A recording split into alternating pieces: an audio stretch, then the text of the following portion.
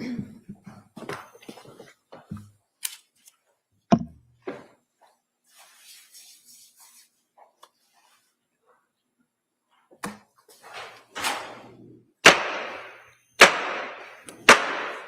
ye, hear ye, hear ye, all persons having anything to do before the Honorable William Sullivan, Justice, Superior Court now sitting in Plymouth, before the Commonwealth. Draw near and give your attendance, and you shall be heard. God save the Commonwealth of Massachusetts. This court is now in session. Please be seated. Good morning, Your Honor. May I proceed? Yes, please. Your Honor, before the court today, we have a continuation of the jury trial in the matter of Commonwealth versus Lindsay Clancy. Ms. Clancy is present. She is represented by Attorney Kevin Reddington. The Commonwealth is represented by Assistant District Attorney Jennifer Sprague and Assistant District Attorney Shannon Buckingham. All right, thank you, Madam Clerk. Good morning, everyone. So what I'm going to do is, you probably expect, I'm going to ask you those questions to make sure everybody's able to follow my instructions. I'll go a little bit into our schedule, and then we'll return to the evidence on this case. So, first question, has any member of the jury read, seen, heard, or overheard anything from any source that would affect your ability to be a fair and impartial juror in this case? Last question is there any other serious matter or concern bearing on your service as a juror in this case that anybody needs to bring to my attention at this time? Again, thank you so much for following those instructions. Again, as I always say, I hesitate to give you the schedule because I'm, probably 50% right, 50% wrong. But the intention today, the thought is we'll probably go most of today. All right. And then at the end of the day, before I send you home, I'm going to talk to the lawyers, kind of see what the schedule is for next week so you can plan as best you can. And also kind of see where we are in regards to the timeline and the estimate of the case. So I'll try and give you as much of that information today before I send you home. All right. So with that, we'll return to the case on trial. Commonwealth, call your next witness, please. Commonwealth would call Kimberly Hardy as witness today.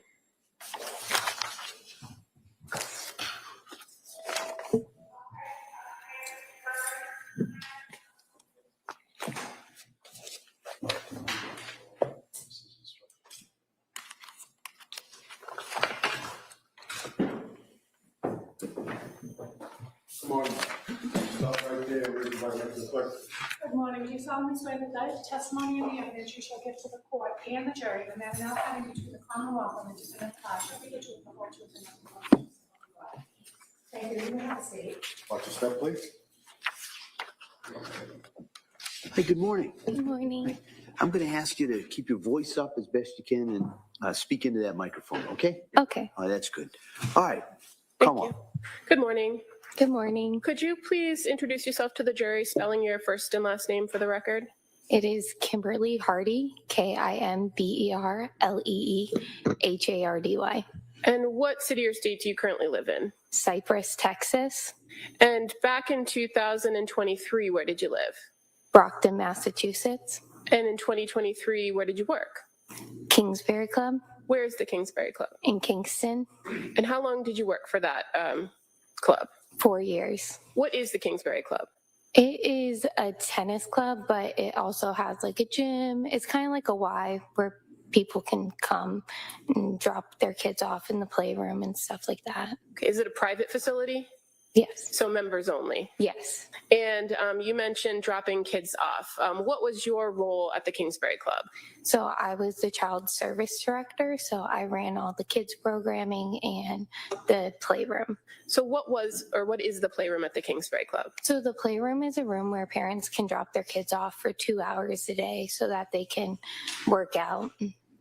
And what's the procedure when a parent or a guardian drops a child off at the playroom? We have our system where we sign them in. And that's something on the computer that logs when the child comes in? Yes. And it also logs when the child leaves, correct? Yes. Now, what's the protocol for who can drop off and pick up a child at the playroom? So parents, usually we say whoever drops off should be the one picking up as well, unless the parent notifies us that another parent will be picking up. And as far as that system that you have to log the drop off and pickup, fair to say that system is geared towards the guardian who drops off and picks up? Correct. So it's a separate log for each child based on who the guardian is. Yes. Now, what is the security like at the Kingsbury Club? How do you get into the club? Oh, you sign in. You have a key fob and you go to the front desk and you'll sign in. Are you familiar with some members using like a scan app to Yes. sign in? And as far as where the playroom is in the club, where is it in relation to kind of when you come in the front doors? It is right to the right. There's a long hallway, and at the end of the hallway, that's the playroom. Now, is there kind of a rule there at the Kingsbury Club when you drop your child at the playroom that you have to remain on property? Yes. And other than the gym and the tennis courts, what other facilities are on property? We have a pool and a spa. I'm going to draw your attention to, one more background question. Mm-hmm. You mentioned that there's other programs that the Kingsbury Club runs for children, right? Mm-hmm. And you, as the child service director, were involved in that. Yes. Is there a particular age that the children can start participating in the other group activities? Camp starts at 5, and at that point, too, we had tennis that started at 5, but swim lessons can start from babies. Okay, and so is there an age limit to the kids that could be in the playroom at any given point? Typically, we only take 3 months old up to like age 10. Normally, they don't want to be in there. And then you said that the time limit is 2 hours per day. Yes. Is there a schedule or sign up in advance, or was there one in 2023 if a member wanted to bring their kid into the playroom? Yes, but in 2023, parents normally didn't sign up in advance because we were just getting back from COVID and we had low numbers. So we just took walk-ins. And it was a first come, first serve? Yes. Are you familiar, or were you familiar with Cora and Dawson Clancy? Yes. Did you often see them in the playroom at the Kingsbury Club? Yes. And who would be the party that would drop them off and pick them up? Mainly Patrick. Did you, or were you present in the playroom when Lindsay Clancy at times dropped them off and picked them up? Yes. And when Lindsay Clancy came to drop off and pick up the children, did you interact with her? Yes. And how would you describe her demeanor during those interactions? She just seemed very shy. Maybe just to focus on the time frame. Well, that's fair. I'm going to draw your attention to maybe the September of 2022 to January of 2023, that fall into the winter. Did you see Lindsay Clancy drop the kids off at the playroom during that time period? Yes. And you had the occasion to interact with her? And during that time period, in the fall to winter, what were your observations of her demeanor? She just seemed shy. She was we'd come in and pick up. I would usually try to start a conversation with her, but nothing else. Yeah, just shy. Okay. And it was only Cora and Dawson that came to the playroom? Correct. Were you aware that there was a third child? Yes. And do you know of any reason why that child didn't come with the other two?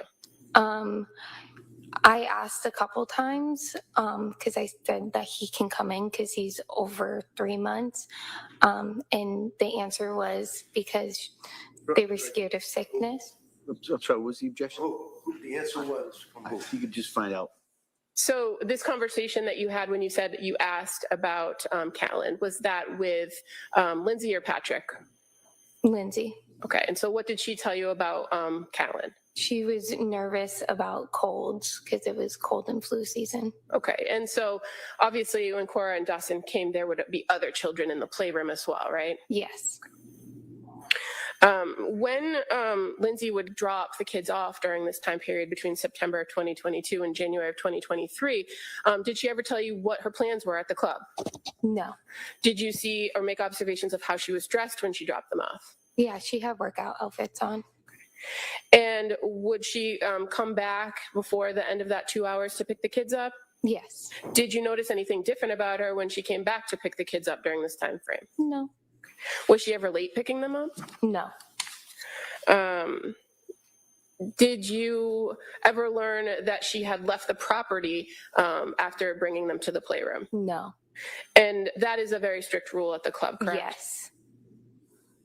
Do you recall the last time that you saw Lindsay Clancy and Cora and Dawson at the Kingsbury Club? Yes. Do you recall approximately when that was? In January. Would it have been closer to New Year's or a few weeks into the month? I think it was a few weeks in. And how is it that you remember them on that particular day?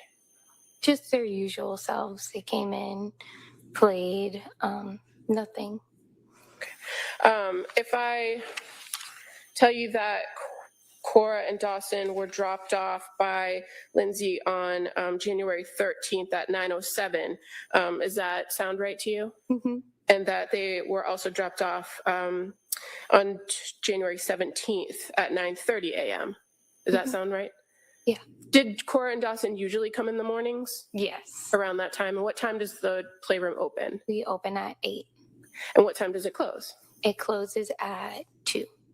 Did you ever have occasion to see Cora and Dawson in the playroom during that time, September to January, later in the afternoon? Sometimes, not usual. Is it fair to say that generally when Lindsay dropped them off, they came in the morning? Yes.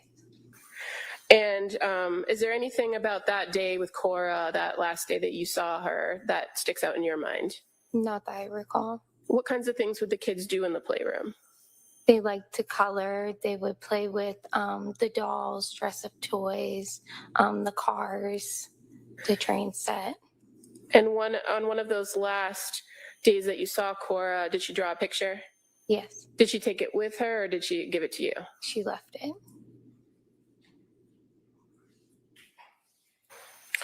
Your Honor, at this time, I would move to admit the Kingsbury Club records as the next exhibit. All right, they may be admitted. Exhibit 218. Thank you. Nothing further. All right, counsel. Morning. Good morning. So you saw Lindsay with her children, dropping them off, picking them up on a fairly regular basis. Is that correct? Yes. And Patrick, of course, right? Yes. Did you ever see how she acted around them? Did she appear to be, happy to be with them and take care of them? Or did she appear to be angry with them or at all? No, never angry. She seemed happy to be with them. She always picked up on time, and they were always excited to see her. And you certainly weren't close enough to her to know if she had any personal issues in her life as far as her mind or her body or anything like that, right? No. You would be aware, though, that on occasion people are advised by their doctors or psychiatrists to exercise. It might be a good thing for them to do. Is that? Yes. Thank you. That's all I have. Thank you. Any redirect? No, thank you. Thank you. You may Thank step down. Thank you. you.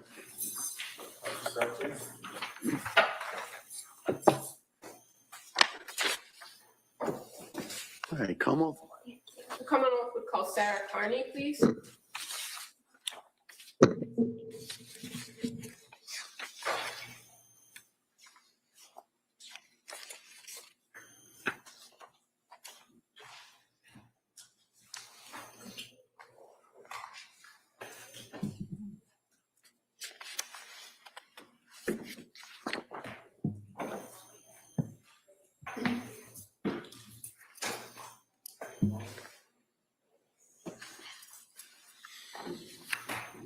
Good morning, ma'am. Stop right there. Raise your right hand. Please.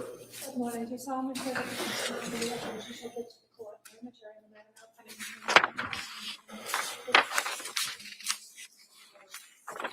You may have a seat, ma'am. Watch your step, please. All right, good morning. Good morning. All right, counsel. Thank you. Good morning. Could morning. you please tell the jurors your first and last name? Sure, Sarah Carney, And how do you spell your first name? Sarah, And the last name? Carney. And what city or town do you live in? Duxbury, Massachusetts. And are you married?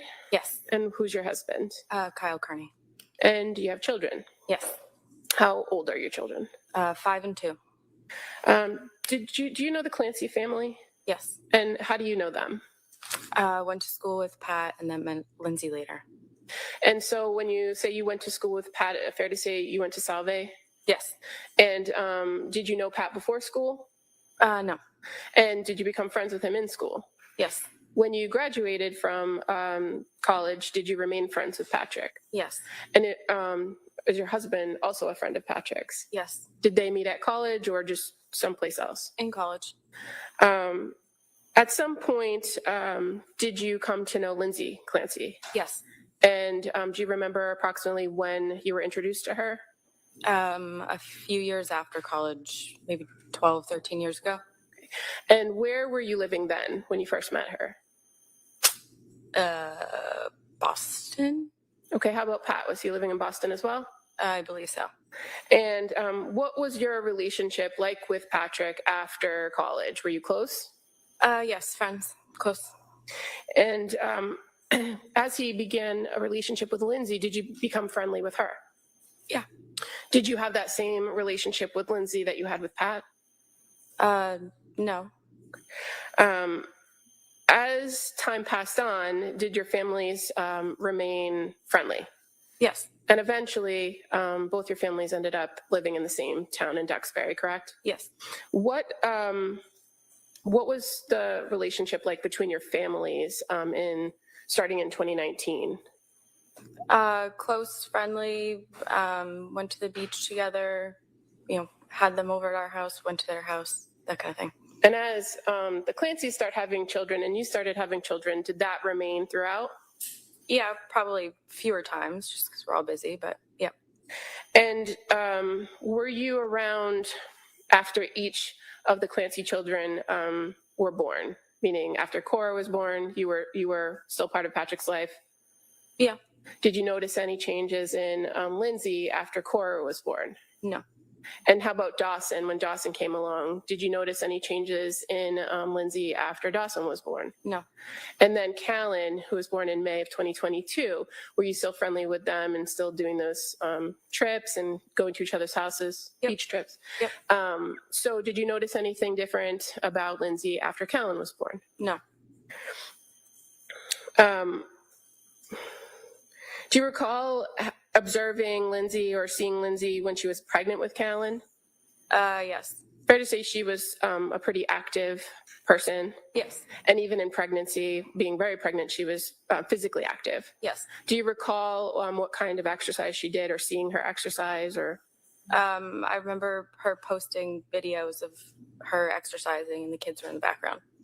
And where would the exercising happen? Could you tell where it was in their house? I'm not sure. Have you been inside their house before? Yes. So you know that they had the living room area on the first floor and basement area was After finished? assume it was the living room. I've never been to the basement. Okay, so in that video, what did you observe the kids doing in the background? Playing on the couch, playing with toys. And when you observed this video, fair to say it was kind of like a beach body type exercise? Sure. I'm not sure what that means. Did you see any equipment in the video, like workout equipment? I don't recall. Do you recall previously indicating that you saw the kids playing with exercise bands in the videos? Sure, if that's what I said. I don't recall. Now, I'm drawing your attention to the summer of 2022 and the fall of 2022. Were you still going to the beach and getting together with the Clancys? I believe so, yes. Other than going to the beach, what other kinds of activities would you invite them to do with your family? They probably came over to our house once or twice. Throughout the course of the fall of 2022, did you notice any changes in Lindsay's physical health? I think I saw her one time at drop-off and she just seemed thinner, more frail. I'm sorry. Thinner. Okay. Did you ever have a conversation with her at drop-off about your observations? No. How about just observing her overall demeanor? Did you notice anything change about her in the fall into the winter of 2022? No. Did you ever have any conversations with her about postpartum depression or sleep issues? No. And I'm going to draw your attention to January 22nd, 2023. That was a weekend. Do you recall that weekend? Yes. And did you have something happening at your house that your family invited the Clancys to? Yes, we had a bonfire. And who came from the Clancy family to the bonfire? Pat, Lindsay, Cora, and Dawson. Where was Callan, if you know? At home with Lindsay's parents. Did you have the occasion to speak with Lindsay on that day? Yes. And fair to say, prior to that day, you hadn't really seen her much that winter. Correct. Were you happy to see her that day? Yeah. And what were your observations of her that day, her demeanor? Did she seem normal or off or? Just quiet, but fairly normal. Did you have the occasion to speak with her, just you and her? Yes. And was that outside at the bonfire or somewhere else in your house? In the kitchen. And did you ask her anything? I was talking to her about my daughter's allergies, and then the conversation lulled, and I asked her how she was doing. And what did she tell you? Good. And did you have any further conversation or ask any follow-up questions? No. Why didn't you follow up? Because I figured if she wanted to explain or deep dive into it, she would. Wasn't going to press her. But on this occasion, she just said fine, and you kind of moved on to the next topic. Yes. And throughout the course of that day or that afternoon that you were with her, did you notice anything change about how she was communicating with you? Like, did she start to talk faster or seem confused in any way? No. Was there anything that happened at that interaction that made them abruptly leave? No, I think it was like nap time for the kids. Okay. And was that the last time you saw or talked to Lindsay? Yes. Nothing further, thank you. All right. Mr. Reddington? Morning. So, what was the time frame that you knew Lindsay, not Patrick? I know you were very friendly with Patrick. Yep. What was the time frame that you knew Lindsay? 12 years. And would you say that you were close to her, or were you social, or how? Social. Social. Yep. And on occasion, you had the opportunity to be in their house, the upstairs portion of it that you indicated, never in the basement or the office area, right? Right, just the kitchen level. Okay. Can you tell us, like in the fall of 22, approximately how many times you and your husband, Kyle, saw Lindsay and her husband, Pat, together? Not Kyle with Pat or you with Pat. I think it was just the one time at drop-off. One time at drop-off. Okay. You had occasion to ask her advice about the babies and things of that nature on occasion, did Yep. you not? Yep. She was always helpful to you or forthcoming? Yes. And this, the last time you saw her on January 22nd, this was a bonfire, is that what it was? Yep. And that was where, in your backyard? In our backyard. Was it in the daytime or the nighttime? Around lunchtime. Lunchtime. And do you recall how long they were there for the bonfire? A few hours. And they were there with the two older kids, and Callan was home with her parents, right? Yes. And she appeared to be quiet to you? Yes. And she appeared, to your observation, around that time frame to be thinner than what you had seen before. Yes. But you'd agree with me that you guys weren't that close that she would confide in you, correct? Correct. That's all I have. Thank you, ma'am. All right. Any redirect? As far as your observations of Lindsay over the course of 12 years, fair to say she was always quiet with you. Yes. Thank you. Nothing further. All right, thank you, ma'am. You may step down. Thank you. Thank you.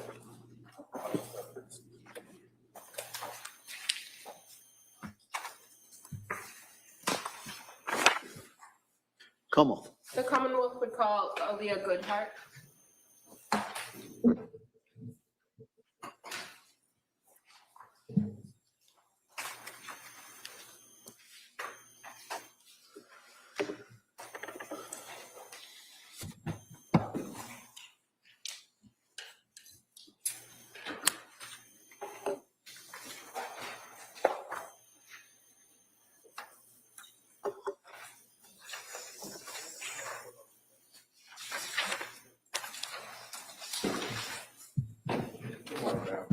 stop right there, or raise your right hand to the clerk. Good afternoon. You solemnly swear that the testimony of the evidence you shall give in the court and the jury, no matter how pending between Commonwealth and the shall be the truth, the whole truth, and you may have a seat. Watch your step, please. All right, good morning, doctor. Good morning. All right, I'm going to ask you when you sit down, if you speak loudly so the jury can hear you and speak into that microphone. Okay? Thank you. All right, thank you.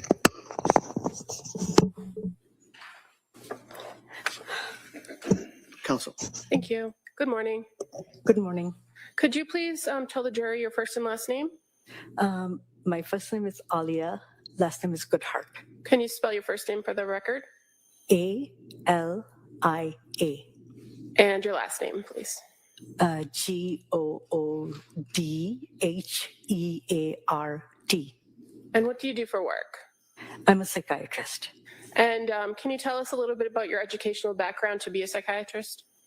I got my medical degree from the State University of New York in Brooklyn, the Health Sciences Center, and I came to Boston to do my 4-year residency at the Harvard Longwood Psychiatry Residency Program. I also trained for an additional 3 years at the Boston Psychoanalytic Institute and got my advanced training I attended the advanced training program, and Are you licensed here in Massachusetts to practice as a psychiatrist? I am. Are you licensed in any other states? No. So you said that you're a medical doctor with a specialization in psychiatry, correct? Correct. Can you tell us a little bit about your work history in that field? Yes. I've worked in several different settings. When I first started out, I was working at Beth Israel in integrated care, which means essentially that you work with primary care physicians, and if they have patients that they have questions about, they can consult you. And if there's a need, you can continue to manage the patient's psychopharm medications. And if it's simple, they can continue to do it, but you're available for them to consult with and to discuss cases. After that, I went to Emerson Hospital, where I worked on the inpatient psychiatric unit for a total of 9 years. I left for 1 year to be the medical director at another freestanding hospital. After that, I worked at the women's prison in Framingham for 1.5 years. And after that, an outpatient clinic affiliated with Tufts. I had a private practice for 2 years, and then I've been working at McLean for the last 5 years. Okay. And what is McLean Hospital? It's a freestanding psychiatric hospital that is part of the Mass General Brigham system. What kind of services does that facility offer to patients? They have lots of services, including inpatient, outpatient, substance abuse, trauma-focused. There are lots of specializations, eating disorder programs. They have residential programs. They have partial programs. So there's a really broad width of. And what is your role at McLean? I work on one of the inpatient psychiatric units. And tell us a little bit about what an inpatient psychiatric unit is. Patients who come to our unit are referred to us by the emergency department because it's been determined that they need inpatient level of care. You can come voluntarily, or you can be sent involuntarily. And once you arrive, we work with the patient until they're for a certain period of time, which isn't predetermined. It is flexible, so it depends on what's going on. And when you're on an inpatient unit, it's not just that you're seeing the psychiatrist, you're working as a team. So there are nurses, there are mental health workers, there are social workers. And the way it works at McLean is that every day you have a meeting where people discuss what's been going on, and you share any information that you have, and you know that kind of guides treatment. It's if I'm on the unit while I see the patient, I'm not there 24/7, but the mental health staff and the nursing staff are there, and they contribute to the assessment of the patient. So in that team approach, when you have mental health workers, nurses, social workers that work with you, there's, fair to say, some combination of that team present all the time. Yes, there are 3 shifts, and each shift has mental health workers and nurses. And in that team approach, sometimes particular members of that team may have direct contact with the patient, correct? Absolutely. Each shift, each patient is assigned a mental health worker and a nurse. They're offered a check-in, which is basically time to sit and talk about how they're doing and what's going on, and if they're upset or distressed. And so, there is documentation of that, and that happens on a regular basis. And even when members of the particular treatment team don't have direct contact with the patient, they're still there and observing what's going on, right? Correct. And are they trained to do that? Absolutely. And so even if they don't have a conversation with somebody that's documented, they're still observing to be able to report back if there's any concerns that they observe during any given shift. Is that fair to say? Yes. Now, you mentioned that the inpatient unit at McLean, that they come from the ER departments of the surrounding hospitals? Yes. So you can't just walk in? Not at McLean. For the inpatient, in any... Right, correct. Okay. And so oftentimes when a patient comes from the emergency department or is referred over there, how do they get there? They have to be sent on a Section 12 most of the time. Well, then it doesn't make sense. So they're usually sent on a Section 12, especially if they're going to be sent in an ambulance. And then when they arrive at McLean, they are seen at the CEC, which is the Clinical Evaluation Center. If I could just stop for you for one second. Can you tell us what a Section 12 is?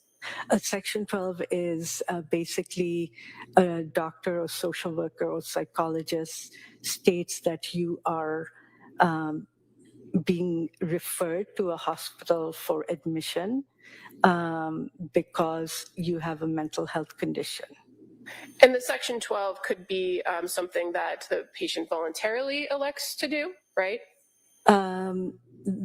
That's a Section 10. The Section 12 is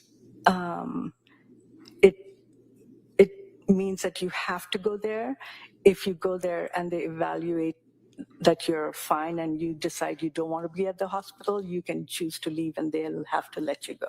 So when you say that a person comes transported from an ER on a Section 12, they also can come transported on a 10 as well, a voluntary? A Section 12 is required for transportation because in the time between when they leave the hospital and they're supposed to get to you, you want to make sure that something could happen and then they could leave. So you want to make sure that the physician sees them at that end and then somebody sees them at the other end to ensure that something hasn't changed. So it's evaluation. Okay. And at the emergency department, there is a particular type of evaluation that's done before somebody is sent over to McLean, correct? Correct. From the Mass General, what is that usually referred to? It's called the acute psychiatric consultation, APS. No. So the service is acute psychiatric services, and it's an evaluation. So it's a complete evaluation by either a nurse practitioner or a psychiatrist. And they go over things like, why are you coming now? What is your history? Have you ever had problems before? What's your family history? They document how you're presenting. They inquire about symptoms. And that's how they find out what medications you're on. And then based on that, they decide whether you need, there could be several options. They can recommend inpatient treatment, they can recommend partial hospital program, but the patient doesn't have to do either. If they're not, unsafe, they can choose to leave. But most of the time, people take the recommendation and they've presented because they are seeking help. And unless the patient is deemed unsafe in that involuntary realm, it's their choice. Correct. Now, you mentioned that when they come to McLean, that they first come through and have a CEC. What is that? It's a clinical evaluation center. What happens at that stage at McLean? They're seen by a psychiatrist, and there's a nurse as well. They review the history that was obtained at the emergency department, and they inquire about they actually do another evaluation, just like at the APS, basically reviewing all the history, but also asking their own questions. And if they have any concerns, they document them there. And you said this evaluation is done by a psychiatrist? Correct. And when a person comes into McLean, can they come at any hour of the day or night? Correct. And when they first make it to the clinical evaluation center, they're always seen by a psychiatrist? Yes. Now, once they do this evaluation, gather all the information, do they also do kind of a physical exam to make sure that there's no medical issues to address? Yes. And after all the information is gathered, what is done at the evaluation center? So they basically enter the order. May I have some water, please? Oh, sure. Sorry. No worries. My fault. Can you repeat the question? Sure. When a patient is evaluated or seen in the clinical evaluation center, what happens after the evaluation's done? So they determine the level of checks that the patient should be on once they get to the unit, because there are several units. There are at least 4 inpatient units. They decide what medications the patient is going to be able to get, thank you, until they are seen by a psychiatrist on the unit. And when you say level of check, what does that mean? Everybody who is on the unit, there's a mental health worker assigned the task of ensuring that all the patients who are supposed to be on the unit are present and that they're safe. And the lowest level is 15-minute checks. If there's concern about somebody, it goes up to 5-minute checks. And if they're extremely unsafe, it goes to a 1-to-1. And what does 1-to-1 mean? There would be a staff person with the patient at all times.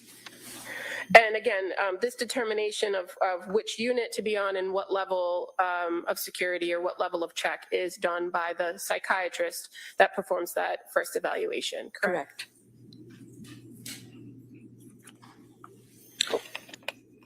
Now, when a person who comes through the CEC then gets sent to the unit, do they walk to the unit on their own, or how do they get to the unit? They're escorted to the unit. And you said there's 4 inpatient psych units, is that right? Correct.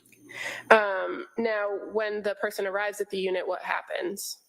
They're seen by a nurse and a mental health worker. Their belongings they go through the belongings to ensure that there's nothing unsafe.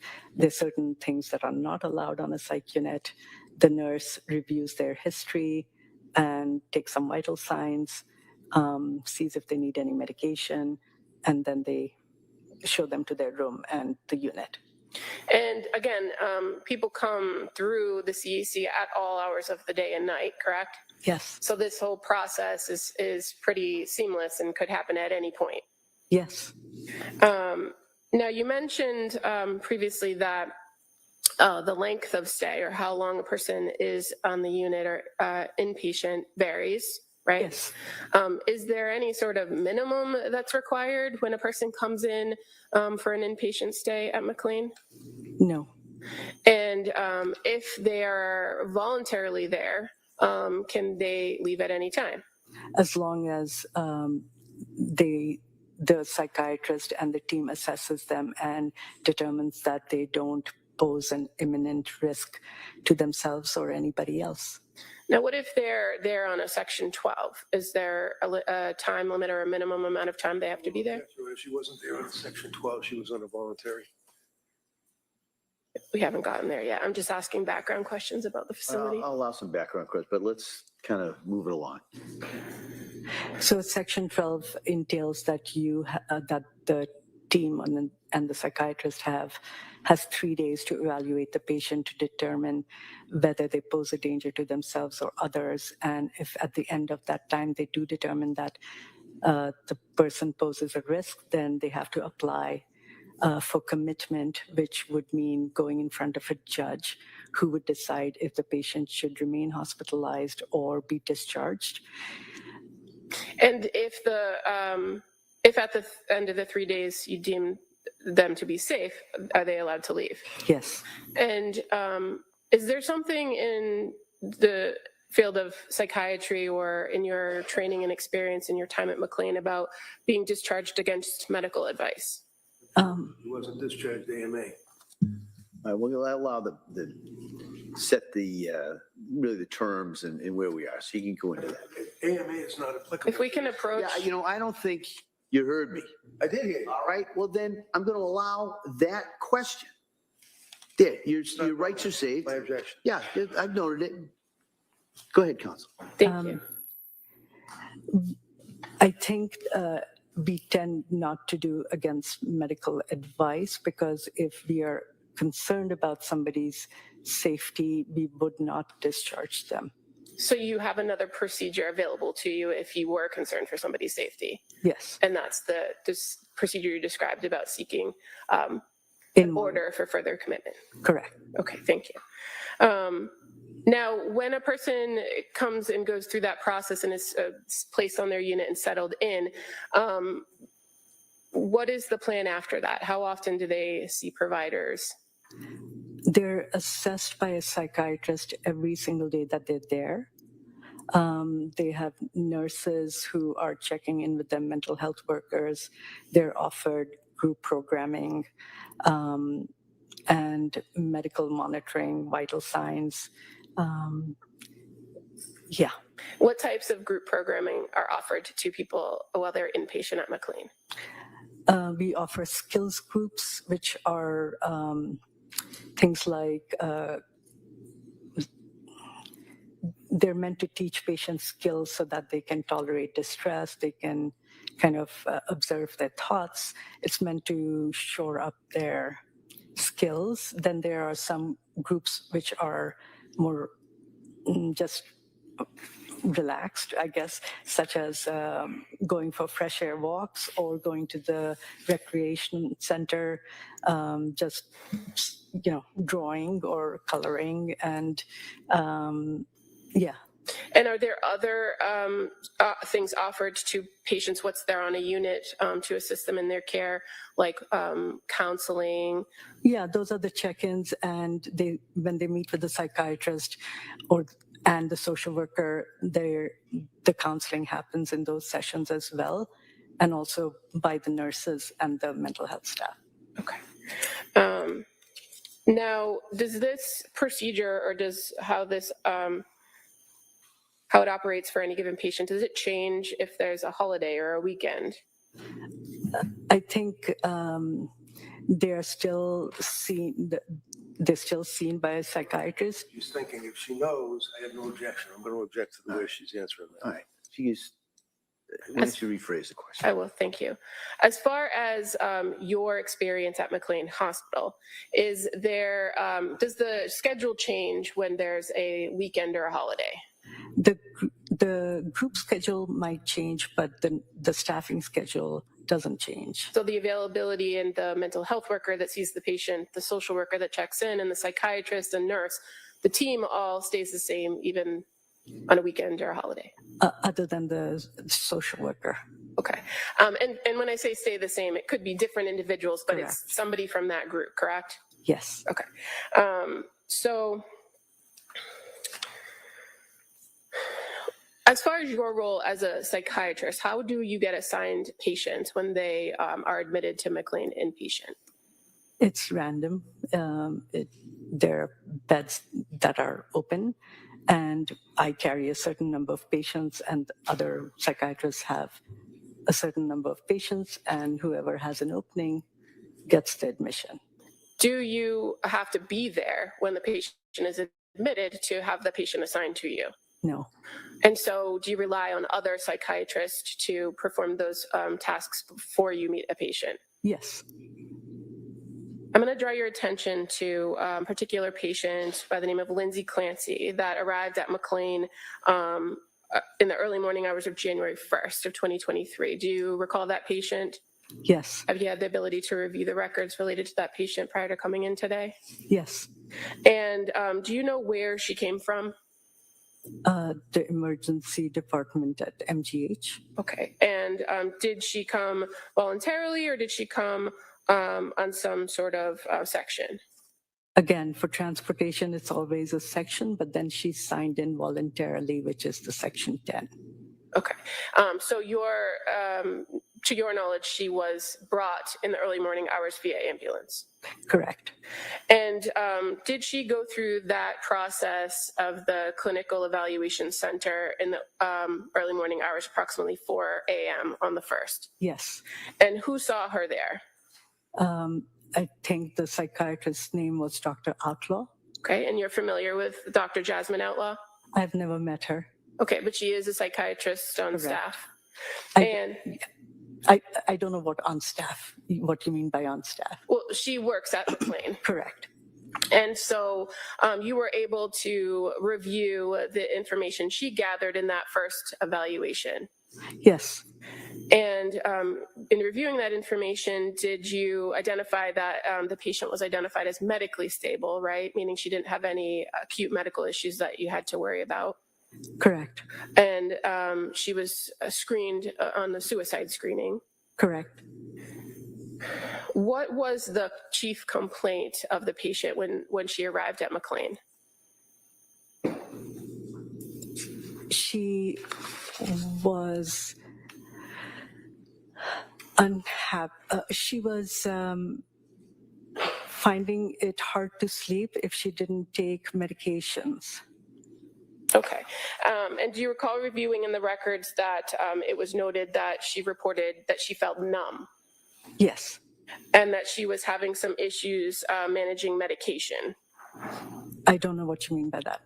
Well, that she had some complaints about side effects or symptoms of medication? Yes. Now, when the psychiatrist and the clinical evaluation center gather the information, fair to say that it's primarily based on what's reported to the doctor by the patient? Yes. At McLean, do you have access to a patient's full psychiatric history or all of their records from other places? It depends where the patient is coming from.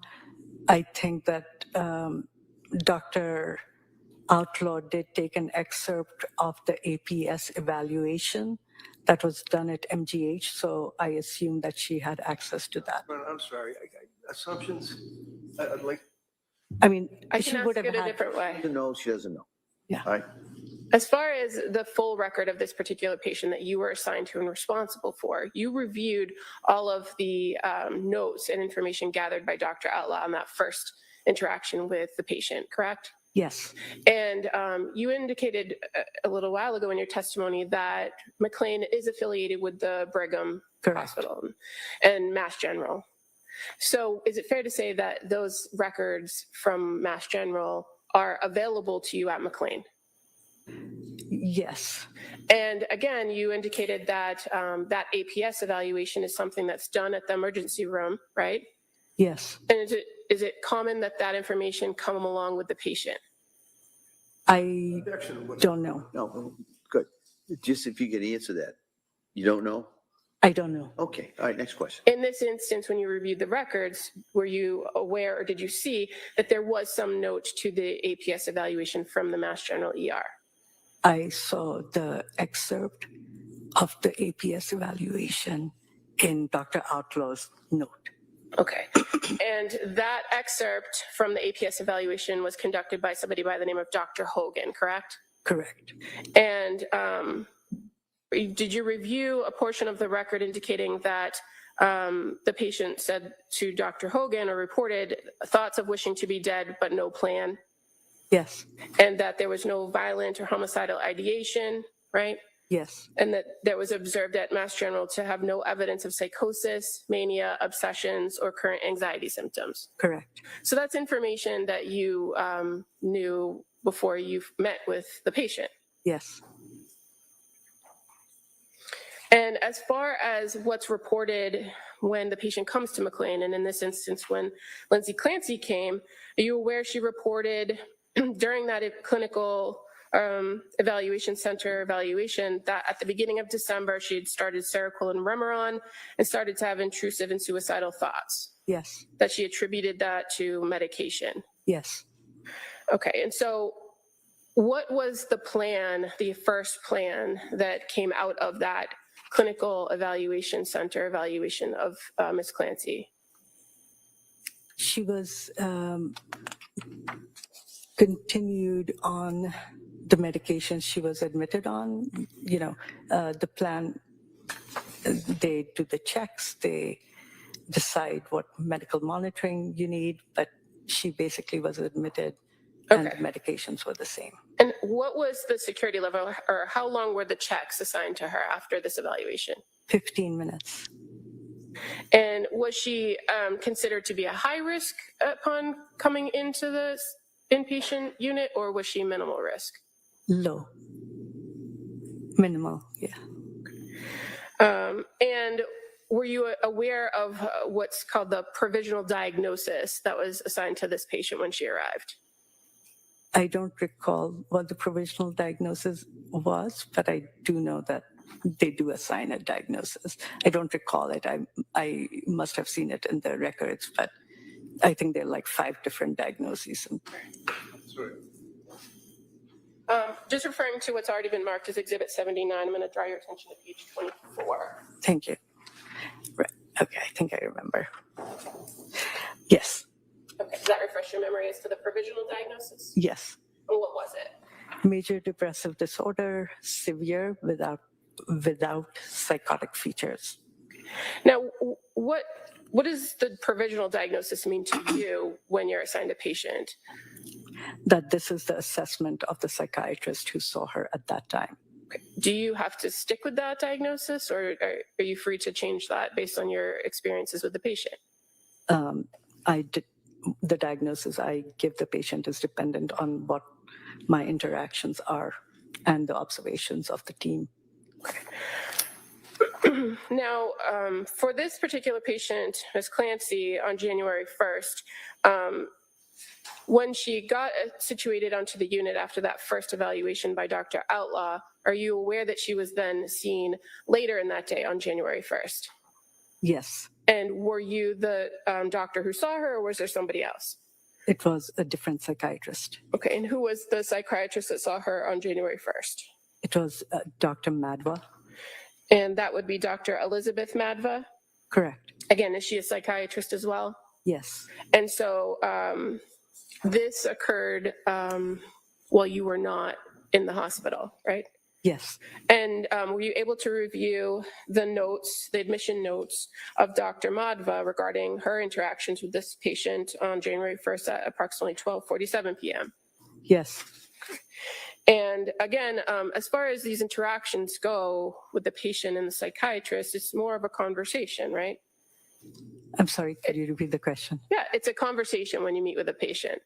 Yes. You ask them how they're feeling, get information that you think is necessary. Is that fair to say? It's a conversation, and also you gather information. Okay. And so do you rely on things that were reported before? Yes. Okay. But you also ask follow-up questions, right? Correct. And as far as your review of Dr. Madva's interaction with Ms. Clancy on January 1st, is it clear to you that she did that? Yes. You reviewed her history with her and spoke with her about how she was feeling? Yes. At the time she spoke with Dr. Madva, you were aware she said that she denied feeling depressed and denied any passive death wishes or suicidal thoughts, but reports feeling numb. Yes. She reports she can't feel any emotion other than mild anxiety at now being in a hospital setting. Yes.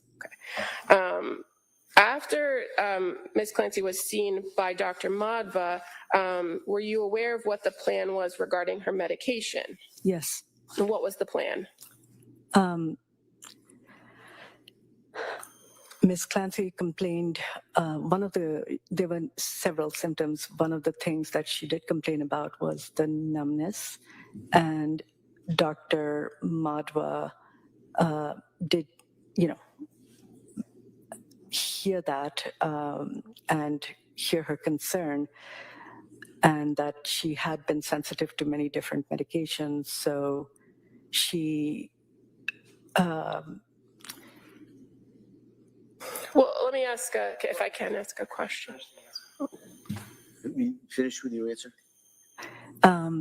So she determined that it was possible that the numbness the patient was complaining of was a side effect of the medication she was on, and the plan was to taper that medication and observe the patient to see whether the numbness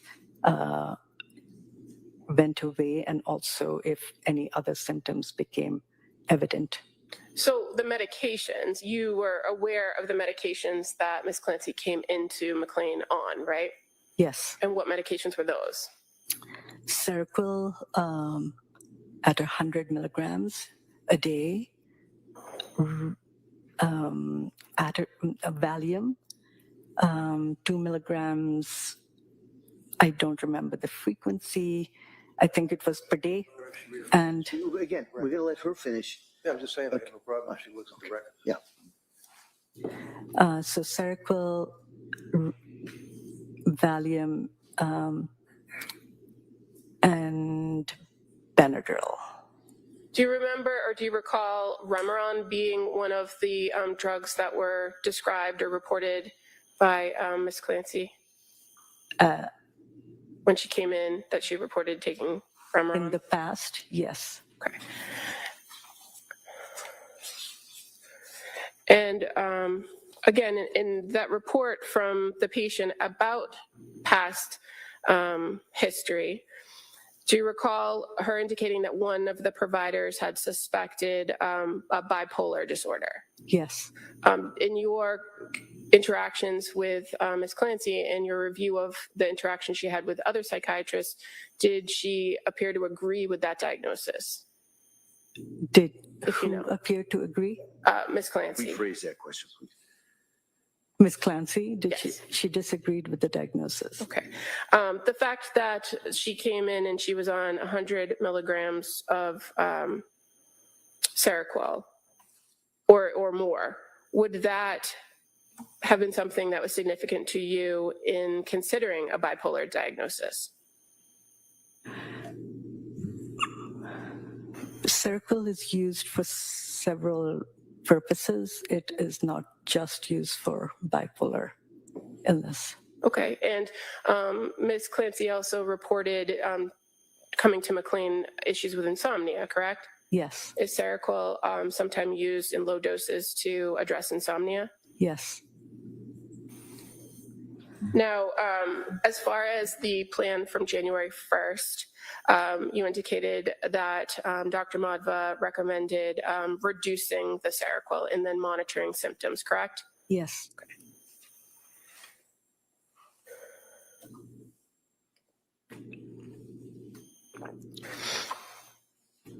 Were you aware that Ms. Clancy saw Dr. Madva again on January 2nd? Yes. And again, that was prior to your first point of contact with her. Yes.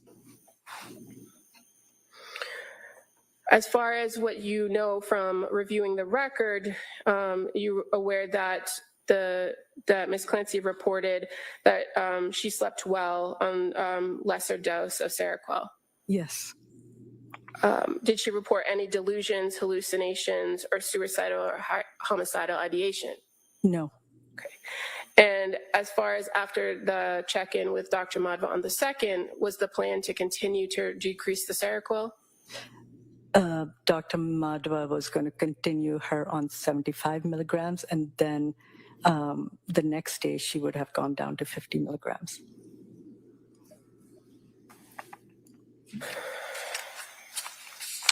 And on these first few days that Lindsay Clancy was at McLean Hospital from January 1st until you actually saw her on January 3rd, you're aware that in addition to seeing Dr. Outlaw at the intake and Dr. Madhva on 2 occasions, on the 1st and the 2nd, that there were also notes in the record for you to review from nurses who interacted with her on January 1st at 5:20 a.m., right? Yes. From nurse January 1st at 6:28 a.m. Yes. A nurse interacting with her on January 1st at 10:34 a.m. Yes. And that she actually participated in a group activity with a social worker at 12:03 p.m. on the 1st. Yes. And that a nurse interacted with her and made notes at 2:07 p.m. on the 1st. Yes. And that she saw a mental health worker at 9:33 p.m. on the 1st. Yes. And in relation to January 2nd, a nurse made note of interaction with her on 9:46 on the 2nd, right? I remember there were interactions. I don't remember the exact time. But fair to say on the 2nd, she interacted with nurses and Dr. Madhva, Yes. based on your review. Now, going to January 3rd, that was the first face-to-face contact you had with the patient, correct? Yes. Prior to meeting with her, had you reviewed all of these notes and all of the information up to that date? Yes. And did you go through, a report of history with her? Yes. Were you able to make an assessment of her mental status during that interaction with her? Yes. And what were your observations of her mental status? I can remember certain elements, but I don't remember. She was dressed in, she was appropriately dressed. Her speech was of normal rate and volume. Behaviorally, she was polite and cooperative.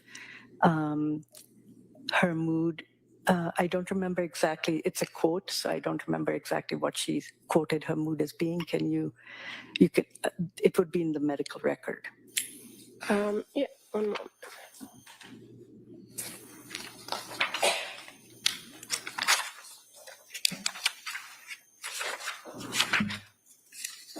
I'm just going to approach if that's okay.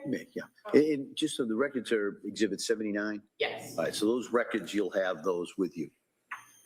So I have pulled pages 61 through 66. So I think that's your note. If you can just take a look at that and let me know.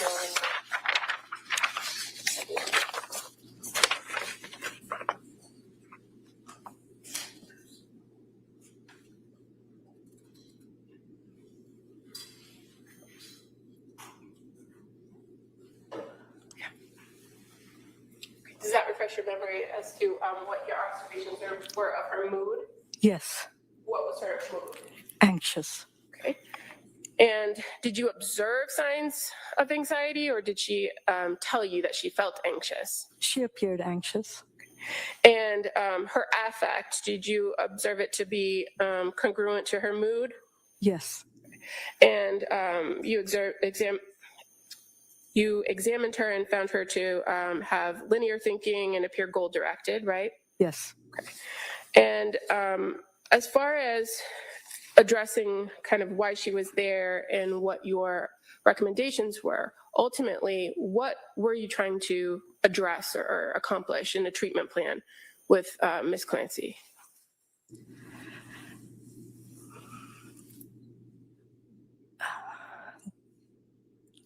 That's a very broad question. Okay, I could break it down if that's okay. Yes. So as far as once you had a chance to sit and talk with her, what did she identify to you to be her main concerns that she wanted to address during her stay at McLean? She did not want to be dependent on an antipsychotic medication, which is what Seroquel's class is, even though it's used for insomnia and other indications, depression. She didn't want to be dependent on Seroquel to be able to fall asleep. Okay, and so fair to say she was very concerned about wanting to sleep at night. Yes. And she was very concerned about her symptomology, or what she was experiencing by way of symptoms from various medications, right? Yes. And that concept, or the phrase numbness, did she use that a few times? Yes. And again, you mentioned Dr. Madhva was concerned about the numbness with the medication. In your experience with Seroquel, is that also a common side effect for people to feel numb? It can be one of the side effects that people can have. Okay. And as far as the suicidal statements that you were aware of from the prior reports, did you go through that with her about whether she presented to you with suicidal ideation? Can you ask me that again? Sure. Did you talk to her about her thoughts of suicide? Yes. And did you talk to her about whether she had any specific plan? Yes. Did she have any plan? No. Had she reported that she had ever had a plan for suicide? No. And did she tell you there were reasons why she thought she wouldn't commit suicide? Yes. And what were those reasons? Her children and her family, her mother. So after this face-to-face interaction with her and kind of going through her history and having reviewed what you had, the information you had about her, what did you develop as a plan for her while she was at McLean? I continued with the plan to taper her off Seroquel and to monitor whether her symptoms improved, but also to see if she could sleep while she was off of Seroquel. And to really observe symptoms and mood. During this first interaction with her, was there any conversation about how long she would stay or what her plan might be after she left McLean?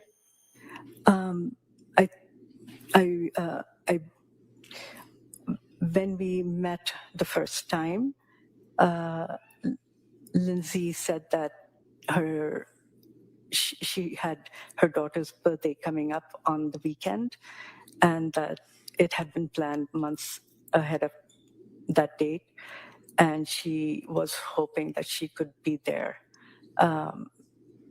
that weekend so she could be with the kids and family who was going to come for the birthday party. Now, the concept of kind of tapering her off the Seroquel and monitoring her symptoms, did that seem like a realistic goal to you? Yes. And now, after having spoken to her and developing this plan, were you also cognizant or thinking about the potential for a bipolar disorder diagnosis? And so how did that affect how you approached this plan to taper? Again, we were observing for any symptoms that would indicate that she might have bipolar disorder. And where she had reported that she had issues with sleep, was that also something of concern to you if there was the potential for a bipolar disorder? Yes. And reduction of medication, what was the concern for the sleep? I think people's mental health is negatively affected if they cannot sleep, whether it's bipolar disorder or depression. And so sleep is important.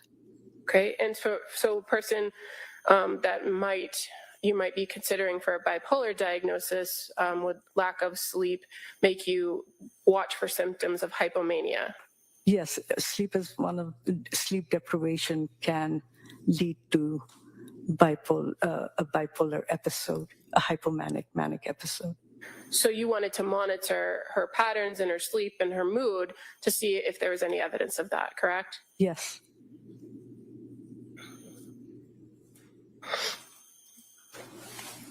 In this first interaction where you identified a plan, did you also make a suggestion about a particular medication that she might consider after the Seroquel had been discontinued? Yes. What was the alternative medication, if you will? It was Cymbalta, which is an antidepressant. And was that something that you intended to prescribe for her while she was there, or was it something that you suggested that she could consider as an outpatient?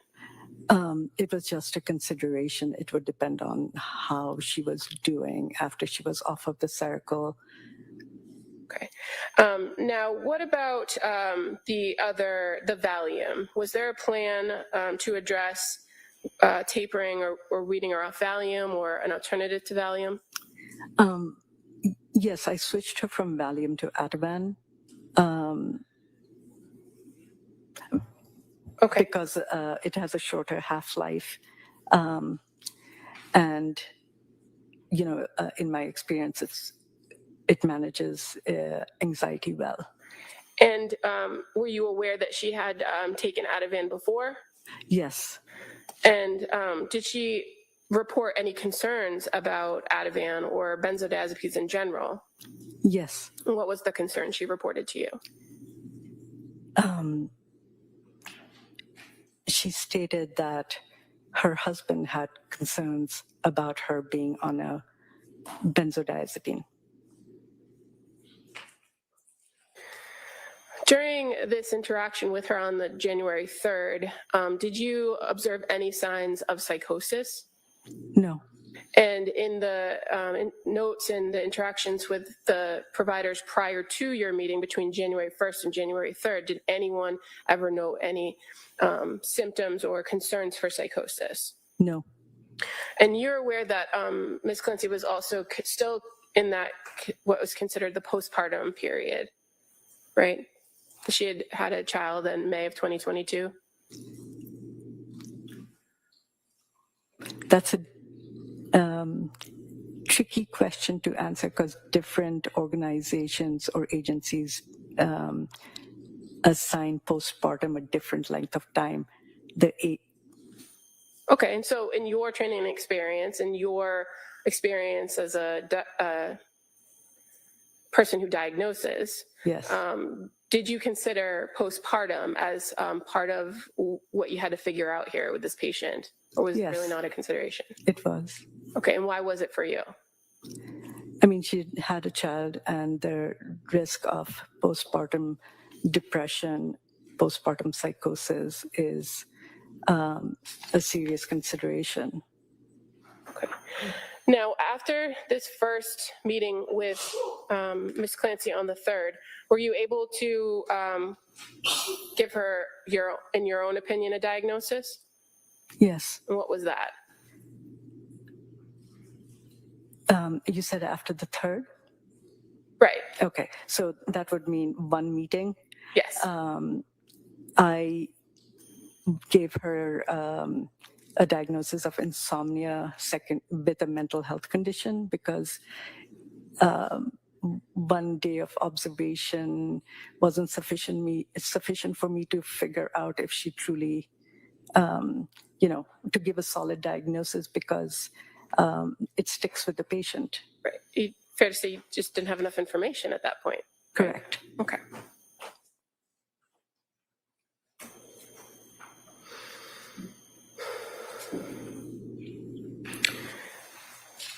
So again, you saw her on January 3rd, and that was approximately 9:15 a.m., right?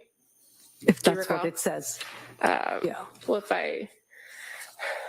at the top of your inpatient progress note on page 61 of the exhibit, if I say the date of service reads 1/3/23 at 9:15, would that be where you would note the time you were scheduled to speak with the patient? Yes. Okay. And you're aware that on that same day, on January 3rd, that in addition to meeting with you, that she met with a social worker at 10:07 a.m., right? Yes, the social worker and I would have met with her together. Okay, but then the social worker would have their own note if there was any interaction that they were noting, and also a nurse as well. Yes. Right? And that on the 3rd, that Ms. Clancy participated in a group at 12:02 p.m., correct? Yes. And engaged with a mental health worker at 12:22 p.m., right? I do know that she engaged with the mental health worker. The times are Okay. not something I recall. If I indicate that the records show she Yes. did another group at 2:36 p.m., would that sound right? Yes. That she then declined a group at 3:50 p.m. Yes. and then saw another mental health worker in the evening before presumably she went to bed 8:52 p.m. Yes. Did you see her on January 4th? Yes. And so again, is this the same protocol? You meet, you talk, you discuss. Did you talk to her about how the previous night's sleep went? Yes. And how was that night's sleep? She reported sleeping well.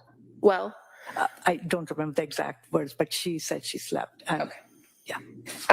And do you remember having a conversation with her again on that day, January 4th, about going home? Yes. And what did she say about that?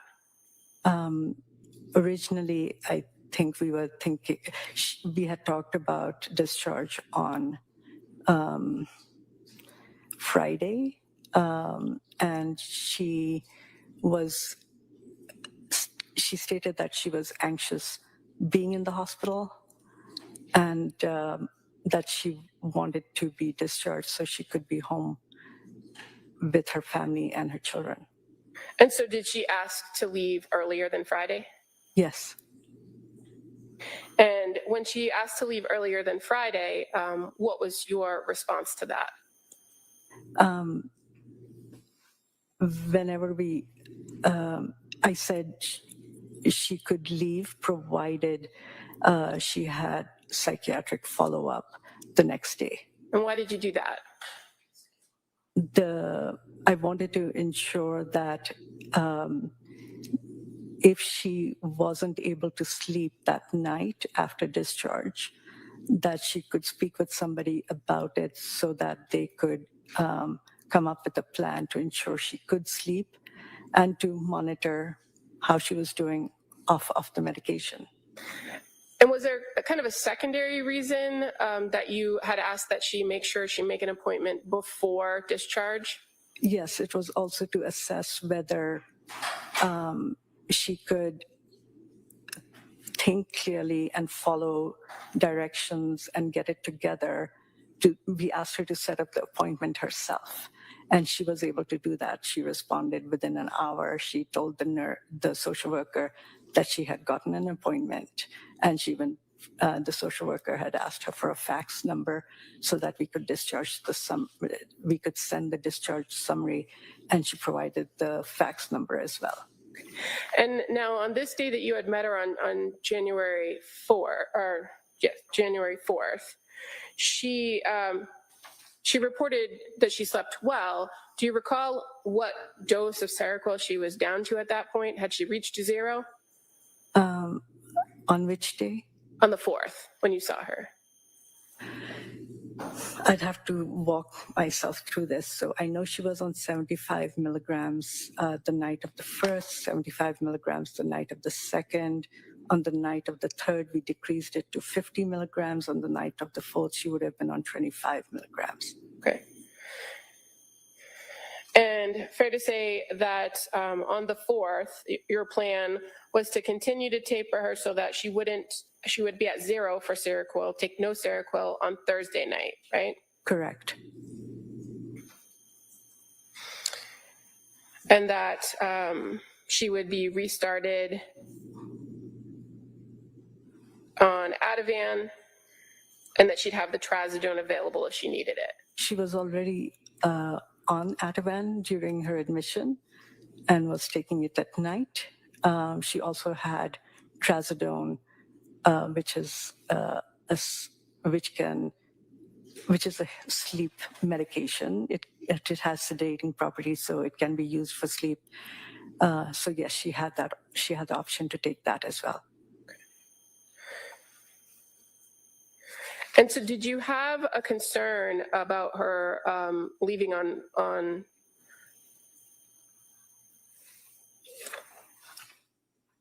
Thursday, the 5th, without having monitored her at no Seroquel? I did not have any concerns about her safety or a risk for anybody else. Okay, but as far as from a diagnostic perspective, would you have preferred to have more information about her sleep patterns and her mood? Yes. Okay. Now, you said that you didn't have a concern for her safety. So what, in your time that you were with her, that you met with her, and all the information that you reviewed, what were identified as maybe protective factors that made you feel comfortable that she was safe? She was, there are several things.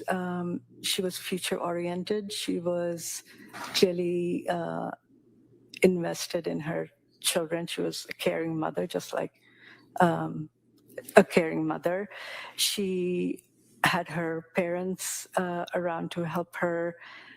She had family and supports. We ensured that she would have outpatient psychiatric care for follow-up. She didn't have a history of suicide. She had no history of psychosis, postpartum psychosis. She had a stable place to live. So the statement that she made to you that she wouldn't have completed the act of suicide because of her kids or her mom, was that something that you considered? Absolutely. And the fact that during the time from admission on January 1st to the time she was discharged on January 5th, that she didn't make statements supporting suicidal ideation, was that a factor that you considered? Yes. And at no time during the time she was at McLean did she ever indicate that she had ever reported or had thoughts of harming anyone else, did she? She had never stated that she had any thoughts of harming anybody else. And ultimately, at the end of that conversation with her, or the hour later, she was able to secure that appointment that you asked her to on her own. Correct. And so knowing that now the discharge has moved up a day, what was your plan for medication for her upon discharge? She would have continued on the Ativan to help her sleep at night. That was a short-term plan. Once she was feeling better or was able to sleep or her mood came back to baseline, she could taper off of it. She had trazodone to use as needed, and melatonin. And as far as your recommendations for medication, it would be no more Seroquel. I guess, let me ask that question a different way. Yes. You didn't give her a new prescription for a different dosage of Seroquel, did you? No. And did you advise her to take Seroquel when she was home if she felt that she needed it? I would assume she would take what I had prescribed.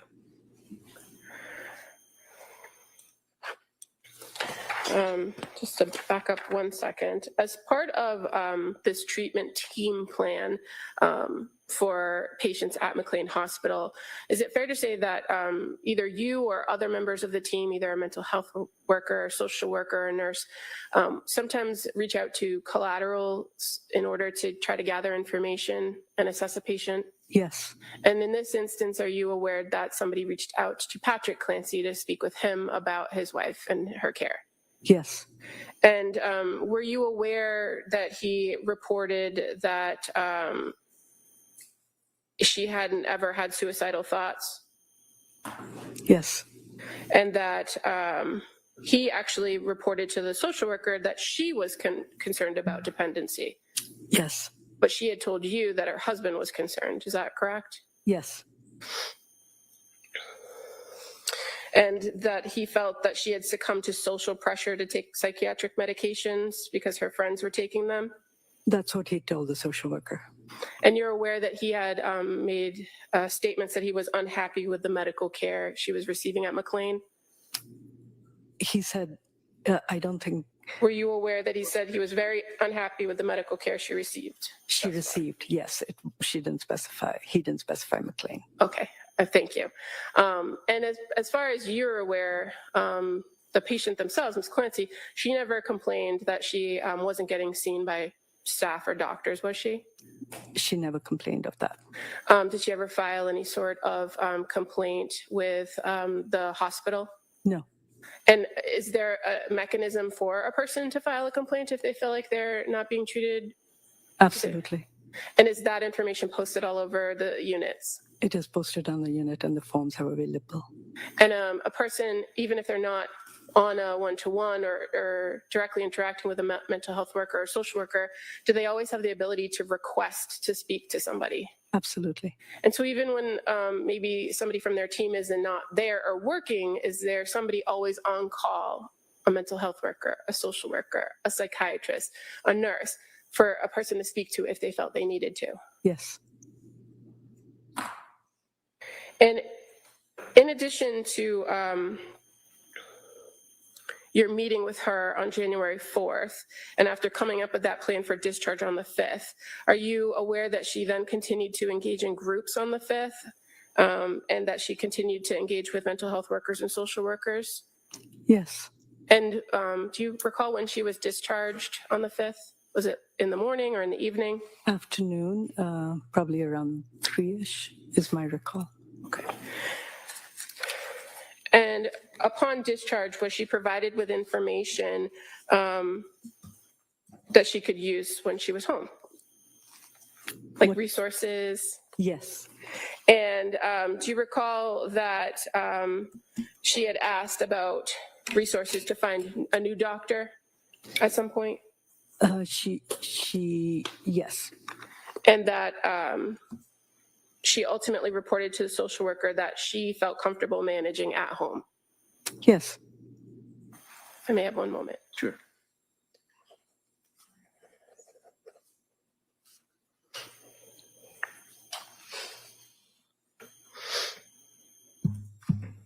So upon discharge, what did you actually prescribe her? A 14-day supply of Ativan and a 14-day supply of trazodone. Okay. And when you were having conversations with her about her thoughts of suicide or her thoughts of wanting to die, was she expressly asked if she wanted to kill herself? Yes. And what was her answer, if you recall? She denied that.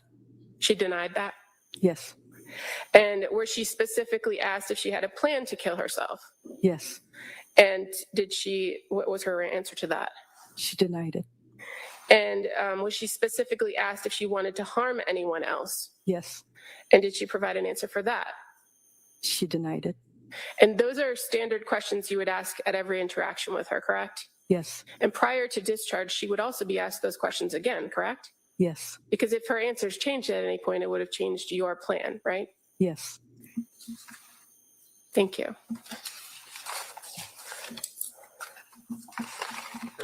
Nothing further. Thank you. Mr. Reddington.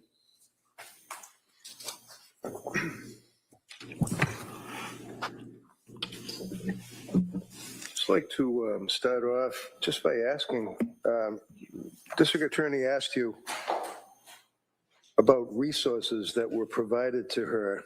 What were the resources? We had discussed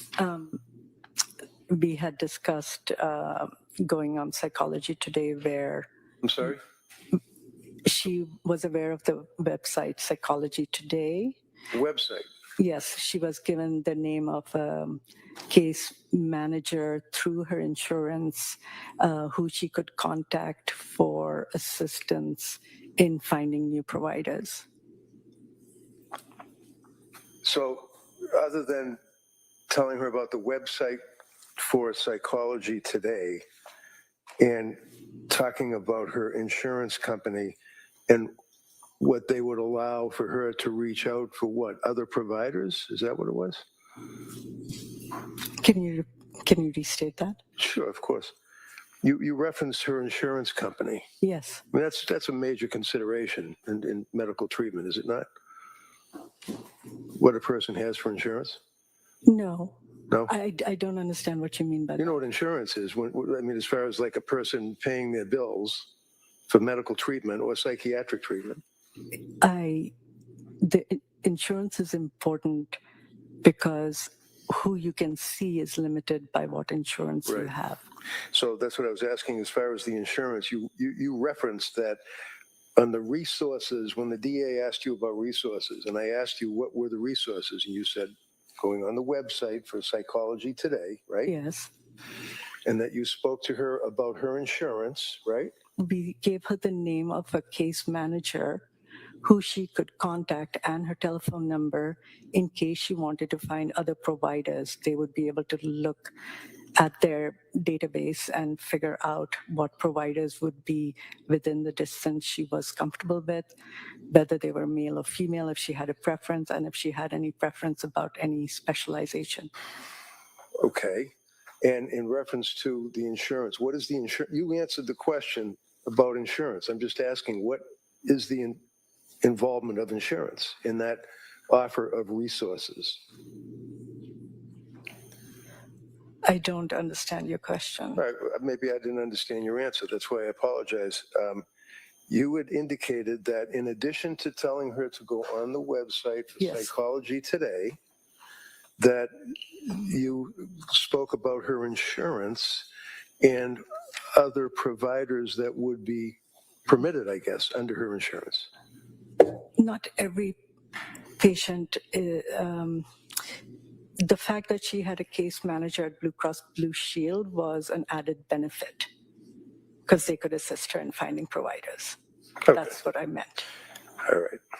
Other than the case manager from Blue Cross Blue Shield and to do research off of the website for Psychology Today, what resources were provided to this woman? There are numerous resources that are printed on the after visit summary. I don't know each and every one of them, but I think they would be in the medical record. Okay. And that's something that is provided to a patient when they leave. Yes. She came in on a voluntary, is that correct? In other words, I know she was transported by an ambulance, but nevertheless, it was that she and her husband, Patrick, wanted her to be treated at McLean, correct? She came in and signed in on a voluntary. In other words, there were no orders of a court, no judge ordering that she be committed or anything like that. Is that correct? Yes. All right. And she came in on, was it New Year's Eve? January 1st? Yes. And do you remember what time she came in? I think she arrived at the CEC around 4. Now, would you agree that on New Year's Eve in McLean Hospital, that ward is pretty much running on a skeleton crew? I can't speak to something I'm not there. Well, obviously you're not there, but what about other people? Was skeleton crew New Year's Eve? You would have to ask somebody who was there. Well, you've worked there for what, 7 years? 5. 5 years. And what is the ward that she was on? AB1 South. 81 South? A as in apple, B as in boy, 1 South. South. And how many doctors work at AB South, or whatever shifts that you may have?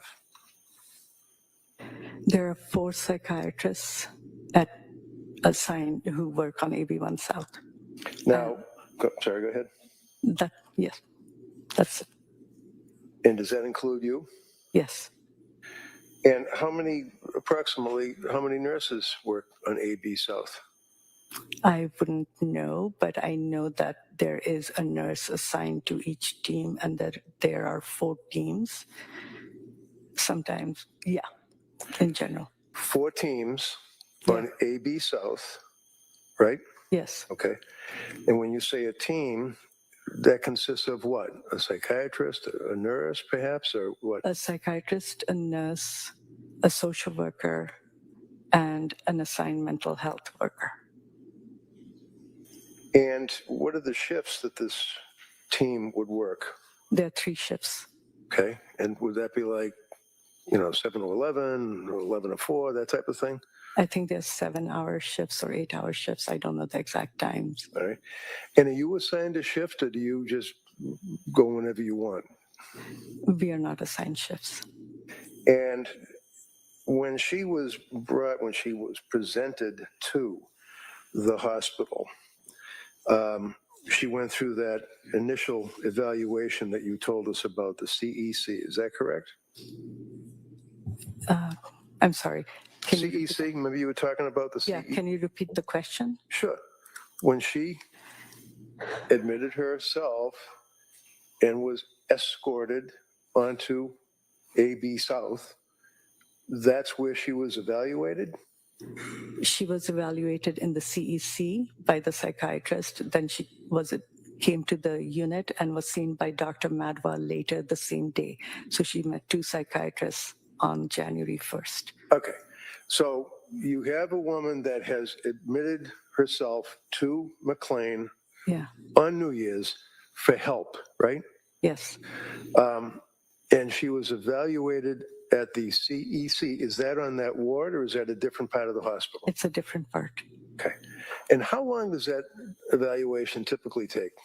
I can't speak to that. I don't work in the CEC. What do you do in the CEC? What happens in the CEC? Does this person sit down and they get interviewed, or what do they do? There's a full psychiatric evaluation. And a full psychiatric evaluation consists of what?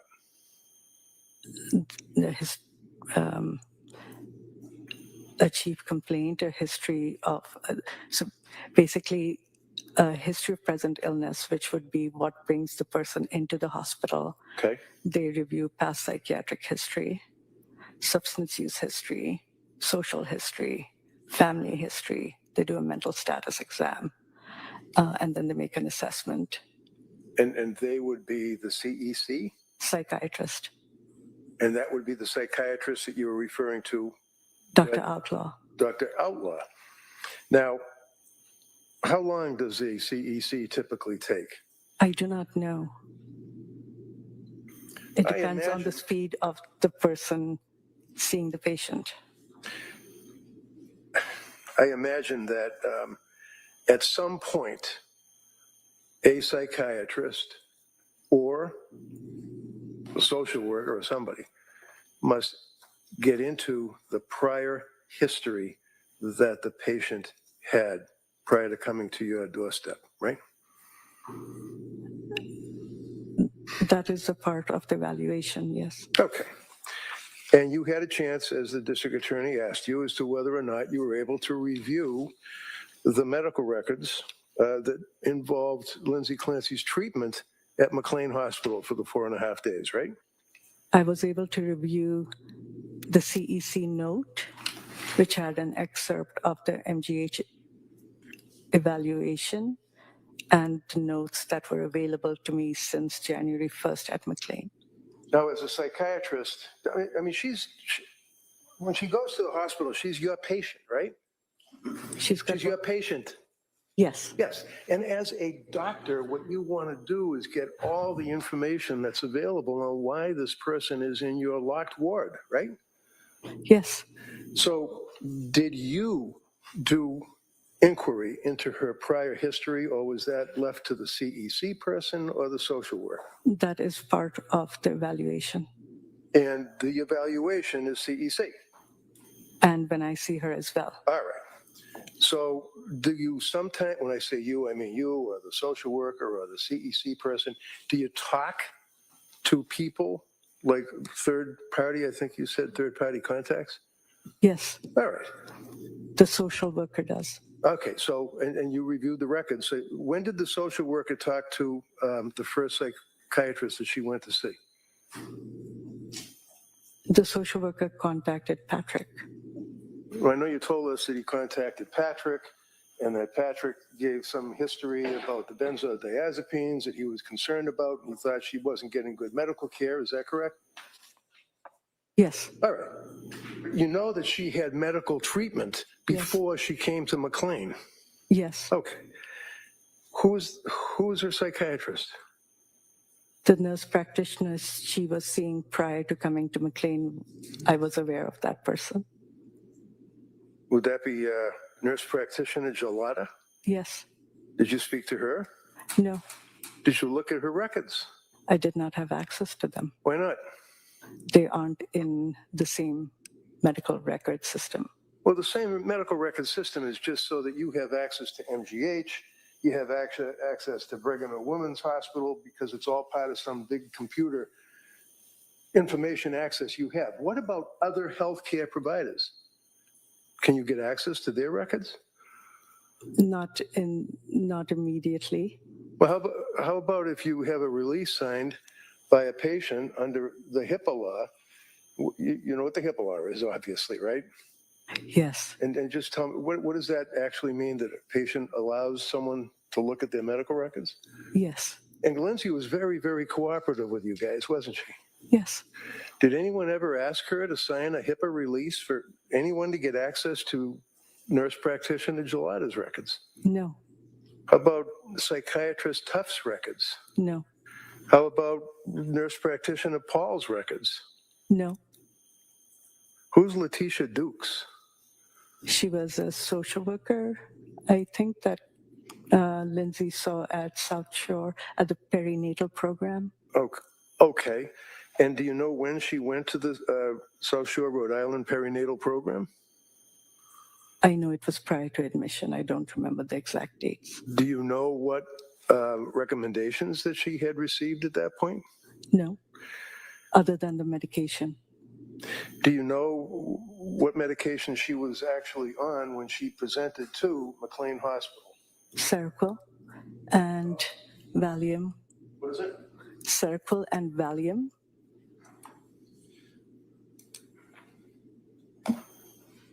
You knew that Dr. Tufts was the first psychiatrist that she actually consulted, correct? I believe so. And when again, if you don't know, just say you don't know. Yes, Okay. And I think you made reference to the fact, or maybe the DA made reference in questioning you about the fact that she was looking for doctors for some type of medication or something. Is that fair? that's a very vague statement. I don't know what you mean. Okay. Well, actually, she saw Dr. Tufts because Dr. Tufts advertised that she was an expert in perinatal care, right? Correction. Overruled. Oh, sorry. I wouldn't know why she saw Dr. Tufts. Do you know what medication Dr. Tufts prescribed to her? From what Lindsay told me, yes. What? Zoloft was the first. All right. So Dr. Tufts, according to Lindsay, provided her, Lindsay, with Zoloft, which is an SSRI, correct? It's an antidepressant in that class, yes. Okay, so when you say an antidepressant in that class, the class would be selective serotonin reuptake inhibitor, right? Yes. And that's pretty powerful stuff, isn't it? I don't know what you mean by powerful. No? Well, are you supposed to prescribe Zoloft or sertraline to a person that has bipolar? I think it all depends on what you're seeing when you see the patient. All right. So it's important, I would imagine then, to be fair in your evaluation of this young woman that came to your hospital for help on New Year's, to find out what any evaluations were of her condition, her presentation, her symptomology when she saw that first psychiatrist, Dr. Tufts, right? Lindsay was cooperative and she was forthcoming. I had no reason to think that she would not provide us with what other providers thought, just like she told us that Tufts said she was worried about bipolar disorder. And I apologize. Yeah. Tufts advised her that she was worried no, about sorry, it was, Gelada? yes, Okay, sorry, thank you. that's all right, no problem. And again, if you have records, you want to look at them, that's fine, because I know it's tough to have all this stuff in your head. Yes, thank you. And so Dr. Tufts prescribed the Zoloft to her, and you knew that right after the initial prescription of Zoloft, do you know how many milligrams she was prescribed initially by Dr. Tufts? Lindsay, I think, stated it was 25. Okay. And then Dr. Tufts increased it to what, 100? Lindsay said it was increased to 50. 50, all right. So, and again, you're in a, I don't know if it's appropriate to say, but you're in a mental institution, right? That's where you work at McLean Yes. Hospital. Okay, and it's a locked ward, right? Yes, And she's a patient that's coming to you for help, right? yes. Is it appropriate for a doctor to take what that patient is telling you as a history? Or do you have to verify it or talk to other healthcare providers to make sure that they're not just running off and making something up? I had no reason to believe that she was not a reliable reporter. Because she seemed very forthright, right? Yes, She seemed very honest in her disclosure of her symptomology, right? yes. One of the things, or one of the tools that you in the mental health field have access to is psychiatric testing, right? Yes, Okay. You have, for example, one tool, and I think psychologists, and there are psychologists that are on staff, I would imagine, at McLean as well. no, not on that unit. As a psychiatrist, you don't administer psychiatric or psychological testing, do you? No, All right. But for example, you've got the Beck inventory test, or what's called the MMPI test. You're familiar with those, right? these are forms and forms that the patient can fill out. Right. And one of the tests is the MMPI, which is Minnesota Multiphasic Personality Inventory Test, right? I have heard of that. Okay.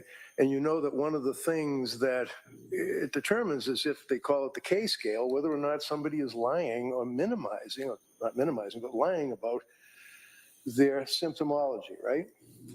I don't know much about the scale. Well, that's a tool that can give someone information as to the person's presentation of their symptomology. That would be important as to their honesty of whether or not they're trying to minimize or whether or not they're trying to falsely project their symptomology, right? I don't know what you're asking me. Okay. Were you aware that there were ever any psychological testing administered to Lindsay? MMPI or Beck or anything? No. Okay.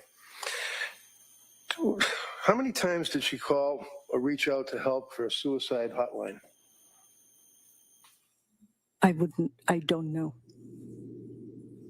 Wouldn't that be something important to find out, if the person who you're suggesting was denying suicidality or suicidal ideation upon your evaluation, that she called out to suicide hotlines? She told us that she was having suicidal thoughts, Right. but had no intent or plan. So I do know that she was struggling with suicidal ideation. Right. Anybody else that you talked to? Or did you Patrick. talk to anybody else? I know the social worker, Dr. Patrick, and he did give the information he gave. Okay. So what I'm asking is, as you're investigating the history of this patient, you're not aware, no idea that she had reached out on not one but two occasions to a suicide hotline. Is that correct? Yes. All right. Did you know that when she was first prescribed the Zoloft by Dr. Tufts at 25 milligrams, then increased to 50 milligrams, that she then reported that she was unable to sleep? She For shared 40 that with us. Yeah, Was that? sorry. I'm sorry. I Go didn't. right ahead, no problem. What is it? I'm going to let you finish the question. Okay, thank you. No big deal. It's just that she reported that she went for 48 hours without sleep. I don't remember that time quoted. I know she had difficulty sleeping. You indicated in your testimony that, and I quote, I would have preferred to have more information about her sleep patterns, right? Do you remember saying that? Following the changes in the medications that we were making. So sleep pattern would be just what it says, sleep pattern. Like you sleep from 9 at night till 7 in the morning or Yes. 12 at night, whatever your pattern would be, right? Yes, And why is a sleep pattern important for you as a psychiatrist trying to evaluate your patient? because difficulty sleeping is a symptom of several different conditions, and it can worsen several different conditions. And you know that she had reported severe anxiety, right? She was struggling with anxiety, yes. Struggling with anxiety. And she was having not just insomnia, but she had very, very severe insomnia, didn't she? She wasn't able to sleep. And you would prefer to have more information about sleep patterns, is what you said. I'm not putting words in your mouth. That's what you said. I know that we were able to observe her sleep while she was on the unit. Once she left the unit, I would not know how she was sleeping, which is why we referred her to somebody else so that they could continue to monitor her symptoms. Obviously. So let's put the time that you are observing her or that your social workers are investigating, to whatever extent they did, her background. What were her sleep patterns that were important to you prior to New Year's 2023? The amount of sleep is important. Yeah, and you said that. You already said, I would have preferred to have more information about her sleep patterns. After she was in, if I was going to continue to evaluate her, I would want to observe her sleep, is what I meant. Oh, so you didn't mean that as an evaluator of her prior medical history, trying to get a history of your patient for purposes of diagnosis and treatment, that you wanted to know what her sleep patterns were. You didn't mean that you meant prior? The history of whether somebody is struggling with insomnia is important, and the patient can relay that to me. Okay. You ever heard of patients that minimize their symptoms and lie about their symptoms sometimes? Yes. Okay. So it's important to corroborate what the person is telling you, right? I mean, you want to talk to somebody else objective to find out what, if any, evidence there is of symptomology. And we did that with I'm sorry? So when a patient presents and they're talking to us, it is not just about what they are saying.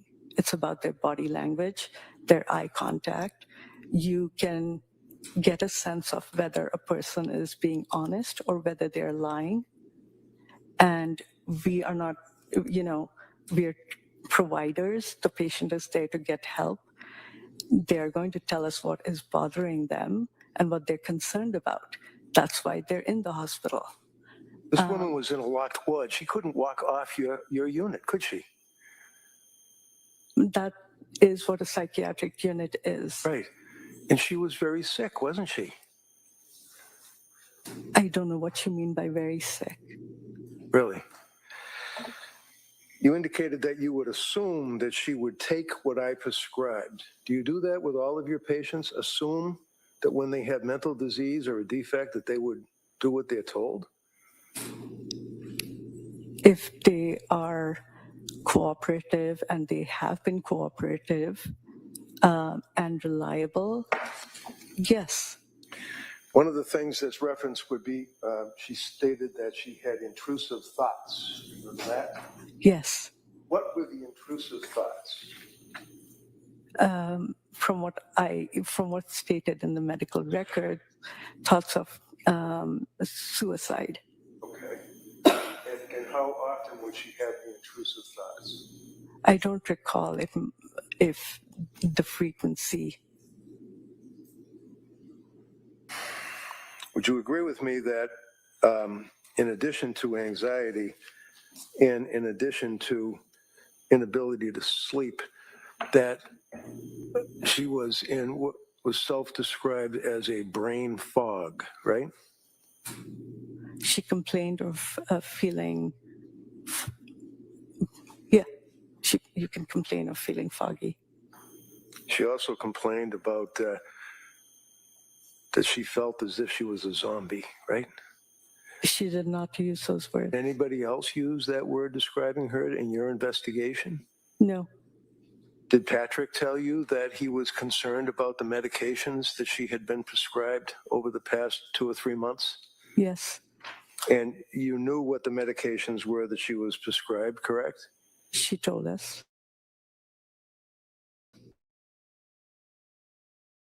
She told you, okay. In addition to the SSRI Zoloft that was increased from 25 to 100, that she was then told, I was aware that 50. Correct. She was then told to stop taking the Zoloft by Dr. Tufts, right? She reported not being able to sleep, and they agreed that she would not take the Zoloft. Okay, so the answer is yes. She was told to stop taking the Zoloft by Dr. Tufts, right? I think you would have to ask Dr. Tufts that. Well, I will.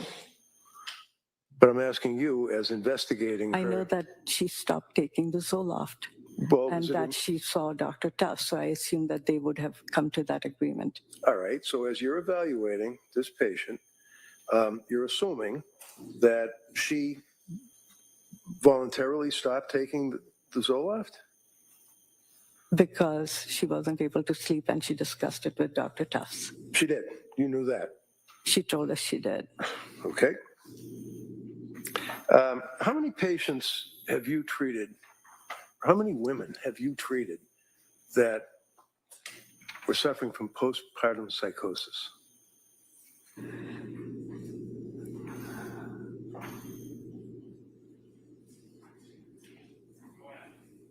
I don't recall. I don't remember, but I think it would stick in my memory, so I don't think that I probably have. You don't think you probably have? I don't think I have. I haven't seen any. How about postpartum depression? Yes. How many patients have you treated with postpartum depression? Over the last 20 years, I wouldn't, there are lots of patients I have seen. Okay. I don't keep a record of what diagnoses and what people I see. Now, one of the things that you, when I say you collectively, I mean psychiatrists, psychologists, use in your evaluations and diagnoses of patients would be what's referred to as the DSM, correct? Yes. And that would be, DSM, it means Diagnostic Statistical Manual, right? Yes. And it started out with DSM-1, then it went to 2, then it went to 2R, meaning revised, and then there were a number of revisions, and now we're all the way up to DSM-5, correct? Yes. And DSM-5, also the most recent would be -TR. What does TR mean? I don't actually know. So the DSM, the Diagnostic Statistical Manual, is really, it's about this thick, right? If you have a regular sized book. I just have a little one, but. I think so. Okay. do you rely on or do you use in your evaluation of patients the Diagnostic Statistical Manual? The diagnoses are based on the criteria that are stated in there. Okay, so you do use, for diagnosis purposes, what is stated in the DSM, correct? Yes, And it's kind of like a cookbook. I mean, it basically tells you what the ingredients of a particular mental disease or defect would be, right? yes, And you know that it's basically a group of people that get together and they discuss what should or should not be included in the manual that psychiatrists and psychologists use to diagnose patients, right? yes. And they try to keep up to date and stay on top of any recent developments, right? I would assume, I don't know. Okay, I can't speak to it. that's all right. So here we are in 2026, not 1928. Is postpartum depression in the DSM? I think it's a subcategory. You think it's a subcategory of what? Depression. Depression. How about psychosis? Postpartum psychosis in 2026. Is that in this manual? I don't exactly know where it is. Have you ever seen it in this manual? I don't recall paying attention to where it's categorized. So if you're treating a woman who is, as you put it, postpartum because she had the child, and then you told the jury, well, there's a time frame, a cutoff as to whether or not a person is still postpartum, still subject to mood swings, and still subject to hormone imbalance, and there's a cutoff, is what you said, right? Different organizations use different definitions. How about you? You're here for the government testifying in this case. What's your understanding of a cutoff of postpartum, if there is one? For the DSM-5, it is 4 weeks. For ACOG, which is the American Academy of Obstetrics or something, I don't remember what it stands for. It's 12 weeks. For the CDC, it's 12 months. For the CDC, it's 12 months. Okay, so CDC would be Center for Disease Control, right? Yes. So they're pretty much all over the place as far as the time frame that a woman can still be involved with postpartum symptomology, right? Yes. Have you ever heard of a doctor by the name of Meg Spinelli? No. Have you read anything about the efforts being made to have the DSM-6 coming out include Objection. No, overruled. postpartum psychosis? I'm sorry, what's the question? Have you read or are you aware of efforts being made to include postpartum psychosis in the DSM-6 that will be coming out within a couple of months? I think it's clear that there is question about where it should be placed or categorized. Okay, so are you aware of any efforts being made to include postpartum psychosis in the DSM-6 when it comes out? Vaguely. Vaguely. How vague? I don't know. You don't know. I know that there's question about where it should be categorized and that the DSM is reviewed every time and they try to move things around based on what clinicians and researchers think. What, if any, impact does the thyroid have on a woman who has just had a baby and is in the postpartum period, whatever they decide it is, 6 months, 4 months, a year? What impact does the thyroid have? I am not an internal medicine physician. I am a doctor. What I do know about the thyroid is that the thyroid can affect one's mood and anxiety, whether one is pregnant or not. So is it fair to say that thyroid levels are important in evaluating a woman who is in postpartum? It's one tiny component of the entire. It is one component. Okay. So what does that mean? It's one of the It's a tiny component. What does that mean? Can you let her finish? Sure, you'll let it finish. Go ahead. It's one of the tests that can be done when a patient is admitted. Okay, was it done by McLean Hospital? No. What? No. Are you aware that your records indicate that she had a thyroid read that are part of the records? My recall is that the TSH was not from 2022 or 2023. Right. It was from 2000 and what? From I wouldn't know. You'd have to refer to the record.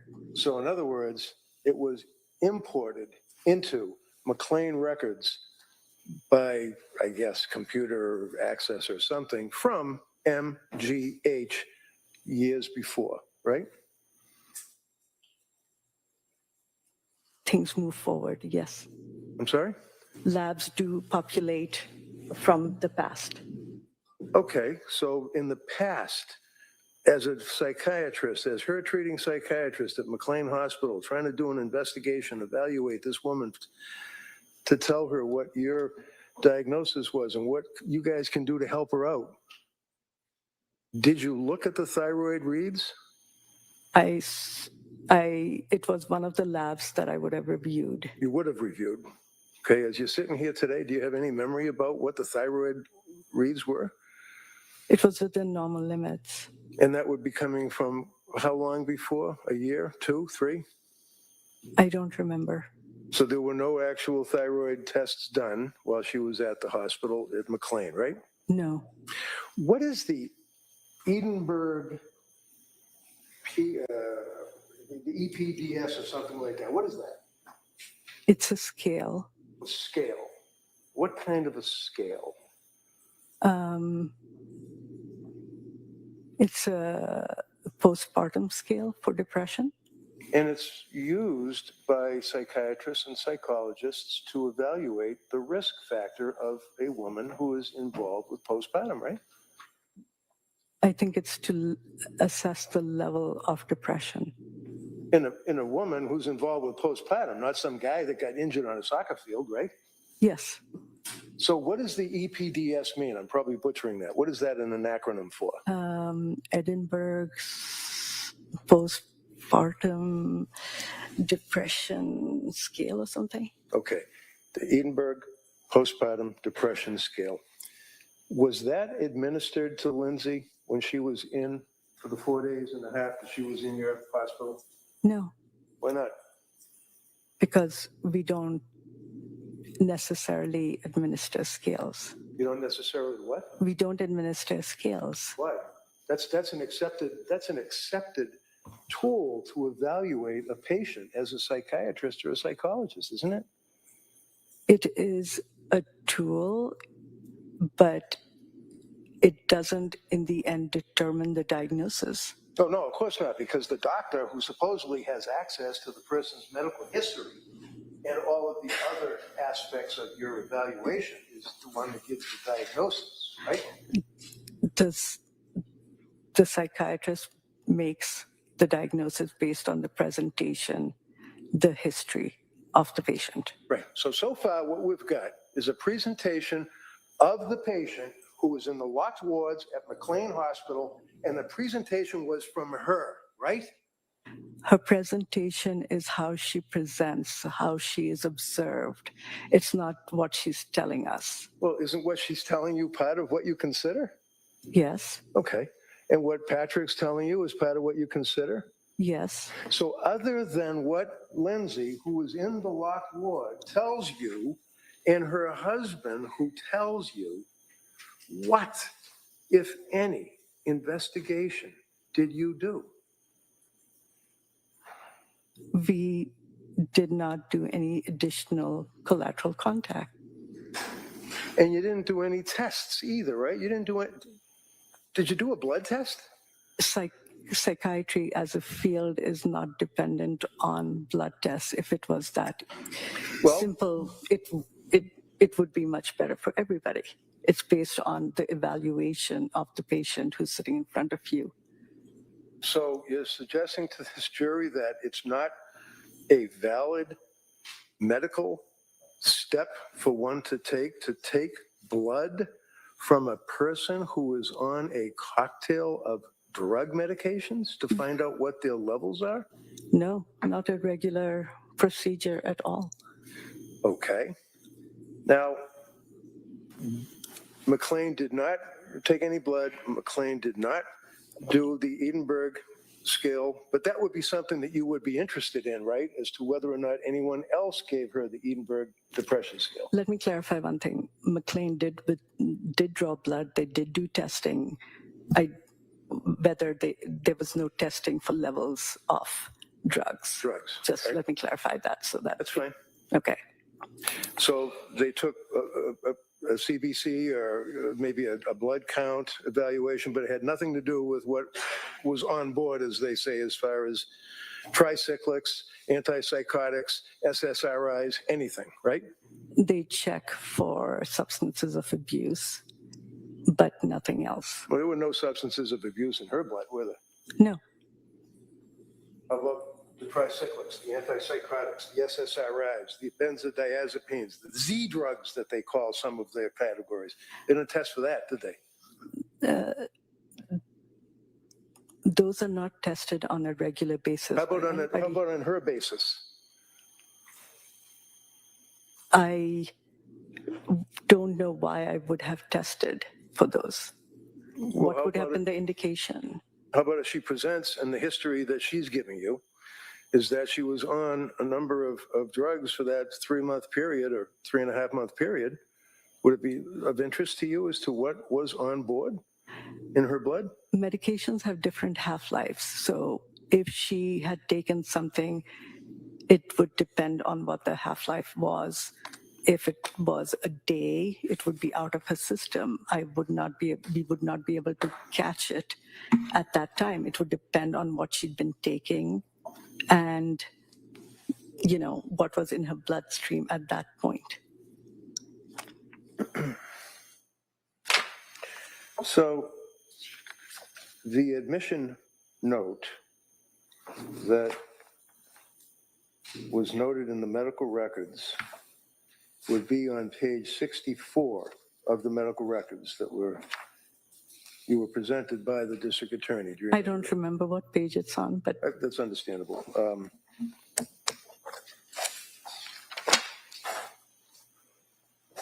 Okay. thank you. Sure, no problem. Can you tell me what I'm looking at? Exhibit 79, page 63. That would be the record from McLean Hospital, is that right? Yes. Okay. Can you tell me what this means when it says clinical summary?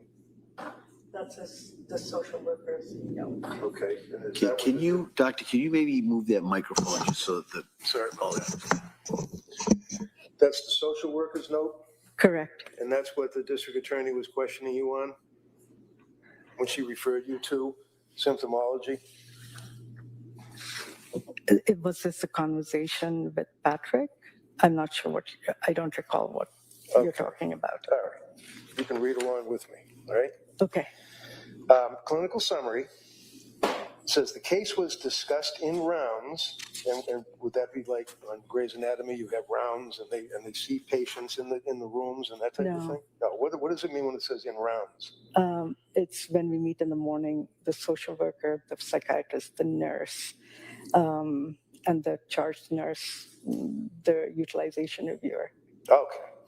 So that's why it says on page 63, discussed in rounds, SW and PIC met with Lindsay as part of the intake interview, right? Yes. Okay. presenting problem, then it says HX, that's history, right? Mm-hmm.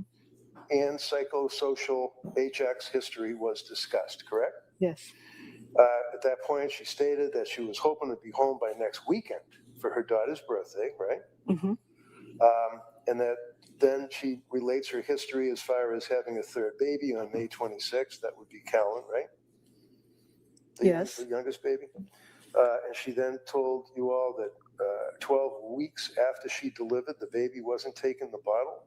It was around the time that she was supposed to go back to work. Husband also went back to work, and she was experiencing a lot of, and then someone puts in quotes, situational anxiety. Is that correct? That's what it states. All right. So as a result, is that coming from her, or that word situational anxiety, was that her words because it's in quotes, or was that you guys put that in there? I didn't write that note. Okay. But you factored that in your investigation, right? I read it. Okay.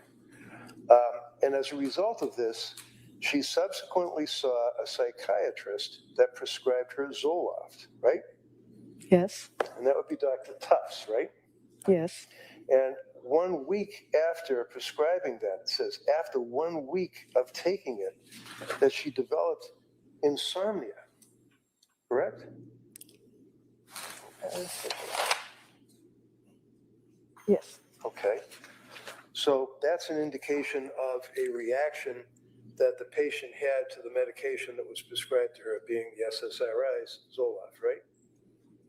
It could be a side effect, yes. Could be, okay. And the psychiatrist told her to stop taking Zoloft, right? That's what it states. And do you know from your investigation and your evaluation of Lindsay Clancy, when the doctor told her to stop taking Zoloft? It was like, I mean, you can guess, it was like a week later, a couple of days later?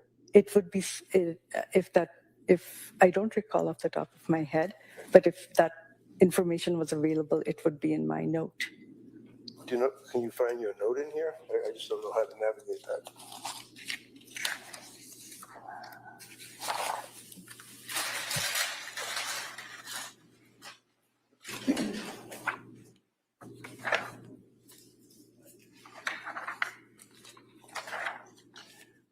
Would it help you if you had a break or a little recess just to look at this? No, No? I can find it right now. Okay. You know, Mr. Redding, that's probably not a bad idea. We've been sitting here, kind of missed that morning recess. So we're going to take that at this point, just a short morning recess. I'll let all of you kind of stretch your legs a little bit, and then we'll come right back. Okay? Court, all rise. Jurors, close your notebooks, place them on your chairs, please. This way, please.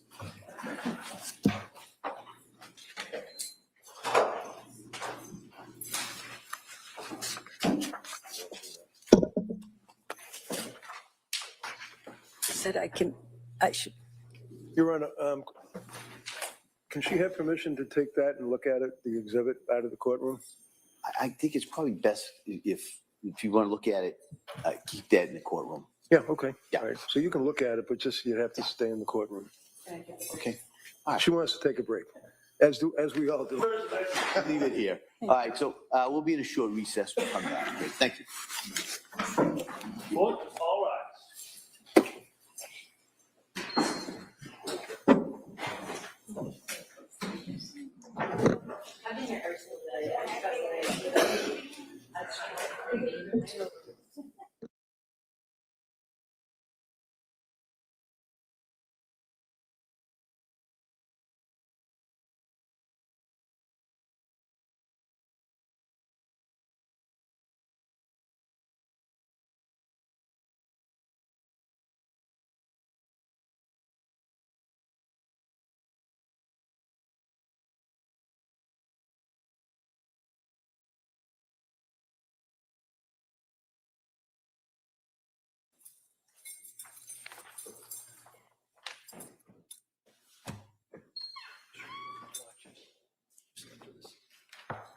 All right.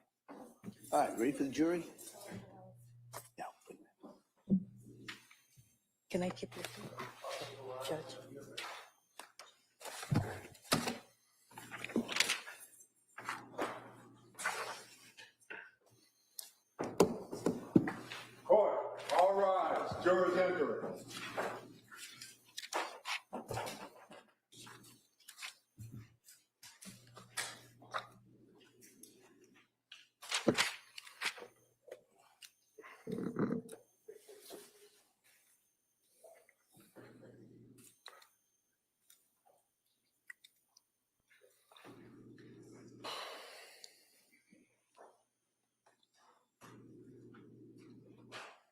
This court's now in session. Please be seated. Your Honor, for the purpose of the record, we return back to the trial of Commonwealth versus Lindsay Clancy. All parties are present, including the defendant and including the 18 jurors. All right, Mr. Reddington.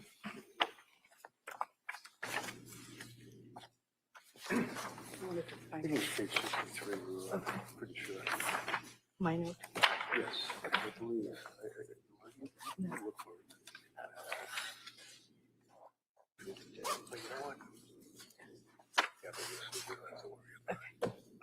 Doctor, you'd agree with me that your notes are contained in Exhibit 79, correct? Yes. Okay. And one of the things that you had mentioned was that at the end of Lindsay's treatment at your hospital, she was discharged, ultimately, correct? Yes. And that was not against medical advice, was No. it? And finally, you had made reference to the fact that postpartum psychosis is a serious consideration for you when you or your staff when you're evaluating a patient in McLean, correct? For Yes. postpartum. And one of the recommendations that you made was that she should follow up with other healthcare providers. And if I understand correctly, she actually sent a text or an email or something and confirmed that she did within the hour, right? She made an appointment with Dr. Tufts for the next morning. Right, and she told you guys that, right? She told the social worker that. So she was very responsive to your advice about you should reach out to your provider, and she did that, right? Yes. That's all I have. Thank you. All right, counsel redirect.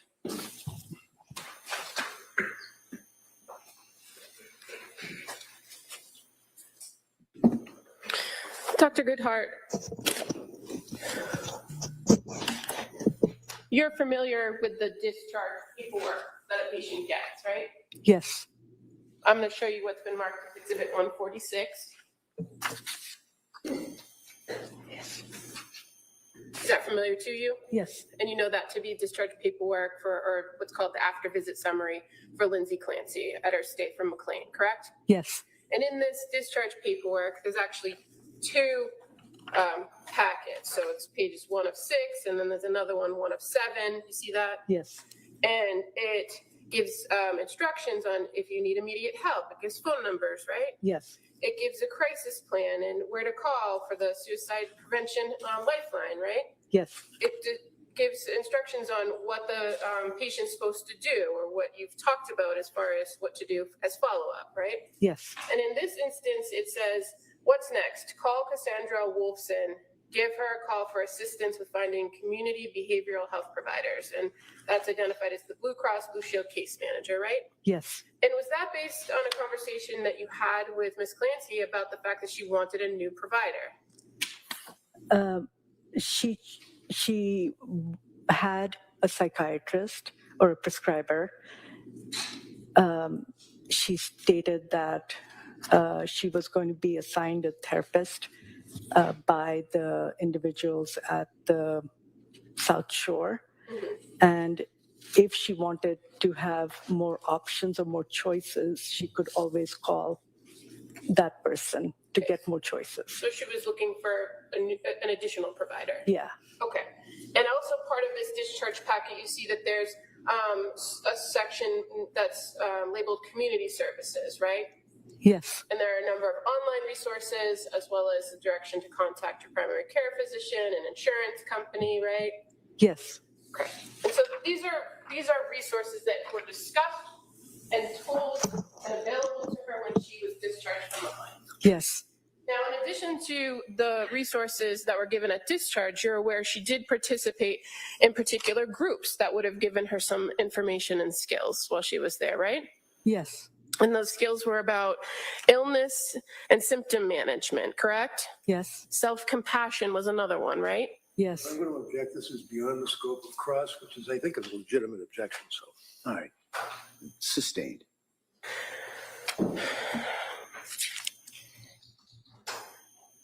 Counsel on cross-examination kept referring to this, the unit at McLean as the locked unit, right? You Yes. remember that line of questioning? And fair to say, it is locked for the safety of the patients, right? Yes. And in this circumstance with Ms. Clancy, when she arrived from Mass General via ambulance, she voluntarily agreed to be at this locked facility until it was safe for her to leave. Yes. Now, when she came in, she was identified, I think you said, as low risk Yes. and at the lowest level of checks, correct? Yes. And she was very vocal with you about how long she wanted to stay and when she wanted to leave. Yes. And you respected that and you worked with her to come up with a plan, correct? Yes. And when counsel says she wasn't discharged against medical advice, would you have preferred more time with this patient to assess her symptomology? Objection. Overruled. I think you're asking me to go back and do. Well, at the time, let's talk about the time that you had the conversation with her about leaving Yes. early. Yes. You said the original plan was to stay till at least Friday, right? I think I didn't have a set time on when she would leave. I take it a day at a time based on how the patient is doing. And at the time that she indicated that she wanted to bump up her discharge to Thursday, Yes. had you had the opportunity to observe her symptoms for more than a day or two? Yes. Had you been able to identify if any of the issues that she came in with were resolved? Yes. And so she was sleeping better, right? Yes. Was there any indication that her mood had vastly improved? Her mood had improved. I don't know what you mean by vastly. Well, did you have enough time to get to the root causes of why she was having the insomnia or why she was feeling numb? No. Okay, and so with more time, would that have been something that you could have explored more at least? Yes. And you were asked on cross-examination about asking Lindsay Clancy to sign releases, and you said that you did not do that in this case, correct? Yes. With more time with a particular patient, is it possible that you could have determined that you needed that more information and then asked her to sign releases? Objection. Sustained. Well, as far as your protocol for asking for releases, is it something that you do with every patient? No. What are the circumstances that would lead you to ask for releases to be signed? And it's outside the scope of cross-objection. No, overall, I'll allow that. It depends on how the patient is presenting, whether they appear reliable, whether their history that they're giving is consistent across different times when they were evaluated. For example, she was evaluated in the emergency department in the CEC, then on the unit by Dr. Madwa and myself. And also we had obtained collateral information from Patrick. And so I didn't feel like there was any urgent need to obtain the collateral from the other providers. And she was telling us what she liked and what she disliked about what the providers were doing. Okay, and so you were responding to those conversations in Yes. coming up with a plan. Yes. And again, the team is not just you and your team, but also the patient as well. Yes. And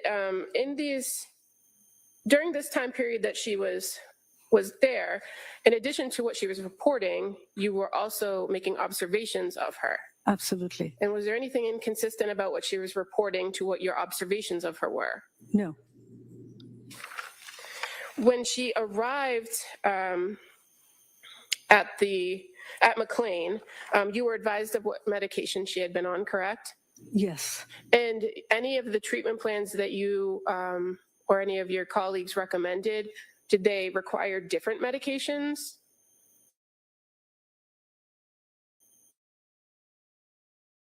You were asked about the blood work. Yes. And so you indicated that McLean does draw blood upon admission, right? Yes. But that you did not look at the blood work or ask or evaluate it for levels of medications. Correct. Was there any reason to do that based on the medication regimen that you were advised that she had been on? No.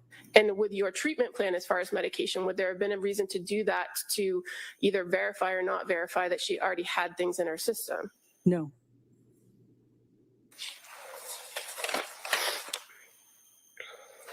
You were asked on cross-examination about the defendant reporting that she complained of brain fog or being foggy. Do you recall that? Yes. Do you also recall that she was observed by nurses to have improved memory and improved concentration, over the time that she had been at McLean? Yes.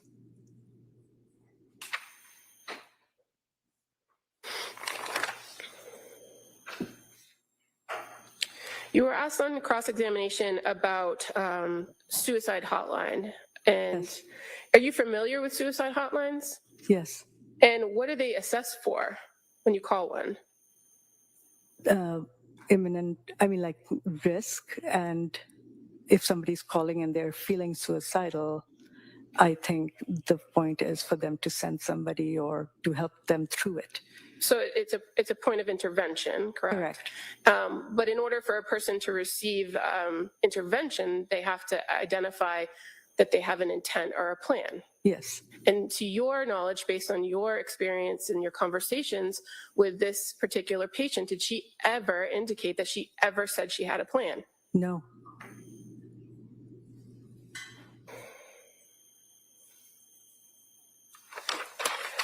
You were asked some questions about the DSM-5, and I actually have a big version of the most recent version, the DSM-5 TR, meaning text revision. You're familiar with this book? Thank you for clarifying that. Yes. And counsel asked you some questions about postpartum depression and postpartum psychosis and whether they appear here in the DSM-5. Yes. Recall that line of questioning? And fair to say they do appear, they're not their own category, correct? Yes. But they do appear in conversation of bipolar disorder 1, having major depressive symptoms or episodes, as well as psychosis. Yes. And it's very brief mention, but it's in here. Is that correct? Yes. And as a psychiatrist, this is just a tool that you could use. Yes. What other things do you rely upon when making a diagnosis other than a tool like this? Observation of the patient, the history that they're relating, the information from family, and other, that's essentially it, and other records if available. Okay, and you use that information based on your own training and experience Yes. to come up with a diagnosis. Yes. And your diagnosis, does that have to agree with anyone else? No. And when you're treating a patient that comes with...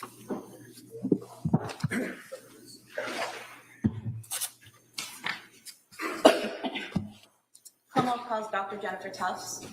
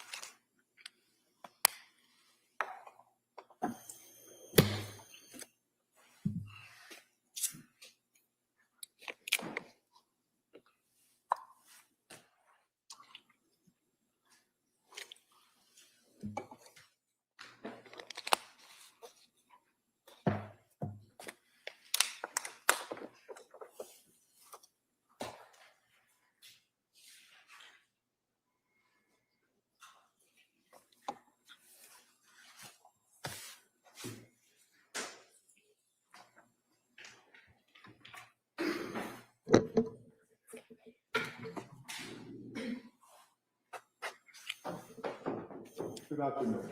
Can you start right here and raise your right hand to the clerk, please? Good afternoon. Do you solemnly swear that the testimony and the evidence you shall give to the court and the jury in the matter now coming between the Commonwealth and the defendant shall be the truth, the whole truth, and nothing but the truth? Help you God. Thank you, ma'am. You may have a seat. Watch your step there. All right, good afternoon, doctor. Good afternoon. I'd ask you to keep your voice up and speak into that microphone, all right? Okay. Counsel. Thank you, Your Honor. Good afternoon. Can you please state and spell your name for the record? Jennifer Tufts, JENNIFERTUFTS. Your date of birth. December 31st, 1989. Where do you work? Astor Mental Health And how long have you worked there? for 3.5 years. What is your role there? I'm a psychiatrist. And how long have you been a psychiatrist? I've been officially fully licensed psychiatrist for close to 4 years. I want to ask you if you could just explain to us your educational background and your training background that qualifies you to be a psychiatrist. Absolutely. So I went to medical school at University of Vermont, graduated in 2018 with an MD. I did a postgraduate training in psychiatry at Boston Medical Center. That was 4 years, going into 2022. And then I began working at Astor Mental Health in 2022. And are you a licensed psychiatrist in Massachusetts? Yes. While you were working at Astor Mental Health, did you have a patient named Lindsay Clancy? Yes. And at this time, Your Honor, I'd move to submit the records of Lindsay Clancy for Astor Mental Health as the next exhibit. Okay, they may be admitted.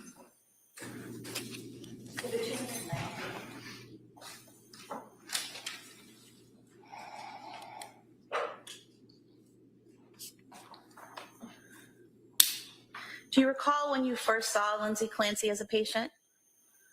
Yes. When was that? It was in September of 2022. And was that first appointment on September 15th, 2022? I believe that it was. And prior to a patient coming in for their first appointment, is there paperwork that they fill out, either online or that's provided to them to fill out? Yes.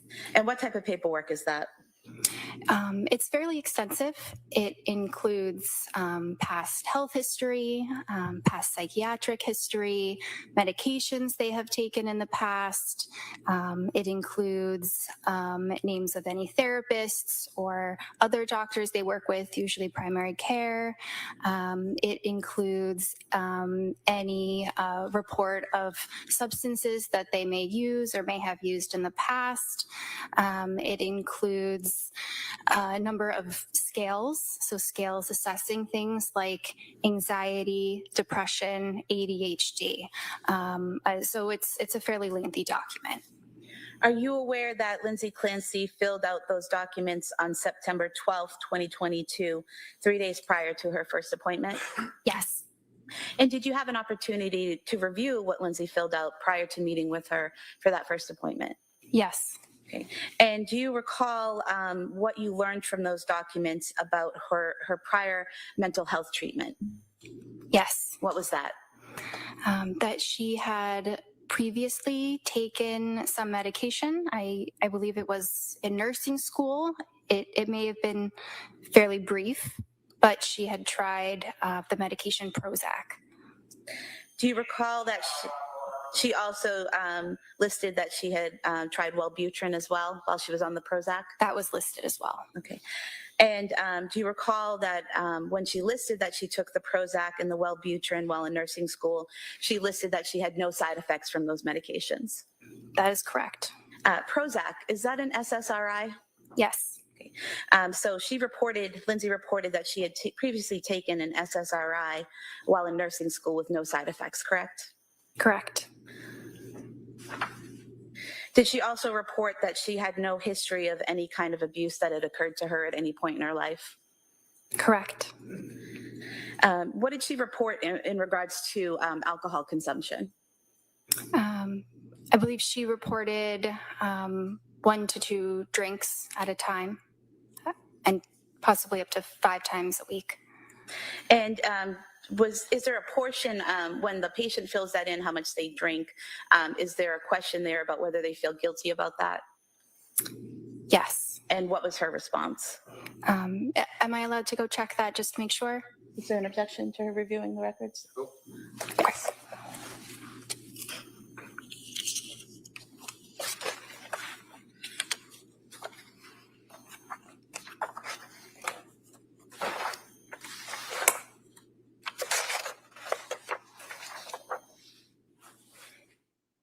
She indicated yes. And so in that section, is it correct that she listed that she was drinking 5 times per week and feeling guilty at that time about it? Yes. And did she list her height as 5'6" in those documents? I believe on the same page, page 20. Yes. Now, did those that initial survey or questionnaire that she filled out get into what symptoms she was experiencing at the time? Yes. And what symptoms did she report experiencing at that time?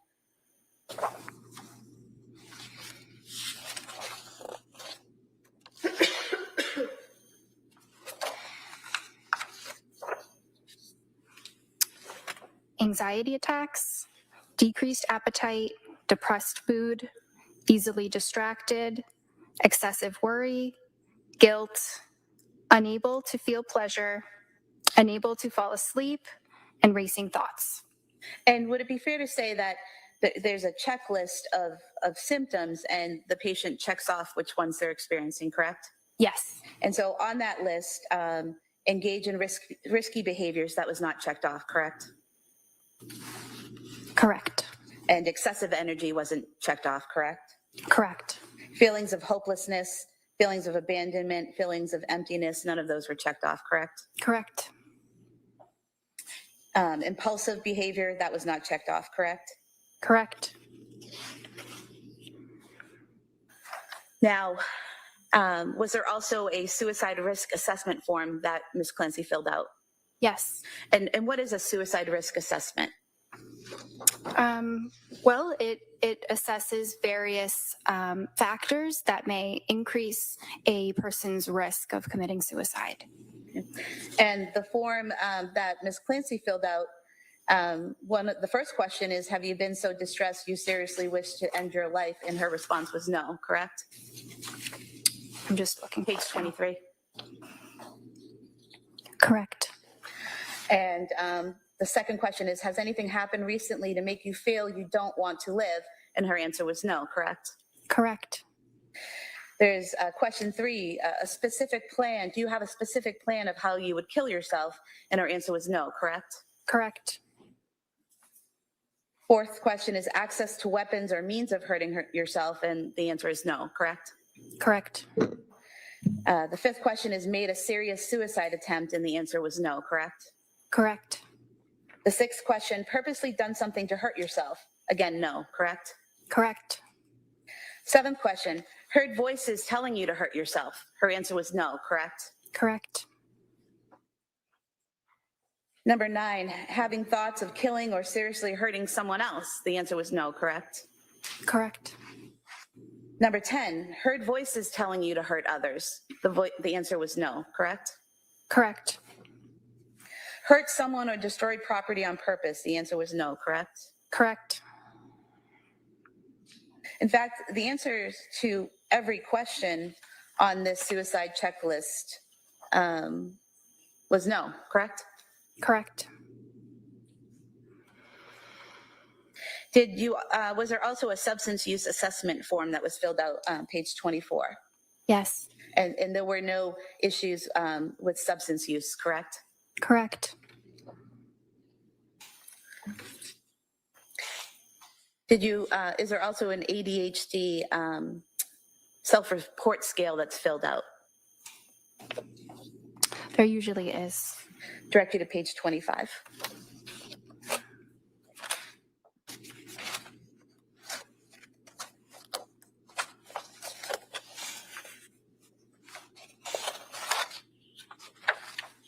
Okay. And ADHD, is that attention deficit hyperactive disorder? Yes. And given the answers that Ms. Clancy gave on that self-reporting form, were there any concerns about attention deficit hyperactive disorder? Not significantly. Were there any concerns at all? Well, she reported often to some of the questions. Yes. And is that significant to you based on your training and experience? You have to look at this form within the entire picture of the patient. So no, I didn't suspect that Lindsay had ADHD. So these forms are a tool, and you use them together along with your observations of the patient to come to conclusions. Is that correct? Yes. There was also I believe it's entitled a GAD screening. Is that generalized anxiety disorder? Yes. Okay, and did Ms. Clancy fill that out as well? Page 27.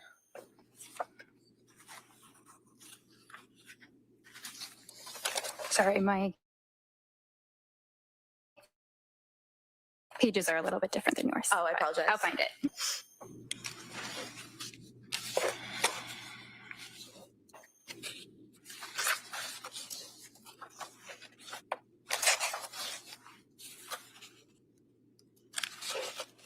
Okay.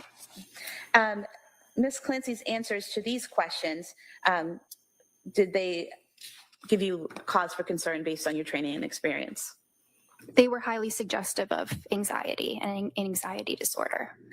And for example, number 1, feeling nervous, anxious, or on edge, she responded nearly every day, correct? Correct. Not being able to stop or control worrying, she answered nearly every day, correct? Yes. And so several of these questions were either nearly every day or several days, correct? Yes. I apologize. Can I just ask what days that are? 27, I'm sorry.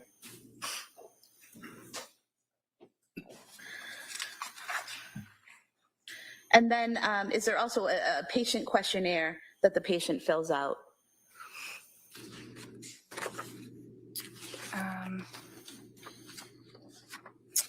I think it's... yes, I believe so. Yes. And what is the purpose of this patient questionnaire?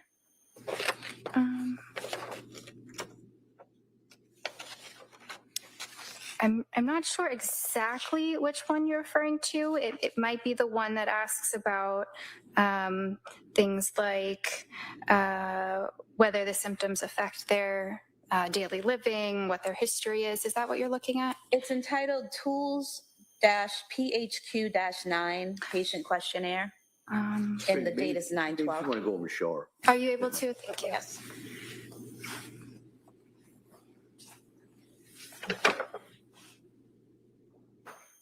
Okay. Yes. So this form that's entitled PHQ-9 Patient Questionnaire, what is the purpose of that form? It's a screening tool for depression.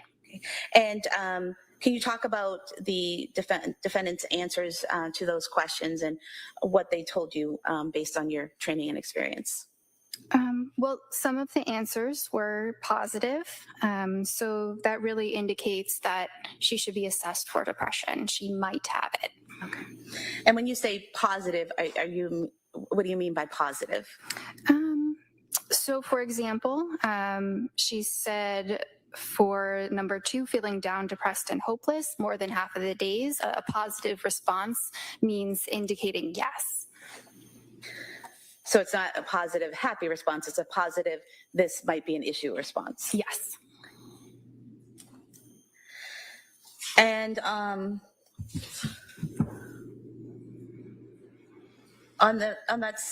next form, A1, initial diagnostic assessment. Yes. There is a place there, again, well, this is for September 15th, the day you actually met her, correct? Yes. So the patient fills out the forms in advance of meeting with you. Do they then again fill out the forms when they meet with you? No, these are the same forms. Same forms, just the different date on them. Yes, because they're included in the intake note, which is what I write, but some of the information is from the patient's self-report. Okay. So would it be a combination of the forms they fill out and then what you observe and ask about during your initial meeting? Yes. And that initial meeting with Ms. Clancy, was that in person or was that a telehealth? Telehealth. Does the, who controls whether it's an in-person meeting or a telehealth? You or the patient? Both. Both.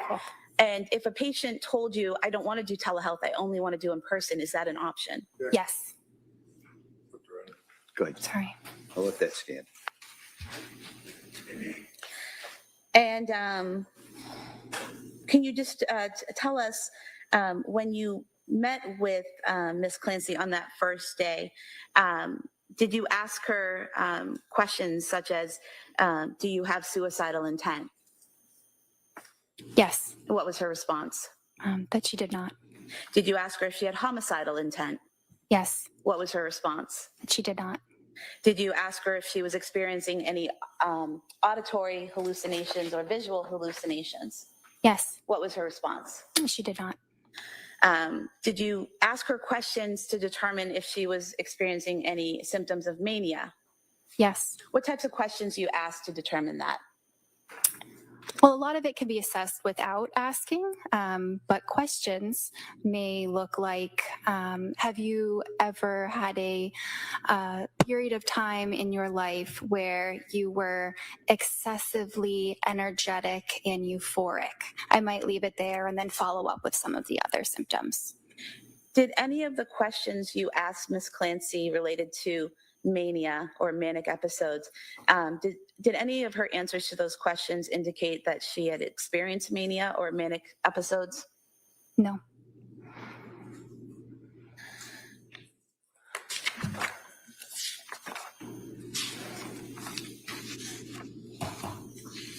Now, in that first meeting, what's your exam process? Like, how do you start the meeting and how does it flow? Sure. So I start the meeting by introducing myself, explaining what we're going to be doing for the day. Then I ask the patient why they're there. We talk about why they're there. I assess for different mood symptoms, anxiety symptoms, psychosis symptoms, mania symptoms, safety concerns. Then we start talking about the history. We start talking about the past psychiatric history, the past medical history, substance use. We start talking about other medicines that they have tried in the past or may still be taking. And it's not always in that order, but that's the general order. Sometimes things come up sooner. And we talk a bit about what the patient's goals are, what they're looking for in this time period, and then I may give some of my recommendations. And did you follow that process for that initial meeting with Lindsay Clancy? Yes.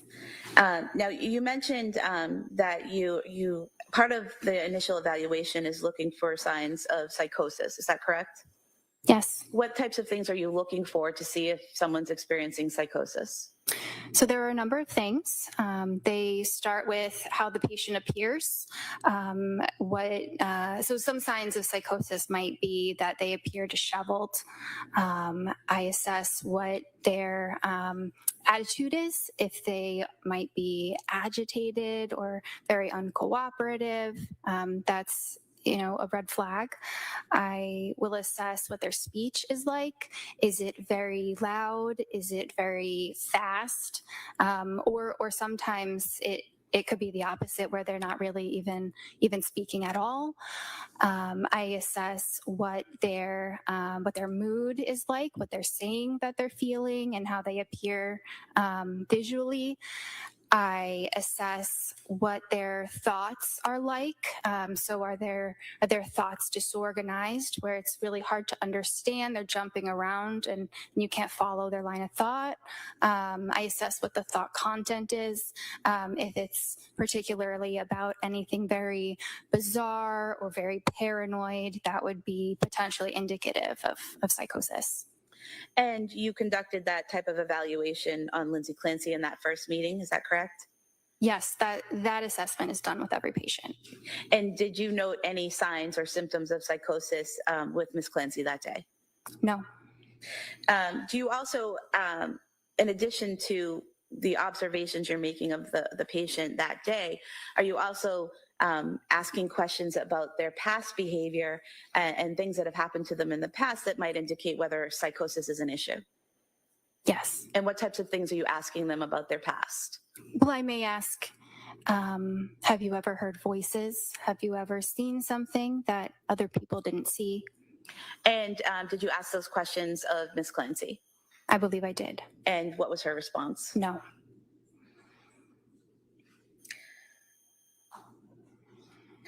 Do you, and as part of this evaluation, are you making an assessment about the patient's judgment and insight?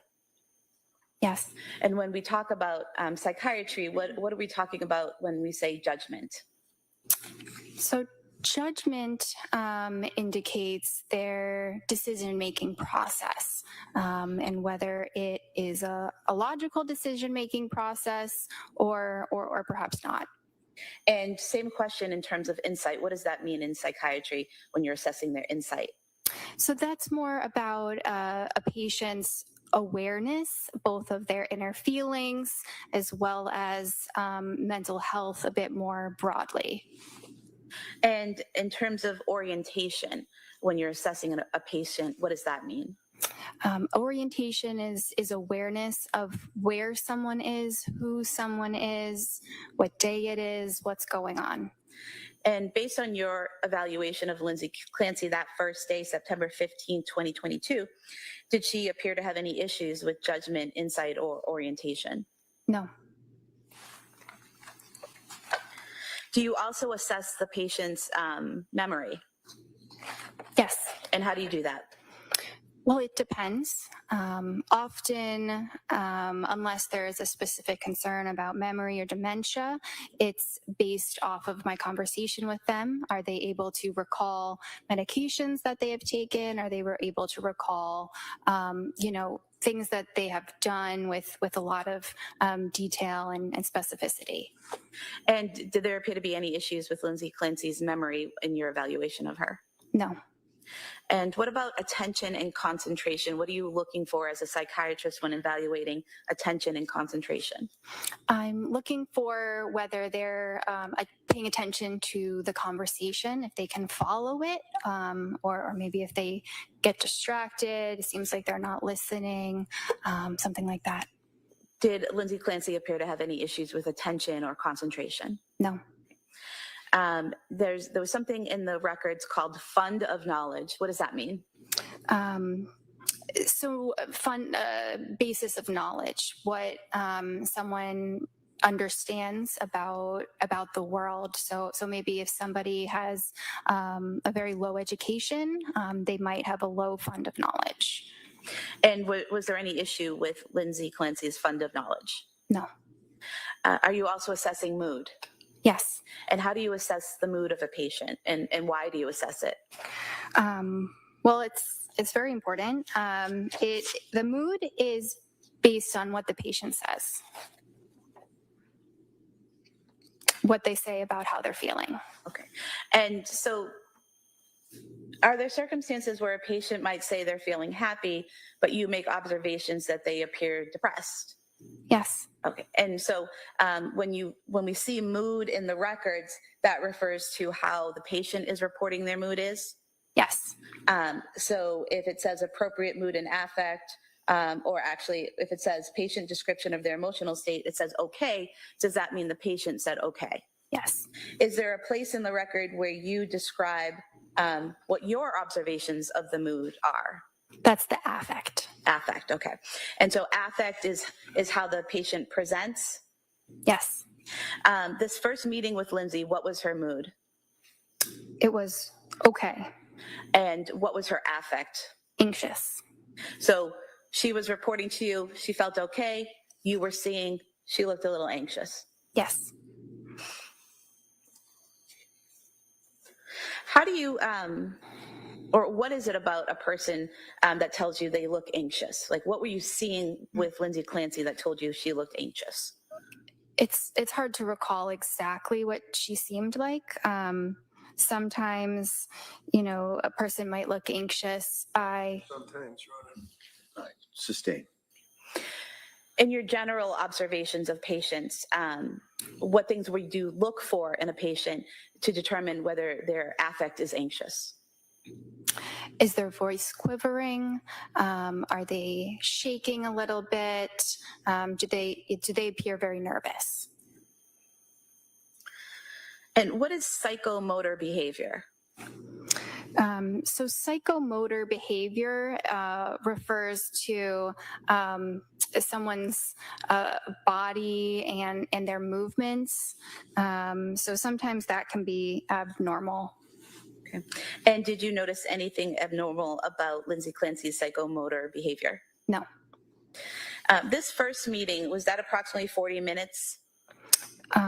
It was a little bit longer than that, maybe 50 to 60 minutes. Is that typical for that first meeting where you're doing this initial assessment? Yes. And did she appear alone in that virtual meeting, or was she with anyone? Alone. And what are treatment modality and interventions in general? So that section is referring to therapy treatment modalities. It's not asking about medications. So different forms of therapy that might be done in the session. And what would be treatment goals? Goals that we are working on or will plan to work on, since this is only the first visit. So how do you determine for an individual patient the treatment modality or interventions that are needed? It depends on the patient. So basically on what you're seeing, what you're hearing, and the history they provide? Yes. And how do you determine treatment goals? So a lot of that is driven by what the patient's goals are. And you mentioned earlier that as part of your evaluation, you asked the patient why they've come to you, what they're concerned about. Do you recall Lindsay's response to that question, why she was there, what she was concerned about? I believe her biggest concern was about anxiety. And what was the treatment modality or interventions that you determined would be needed for Lindsay Clancy based on this initial evaluation? So I recommended a medication sertraline as well as individual therapy. And the medication sertraline, is that Zoloft? Yes. Okay. And when you say you recommended that the Zoloft to her, was that you telling her you have to take this medication, or did you have a discussion about it? A discussion. And during that discussion, did you get the patient, Ms. Clancy's, input on whether she wanted to take the medication or what her thoughts were about the medication? Yes. And do you recall the details of that conversation with her? I recall that she was generally reluctant to take medications, but at this point she was considering it and was interested in learning about what medications might be helpful for her. And as part of that discussion, did you explain what the medication was and the side effects and all of that? Yes. And did she have any questions for you based on your explanation of what the medication was for and what the side effects could be? I'm not sure. And why did you recommend that particular medication? So it's a first-line medication used for treating anxiety disorders. It also is a first-line treatment when women are breastfeeding. It's the safest SSRI for babies. And when you say a first-line medication, what does that mean? It just means it's one of the medications that is recommended first. Sometimes you have to try a number of different medications, but that is often a first choice. And is that based on studies and the experience of the psychiatric profession? Yes. What was the dosage that you recommended or prescribed for her for the Zoloft? 25 milligrams. And were there instructions on the prescription in terms of how many milligrams to take the first week and then how many to take the second week? Yes, it was 25 milligrams for 1 week and then increasing to 50 milligrams. And that was your initial prescription and what should have been on the pill bottle, correct? Yes. Was there ever a call from the defendant where she called you and said that she was having trouble with the 25 milligrams and you recommended her go to the 50 milligrams? No.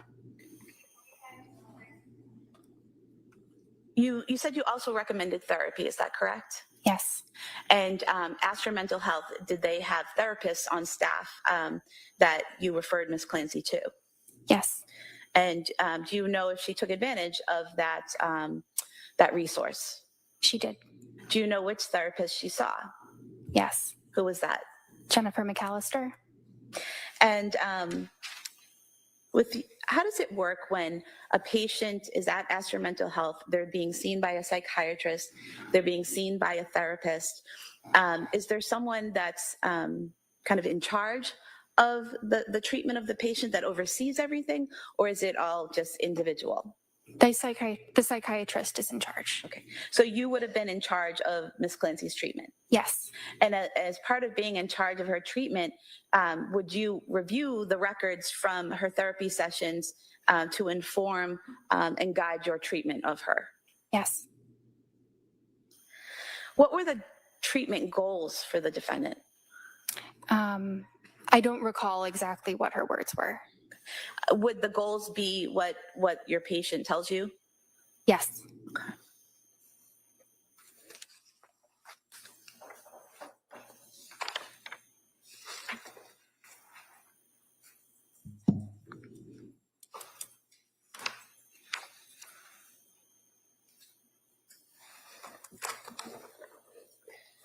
I'm going to approach and just ask that you look at page 41 of the records for Exhibit 219 to the treatment goals section. Does that refresh your memory? Yes. And what were the treatment goals according to Ms. Clancy? So these are not her words. There's a list in the electronic medical record where I can indicate which ones might apply, or I can type out my own. So the treatment goals based on what we had decided on together were symptom reduction and improved functioning. And you said that Ms. Clancy had been a little reluctant about starting medication. Did she tell you why she was reluctant? Yes. And why was that? She was worried about having side effects. And did she mention which specific side effects or just side effects in general? I thought it was in general. And as a result of that concern, is that when you went over the potential side effects of Zoloft? Yes. And after having that discussion and you explaining the side effects of Zoloft, how did the two of you leave it in terms of whether she was going to take the medication or not? I told her what my recommendation was, that she should start the sertraline. I'm not sure if she told me definitively if she was going to take it or not. She might have needed some time to think about it. And based on your evaluation with Ms. Clancy, everything you learned about her history and how she presented that day, did you have an initial diagnosis? Yes. And what was that? It was a generalized anxiety disorder, and it was an adjustment disorder with depressed mood. What is generalized anxiety disorder? It's an anxiety disorder where an individual may have a lot of different worries. They may also have physical feelings of anxiety, but they're worried about a lot of things, not really just one thing specifically. And what is adjustment disorder with depressed mood? So adjustment disorder refers to a fact that there may be symptoms, but they are kind of secondary to the situation. So they don't meet the full criteria, say, of a major depressive disorder, but there were some symptoms of depression. Is this a good place to start? All right. Members of the jury, this is, it's 1 o'clock. We're going to take the afternoon recess. I'm going to ask you to be ready to come back at 2 o'clock. And again, same instructions and orders. Don't, during the break, don't read anything about this case or similar cases. Don't do any research. Don't talk about this. Just kind of relax as best you can for the next hour. We'll have to bring it back in. We'll continue with the evidence this afternoon. Okay. Court, all rise. Jurors, closing notebooks, facing on the chairs. This way, please.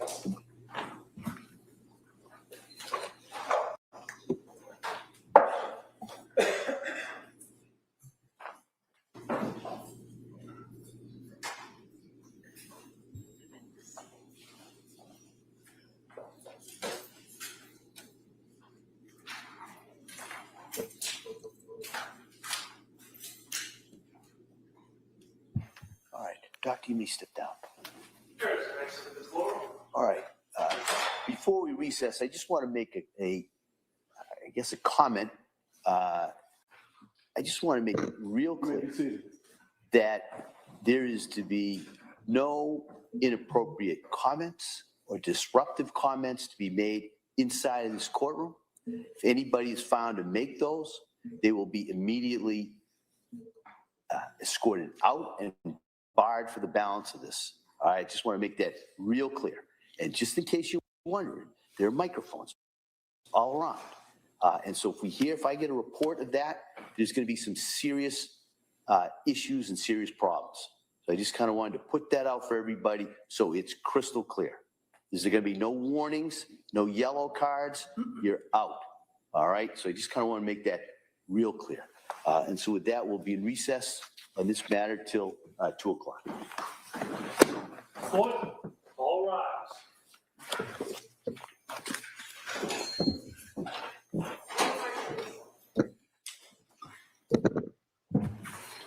All righty. Well, I'm going to have to research what that was about. Somebody's been making comments in the gallery, it sounds like. So I didn't hear any, but I don't hear great. So sometimes I miss stuff like that. Anybody else notice anything?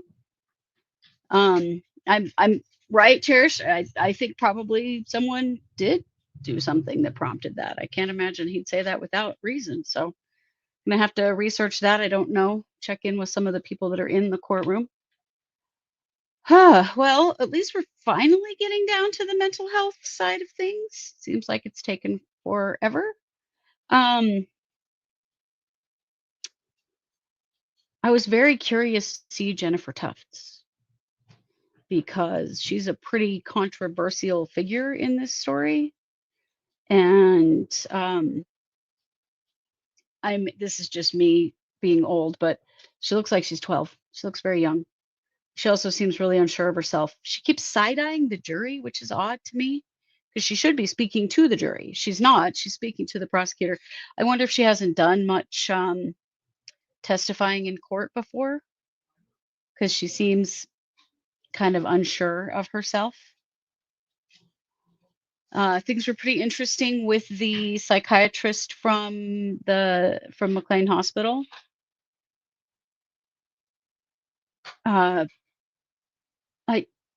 It's a sad reality of the mental health care in this country, but it is a reality that just going into a psych hospital like that, it does not mean that you're going to come out with more answers.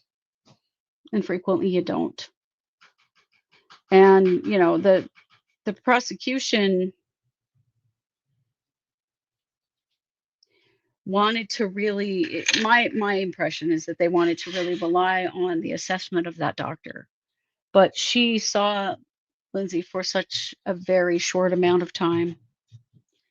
And just because she didn't witness any of the behaviors that were of concern doesn't really mean anything. She was there for 5 days. This doctor evaluated her a handful of times. Thought that some of the defense made some good points really about this case, but also just about the mental health system in general, about how little actual investigation they did into Lindsay's history, prior care, prior diagnosis, prior doctors. Like if they can't look it up on the computer, if it's not in their system, chances are good they're not going to seek it out. Let me be clear, they could. They definitely could. All they would need is Lindsay to sign a release, and they could have gotten, Jennifer Tufts notes or whatever, whoever that wasn't in their system, they could have. But it's unlikely that they will. There just isn't that much work done when it comes to a short stay in a hospital like that. I think one of the things that failed Lindsay a whole lot is that there was no one really managing her care. No one that was paying attention to every doctor that she had seen and every prescription that she'd been given, and someone overseeing the whole thing,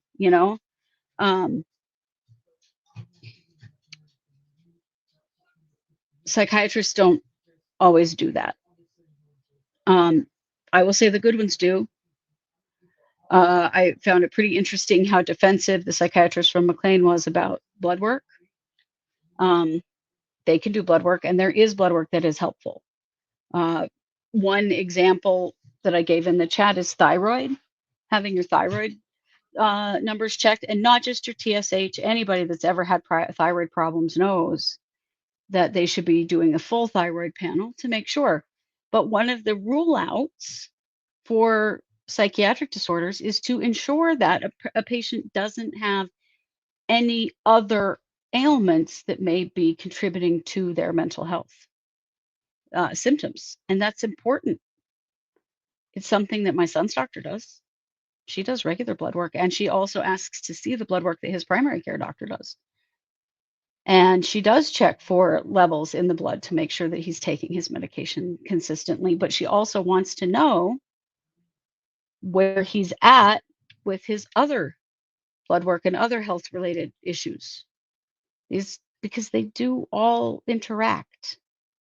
There's no separating mental health as an illness, just like any other illness. And so they do interact.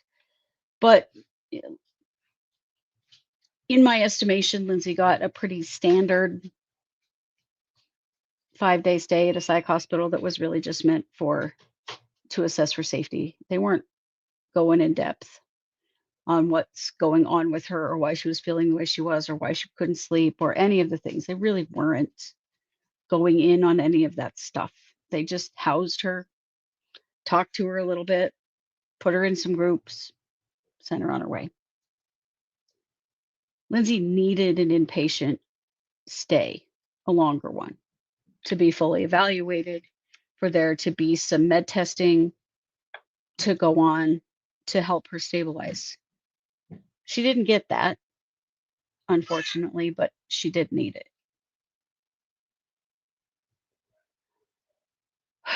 I don't know.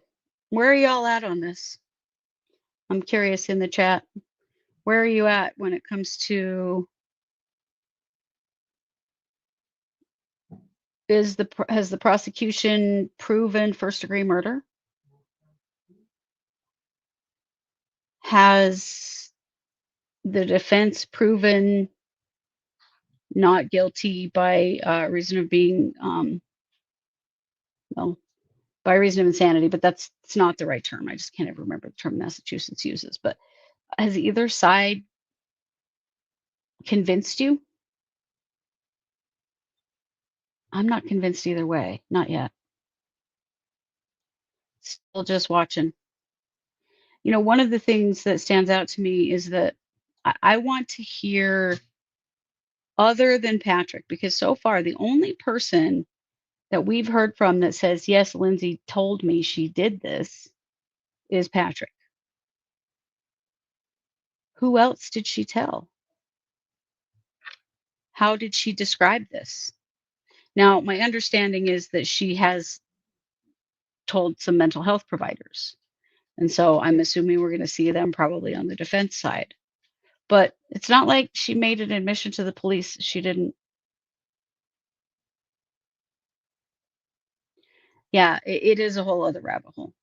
I'm still really struggling with her body temperature at the time that she arrived at the hospital, being 82 degrees.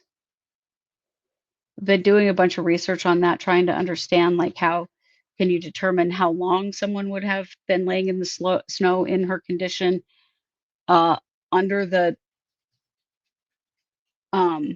like atmospheric conditions of that time, and you have to add in her injuries and the drugs she had in her system.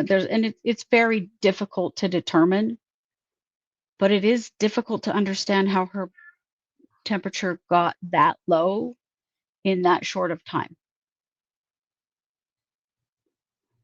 And one thing that I keep coming back to is that we really only have Patrick's word on how things played out so far. We know they have some evidence around, the prosecution has some evidence around, like when he went to the CVS and when he went to the 3V restaurant, there's some stuff there. One weird thing is that he's wearing 2 different pairs of shoes in surveillance video of that time. Why did he change shoes? It's odd. Also, why aren't there discernible fingerprints of Lindsay on the exercise bands? And why aren't there discernible prints of Lindsay's on the knife?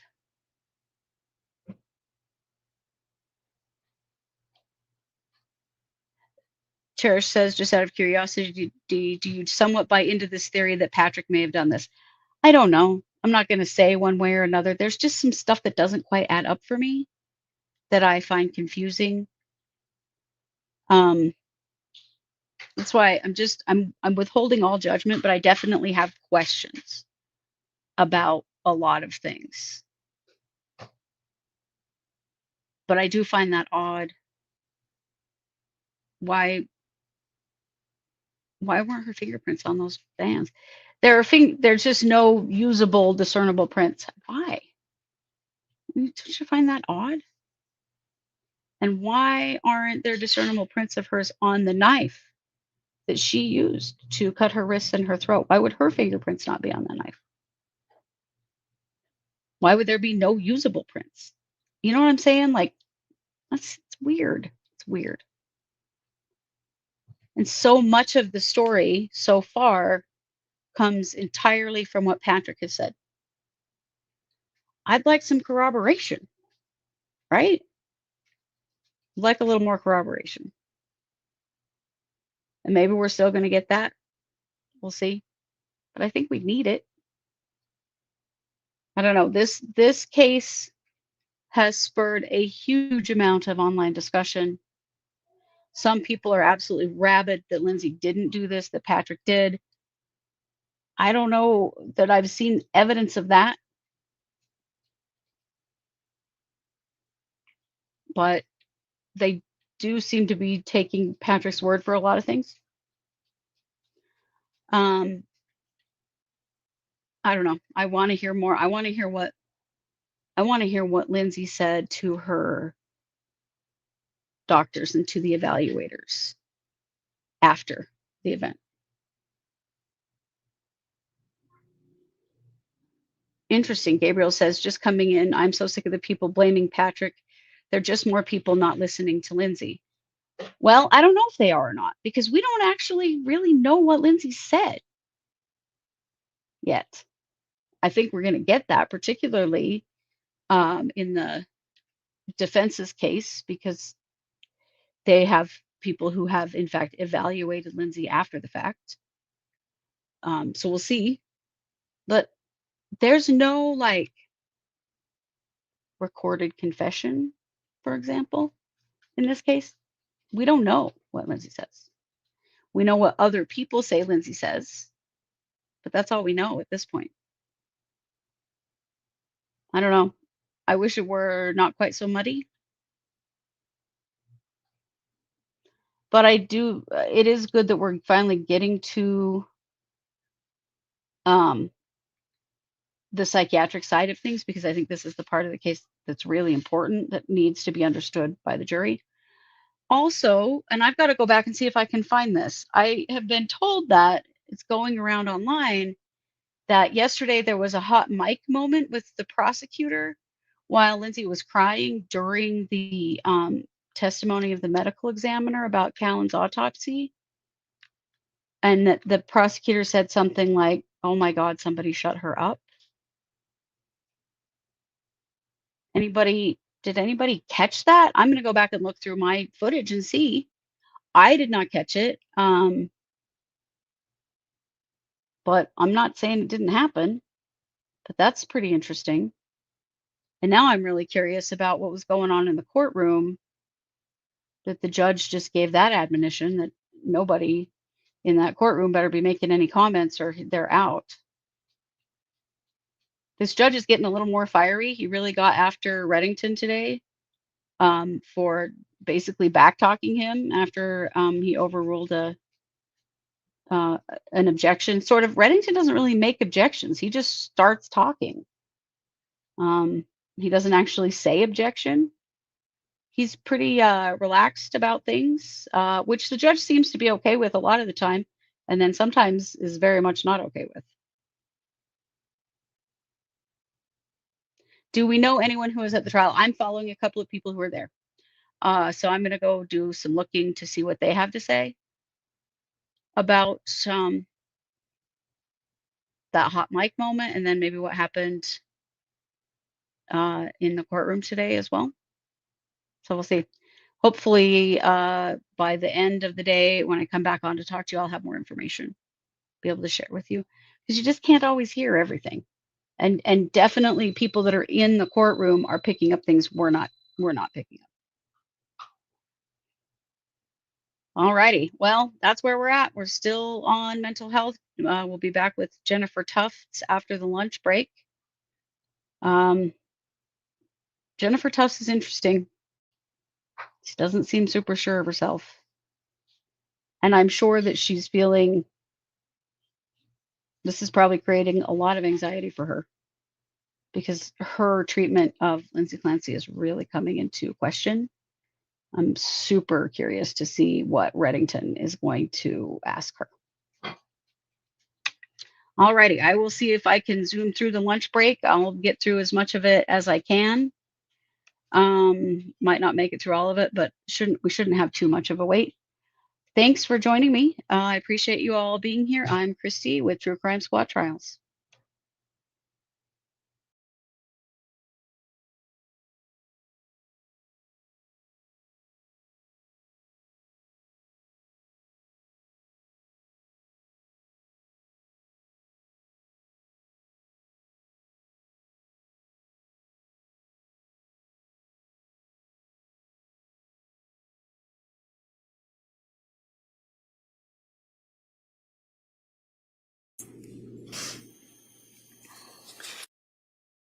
Now, according to the records, the next appointment was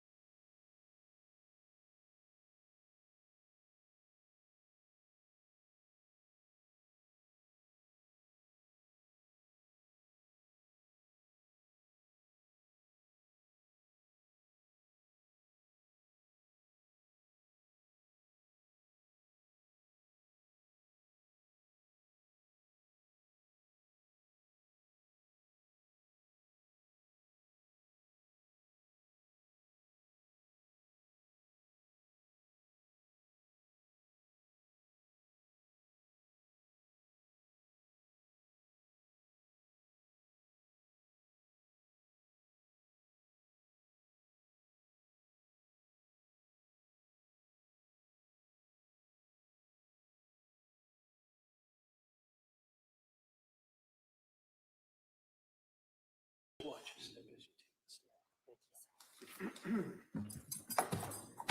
do appreciate this so much. Thank you. All right, we all set?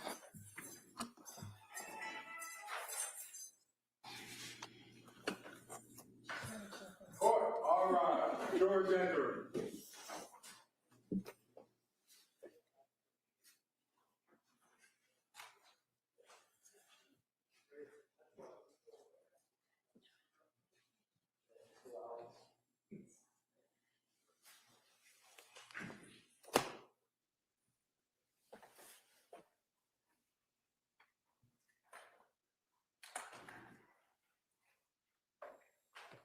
This court's now in session. Please be seated.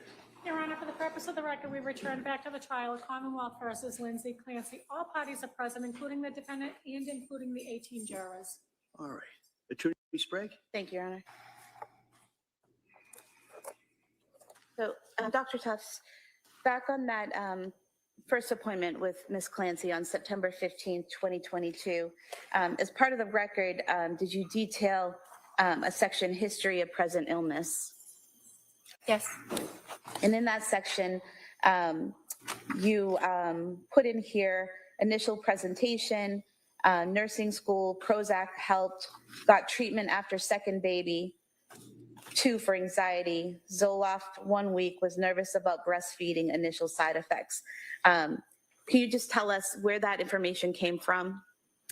My conversation with the patient. Okay. And where it says Zoloft 1 week, was nervous about breastfeeding, what does that mean?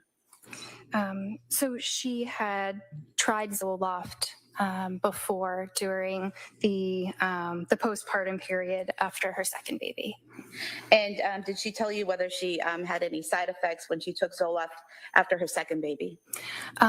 She mentioned something about initial side effects, which are pretty common for many people. I didn't detail what those side effects were, but they sounded like the very normal ones that people might experience that are transient in the beginning of the treatment.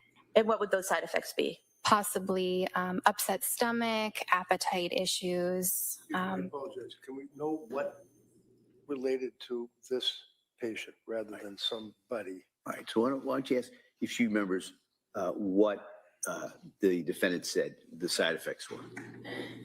Do you remember what the defendant said the side effects were? I don't remember them exactly, but they were ones that did not seem concerning. And in your experience, in your training and experience as a psychiatrist who prescribes Zoloft, what are the common side effects that you deal with, that patients deal with from this medication? So in the first couple weeks of treatment, we described that there's a lot of serotonin in the gut as well as the brain. So the medicine often affects the gut first. So you might have diarrhea, constipation, difficulties with appetite, nausea, things like that. And you also wrote in the note about history of present illness, 3 months postpartum, also 4 and 2-year-old feeling overwhelmed. Is that correct? Yes. And that came from the patient, Ms. Clancy? Yes. And furthermore, you wrote that the baby needing more attention, other kids more challenging too. Is that coming from the patient? Yes. And does she also describe she's having trouble leaving the baby, too anxious to do anything when she leaves, physical tension, heart racing, worries he won't eat or sleep because he's refusing the bottle? Yes. And did she say that makes her irritable? Yes. And in that same note is where you detail that she denied audio hallucinations, visual hallucinations. You also, correct? Yes. And you also detail suicidal ideation, homicidal ideation, denies, no concern about hurting baby. Is the no concern about hurting baby, is that an observation you're making or something that came from Ms. Clancy? It came from our conversation. So at some point in time, she told you she had no concerns about harming the baby. Yes, it was. I object. Just an objection? If you could rephrase that question. What did she tell you about her thoughts about the baby? I asked if there were those thoughts, and she denied them. And did you also provide information to her about what to do if in between appointments there were emergencies or issues? Yes, I believe that I did. I usually do when I meet a patient. And in the page describing treatment follow-up plan, which would be in the initial diagnostic assessment from September 15th in that treatment follow-up plan section, there's a part there that says, if having urges to harm self or others, go to the nearest emergency room, call 911, or call the National Suicide Prevention and Crisis Hotline, correct? Yes. Is this page given to the patient? They can access it online on the portal. So Ms. Clancy would have the ability to go on here, look at the portal, and see what to do if she was having a crisis. Yeah, just this this plan section, yes. Just the treatment plan section. Yes. So is it that she would have to search through the records, or is that something you can click on to see the treatment plan? I'm not sure exactly what it looks like for a patient. Okay, but that's one of the sections that's available to the patient, Lindsay Clancy, if she goes onto the portal. Yes. There's also in here, if you feel you're in crisis, you may text home to a certain text number from anywhere in the United States. Is that correct? Yes. And what does that do when you text that text number you text home to that text number? It connects you to a counselor. Now, what was the treatment or follow-up plan for Ms. Clancy? To start the sertraline, to start individual therapy, and to follow up with myself. So your recommendation wasn't just that she take pills, you recommended that she attend therapy, correct? Yes.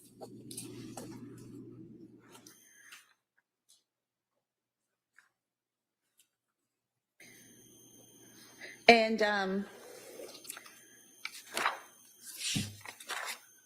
when you recommended the therapy, did you, and the medication, did you also go over with Ms. Clancy alternatives to the medication that you were recommending?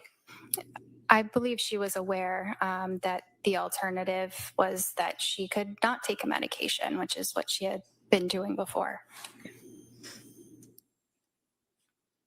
And after you went over all of this information with Ms. Clancy, did she convey to you that she understood the plan and was agreeable to the plan? Yes. What is informed consent? Informed consent means you communicate with a patient what the risks and benefits are of treatment, and they understand that and they agree to the treatment. And did Ms. Clancy show that she had informed consent to everything you discussed? Yes. Now, was your next appointment with Ms. Clancy on September 28th, 2022? Yes, it was. And so during that appointment, did you discuss the medication, the Zoloft, that you had prescribed to her? Yes. And what did you learn from Ms. Clancy about whether or not she had taken that medication? She shared that she decided not to take it. Did she tell you that she had picked it up but had decided not to take it? Yes. Did she tell you how she was feeling? She said a little bit better. And did she elaborate on that? The baby was getting some more sleep, so she was also able to get some more sleep, and that helped her feel better. And at this appointment, did you go through a mental status exam of Ms. Clancy? Yes. And what is a mental status exam? So a mental status exam is an assessment of the patient at the point of meeting. It can change at different times, but it's comprehensive, referring to how the patient appears, how they cooperate, how they speak, how they describe their thoughts, how they're able to communicate with you, and what their mood is like. And do you do that at every appointment with every patient? Yes. And so on the September 28th, 2022, when you met with Lindsay Clancy for that second meeting, did you do a mental status examination? Yes, I did. And what was the result of that? So is it okay if I read it from the note, or do you just want me to? There's no objection. Go ahead, you may. She was alert, she was oriented, she was appropriate. Her rapport, meaning how she worked with me, was appropriate, dressed appropriately, euthymic, meaning not depressed, not angry, kind of a normal mood. Her affect was full, her speech was appropriate, her thought content and a process were appropriate. She did not mention any hallucinations. At this point, I mentioned her insight was poor, her judgment was excellent, her cognition was did not show any deficits, and there was normal psychomotor activity. And why did you list that her insight was poor? So I think that must have been related to the fact that at this point, she did have some very clinically significant anxiety. Usually when people come to a psychiatrist, they believe that their symptoms are significant and that a medication is something that might be prescribed.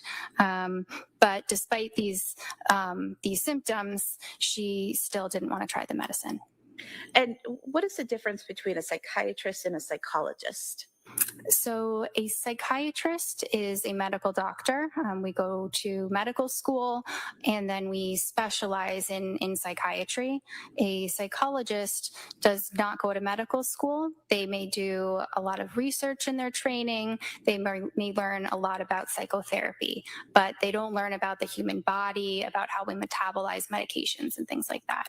And so can a psychiatrist prescribe medication? Yes. Can a psychologist prescribe medication? No. Now, in the medical records, exhibit 219, page 47, it lists here recent lab work, no lab results were found. Is it that you had ordered lab work and you couldn't find the results, or that none were ordered?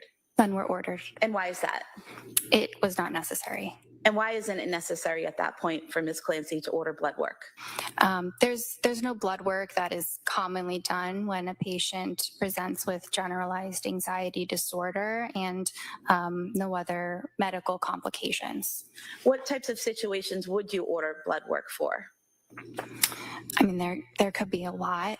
Certain medications require laboratory monitoring, maybe something that, could affect the kidneys or could affect the thyroid, could affect the cholesterol. These are things that we monitor to make sure that the medicine is prescribed safely. And so Zoloft, is that not one of the ones that would need to be monitored because of its potential effects on the body? Correct. And at that time, she reported to you she wasn't even taking it yet, correct? Correct. And your appointment that day, I think according to the records, it was approximately 17 minutes long. Is that correct? So can I explain that? Absolutely. Because I think there's a bit of a misunderstanding. So the 17 minutes, I think people are looking at the note where it says a therapy start time of 10 a.m., a therapy end time of 10:17, so they're calculating 17 minutes. But those timestamps are specifically related to the therapy portion of the exam. They're not reflective of the complete duration of time when I met with her. So what would be the complete time that you met with her on that day? So I don't know the exact amount of minutes, but the appointments are 25-minute appointments. So it would be more or less a few minutes, about 25. And so the 17 minutes that are for the therapy portion of the appointment, what comprises therapy? What does that involve? It really varies based on the person, based on the situation.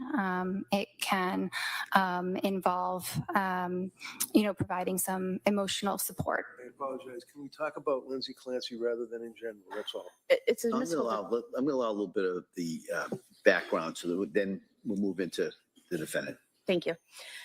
So you were saying that therapy portion is kind of talking to the patient, seeing how they are, and getting an assessment of their current mental state. Yes. And the other 8 minutes, typically, what happens in those 8 minutes? That's more focused on specifically medications and medication management. So these appointments that you had with Lindsay Clancy, when it says 17 minutes, that's the therapy, the talk portion of the appointment. And then there was a separate portion where medication was discussed. Yes, in the real world, those two segments are intertwined. So it's not necessarily that we say this is the end of your therapy component. It's a bit more seamless than that. Okay. Now, in your training and experience in the way you conduct your practice, if you're having a therapy portion or you're conducting therapy with a client and that 25 minutes has run out, is it a hard stop or is there an option to continue? It's not a hard stop. I do have limitations because I have other patients that are waiting. But if there's something urgent, I can go a little bit over. If there's an emergency, I can cancel the next patient if I have to. And these 25-minute appointments that you have, if a patient were to request a longer appointment with you, is that available? It's an option. Did Lindsay Clancy ever request a longer appointment time with you? No.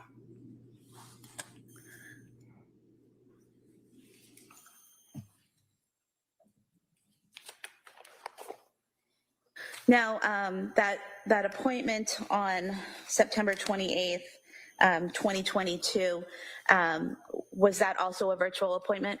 Yes. And did Ms. Clancy appear to be alone in that virtual appointment? Yes. And based on your conversations and assessment of her on that day, what was the plan going forward?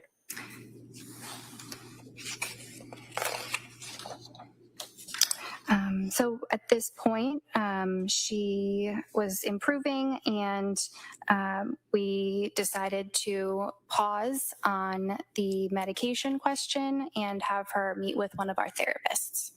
So that first appointment was on September 15th. You recommended therapy.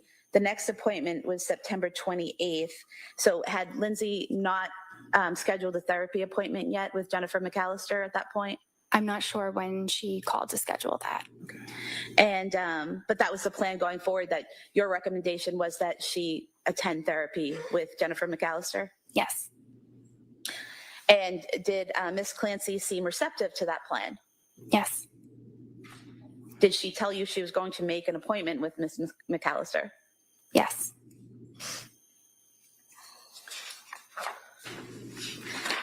Now, according to the records, the next appointment was October 3rd, 2022, just 5 days later. Was there a reason that you had such a short time span between that September 28th appointment and the October 3rd appointment with Ms. Clancy? I believe that the patient must have scheduled the appointment on her own, and that's why the span of time was rather short. Do you recall Ms. Clancy reaching out to you about getting paperwork for a maternity leave extension? Yes. And did she reach out to you through the portal for Astor Health? Yes. And did you respond to her on that portal? Yes. And did you fill out paperwork for her to extend her maternity leave? I think that I did.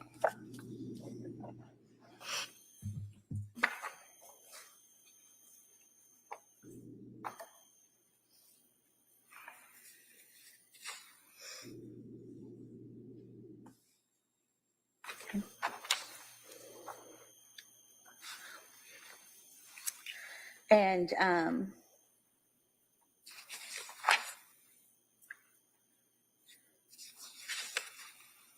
so there is a message from Ms. Clancy to you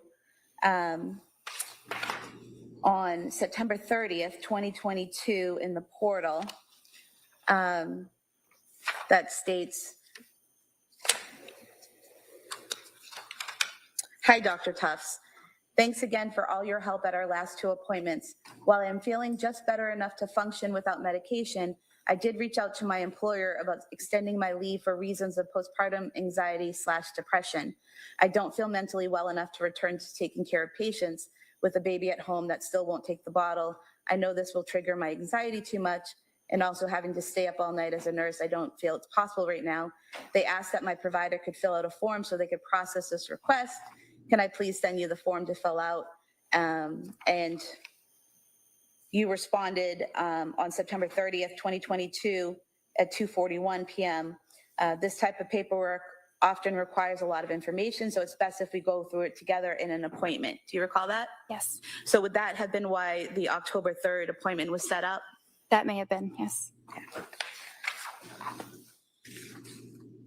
And then do you recall receiving a message from Ms. Clancy on October 10th, 2022, stating, "Hi, Dr. Tufts, there is a part on the serious health condition form that you filled out for me that needs to be changed. On the second page, you put I could work a reduced schedule of 8 hours per day, 2 days per week. However, we discussed not working at all until January 1st. I think we talked about when I returned to work, that is what I could do, but that the way it appears on the form makes it seem like I can do that now. Do you still have the form to make the adjustment, or do I need to send it back to you?" And then you responded that you would send back an updated version. Is that correct? Yes, So do you recall having a conversation with Ms. Clancy at the October 3rd appointment about not returning to work and how long she should be out of work for? I recall having a conversation about that. And that January 1st date, was that something you decided or something Ms. Clancy requested? I think it was something that we decided together. And in that appointment on October 3rd, did Ms. Clancy tell you that she was on the verge of taking the medication? Yes, And did you discuss that with her? yes. And what was that discussion? Well, she was having more anxiety again. It seemed like maybe it had started getting better, and then it was kind of where it had been when she initially reached out, and so she was feeling like a medication might be helpful. And did Ms. Clancy tell you at that appointment that she wanted to try therapy before taking the medication? Yes, But she had not had an appointment with Jennifer McAllister yet, correct? I'm not sure what date her first appointment was with Jennifer McAllister.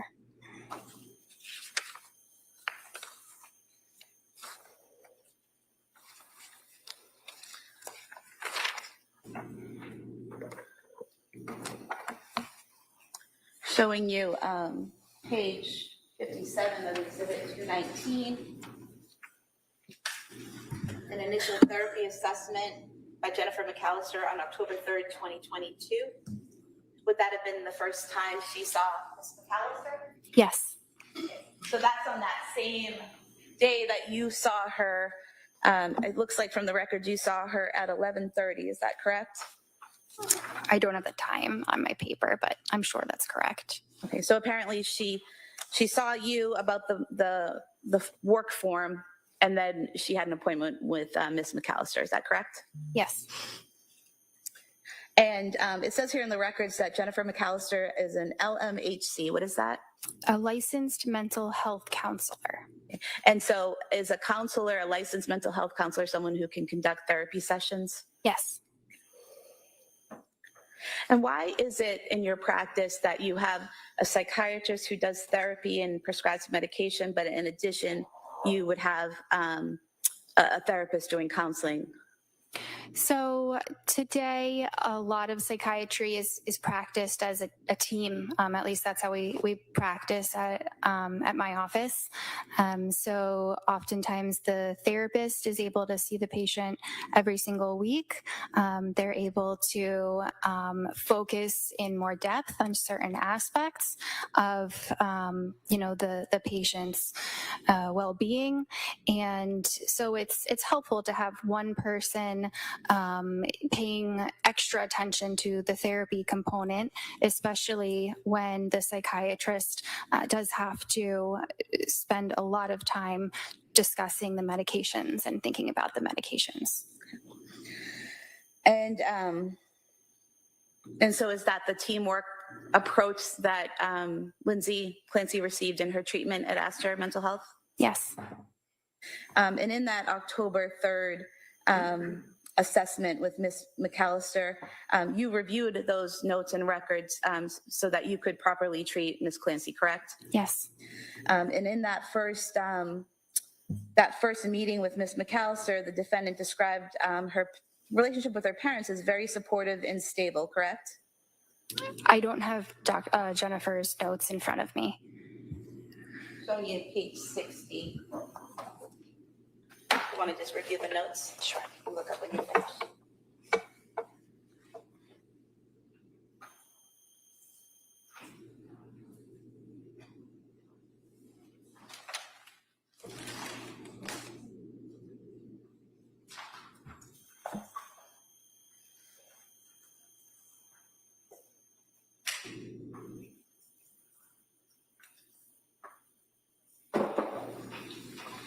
Does that refresh your memory as to the notes that you reviewed from Lindsay's session with McAllister? Yes. And so in that session, Ms. Clancy stated that her parents were very supportive and stable. Yes. Okay. And she also mentioned having the support of an older sister who only lived 2.5 hours away. Is that correct? That's what she stated in the note to Jen. Did she also say that she was not close with her in-laws who lived in Scituate? She would see them often as they were her husband's parents, but she didn't generally allow them to watch the children. Is that correct? That's what I read. And there's a quote in here, don't have a particular reason why, they don't bug me about it either. Is that correct? That's what I read.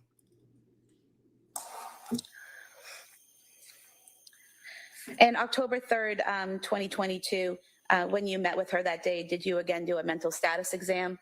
Yes. Had anything changed in that mental status exam from the September 28th meeting that you had with her? Can I review it? Yes.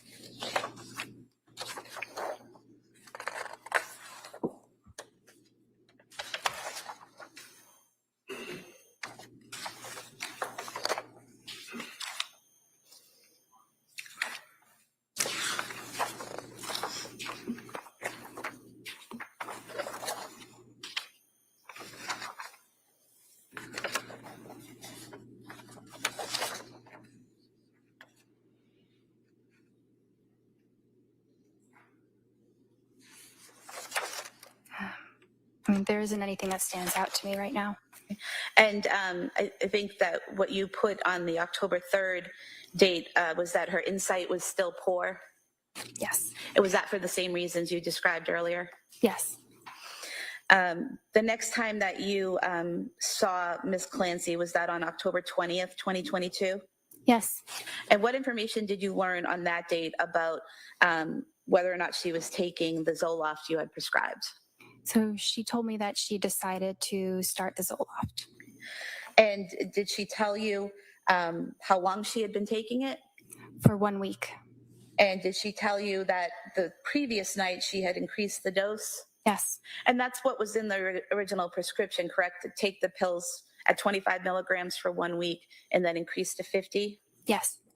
So if that had been done, taking the pills for 1 week would be 7 pills, and then increasing the dosage the next night would be 2 pills? Yes. And so that would be 9 pills? Yes. When she told you she increased the dose, she told you she now feels awful, is that correct? Yes. And what was it that was bothering her? She was having increased difficulty sleeping. She had loss of appetite, diarrhea. She was feeling her mood was down. She was tearful and feeling very foggy and feeling very anxious. Now, what is the lowest dose of Zoloft that you would prescribe a patient or could prescribe? The smallest pill is 25. And what's the highest dose of Zoloft? 200. Okay, so she was on the lowest dose of 25, is that correct? Yes. And then according to what she told you, she had increased for 1 night to 50 milligrams, is that correct? Yes. Did she also tell you she was scared to start something new? Yes. Is that in terms of another medication? Yes. So what was your discussion with Ms. Clancy when she's telling you that she's having these issues with Zoloft, but she's afraid to try something new?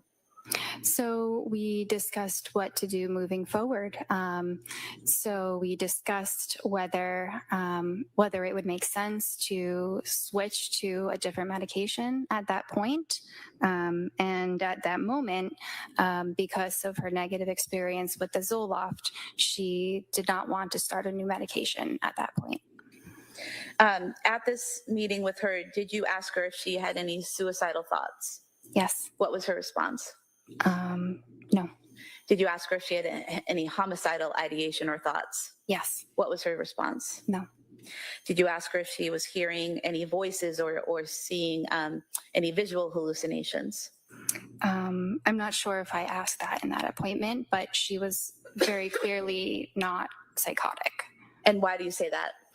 Because of how I described some of the signs of psychosis that are on the mental status exam, none of those were present. What was her affect during this meeting?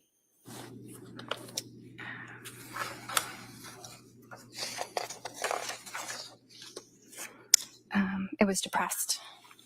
And did you write that that she was? Strike that. What was it about her affect that made you write that she was depressed? She visually appeared like she was feeling sad. And her mood, how did she report that to you? That was depressed as well and anxious. What about her thought content and process that day? That was appropriate. And her speech? It was appropriate. And her judgment and cognitive skills? Her judgment was excellent, and her cognition didn't have any deficits. And her psychomotor activity? Normal. So the main change here from previous visits was that she appeared depressed and anxious. Yes. Although she had appeared anxious that first visit, correct? Yes. So to make sure we have the timeline correct, the first visit she appeared anxious. The second visit she appeared to be doing better. The third visit, she still had that poor insight when you met about the paperwork. And then this fourth visit, she appears depressed. Is that correct? Yes. Did she also tell you that she was worried about getting suicidal thoughts?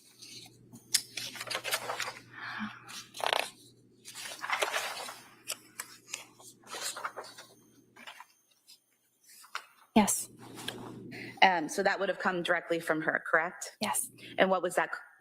What were the details of that conversation? So it was one of the things that she was anxious about. It was a fear of one day having suicidal thoughts if she were to continue to feel poorly. Okay. And showing you page 77 of Exhibit 219.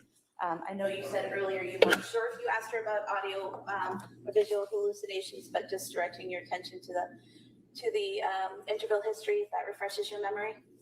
Yes. So did you ask her about audio hallucinations and visual hallucinations? On the 21st, I did. Okay. All right. So then there was an appointment the following day on October 21st? Yes. So why did she have an appointment that following day? Because she was feeling pretty poorly after starting the Zoloft, so we were following her closely. And at that point, you knew that she had had an appointment on the 3rd with Miss McAllister, correct? Yes. And do you know whether or not she had followed up making another appointment or was struggling with that? She was planning on making another appointment. I don't know when that second appointment was scheduled. When that first appointment where she was seeming depressed and having issues with Zoloft on October 20th, did you tell her to stop taking the medication at that point? Yes, I did. Okay. And did you discuss other options with her other than medication, like natural remedies? Yes. And what type of natural remedies did you discuss with Ms. Clancy? So I mentioned things like fish oils, something called L-methylfolate or SEAM. These are supplements. And why would you offer alternative remedies to a patient? So it was because she seemed reluctant to start a prescribed medication. I thought she might be more open to something that was natural. So you weren't pushing her to take a prescription medication, correct? No.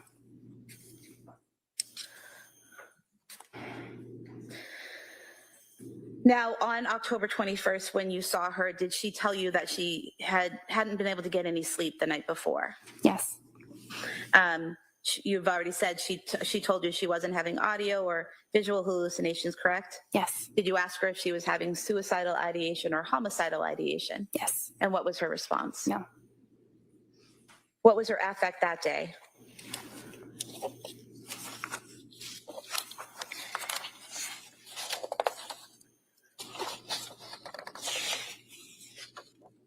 It was depressed.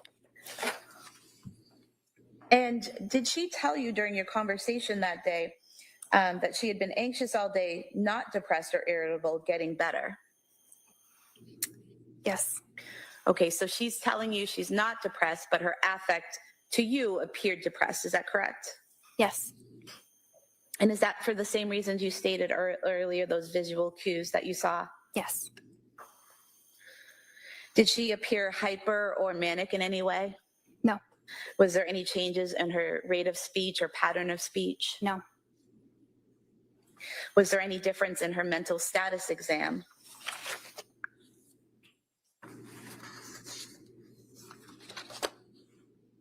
No.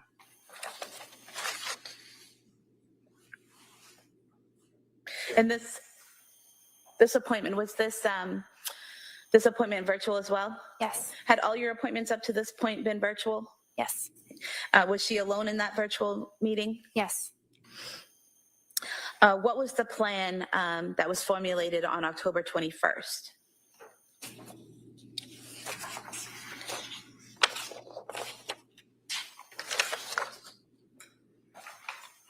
So the plan was that she start a medication called Ativan to be taken as needed, which means not necessarily every day, but in the instance of severe anxiety. And how did you explain to Ms. Clancy when to take the medication? I don't remember exactly how I explained that. So in general, as a psychiatrist, when you're prescribing a medication like Ativan and you're telling a patient to take as needed, what does that mean? So it means when the symptoms are present, and in this case in particular, when the symptoms are severe. So with Ms. Clancy, what were the symptoms that she was experiencing that made you decide that Ativan would be an appropriate medication? Anxiety. So would it be when she was feeling anxious, feeling those symptoms of anxiety, that she should take the medication? Yes. And what was the dose again? 0.5. What's the lowest dose of Ativan you can give? 0.5. What's the highest dose?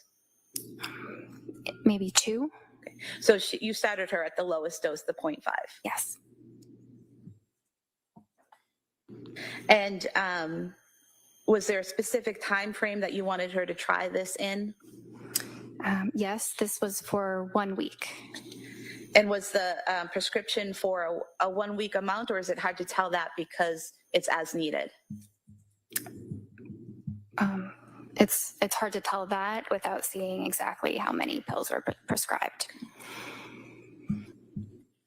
And was there also, again, a recommendation to go to Ms. McAllister for therapy? Yes.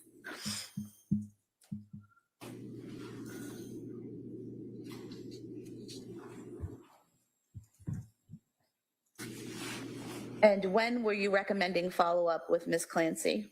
1 week. And why a short turnaround at this point? Because she was still having very significant symptoms. And did you in fact see her on October 26, 2022? Yes.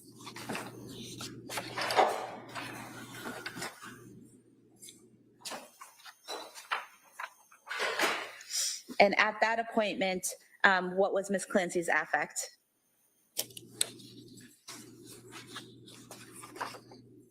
Depressed.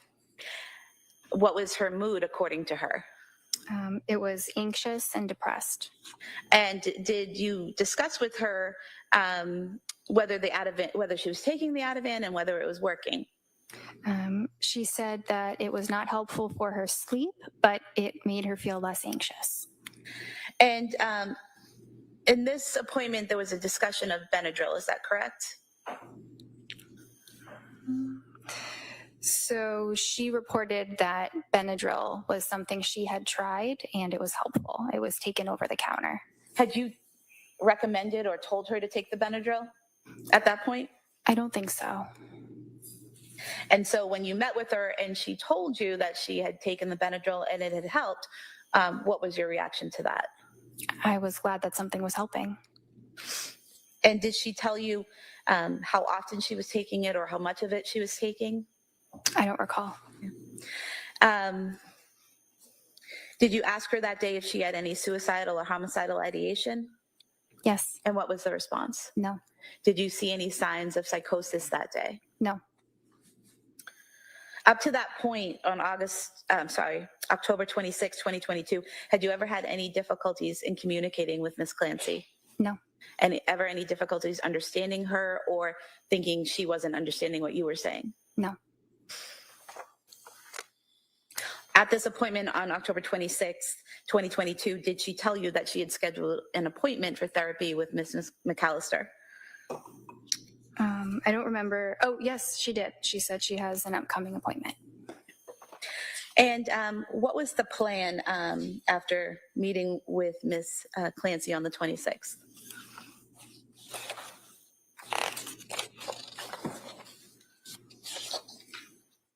So at that point, we discussed trying a new medication because she felt that whatever side effects were caused by the Zoloft had resolved, but she still had the same anxiety that she had had beforehand. So we discussed starting the medication Buspar at 5 milligrams twice a day. And what is the lowest dose of Buspar? 5 milligrams. And what is the highest dose you can prescribe?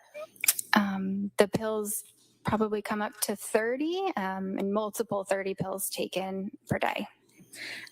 So you could prescribe someone more than 30 milligrams per day? Like a total dose of 60. Okay. So you started her again at the lowest dose? Yes. And why did you choose Buspar? So Buspar is very well tolerated. It's a very mild medicine, especially for someone who is experiencing side effects from another medication. And what does Buspar do? It lowers anxiety. And was she to continue taking the Ativan with the Buspar? She could continue taking it as needed if she were to have those extreme moments of anxiety. So would it be that the Buspar was twice a day, and then if she felt really anxious, she could take an Ativan? Yes, because given that low dose of the buspirone, it might not have been enough of a dose to be effective right away. And Buspar and Buspirone are the same thing? Yes, sorry. There's also a note in here prescribing hydroxyzine 25 milligrams daily as needed for anxiety. What is that? Hydroxyzine is an antihistamine. It's similar to the Benadryl that she had been taking for sleep. So I recommended that she try the hydroxyzine. It is a safer medicine to take compared to the Ativan. So if someone is feeling very anxious and they can take a hydroxyzine and that prevents them from needing to take the Ativan, that's good. So I wanted her to at least try that option instead. So you gave her several options on how to deal with the anxiety as it appeared each day. Is that correct? Yes. And why take hydroxyzine, which is an antihistamine, instead of just taking the Benadryl?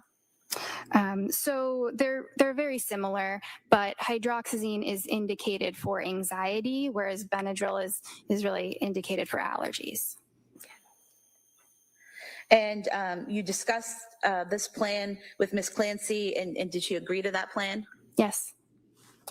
And in discussing it with her, did you go over all the possible side effects and the interactions of the medications that you had prescribed? Yes. And did she voice any concerns about any of that? No. I mean, I think she was still apprehensive about starting a new medicine and about potential side effects, but nothing specific. So it was a general concern about medication in general? Yes.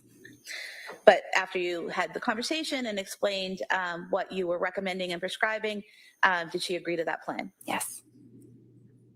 And was there any change in her mental status that day? No.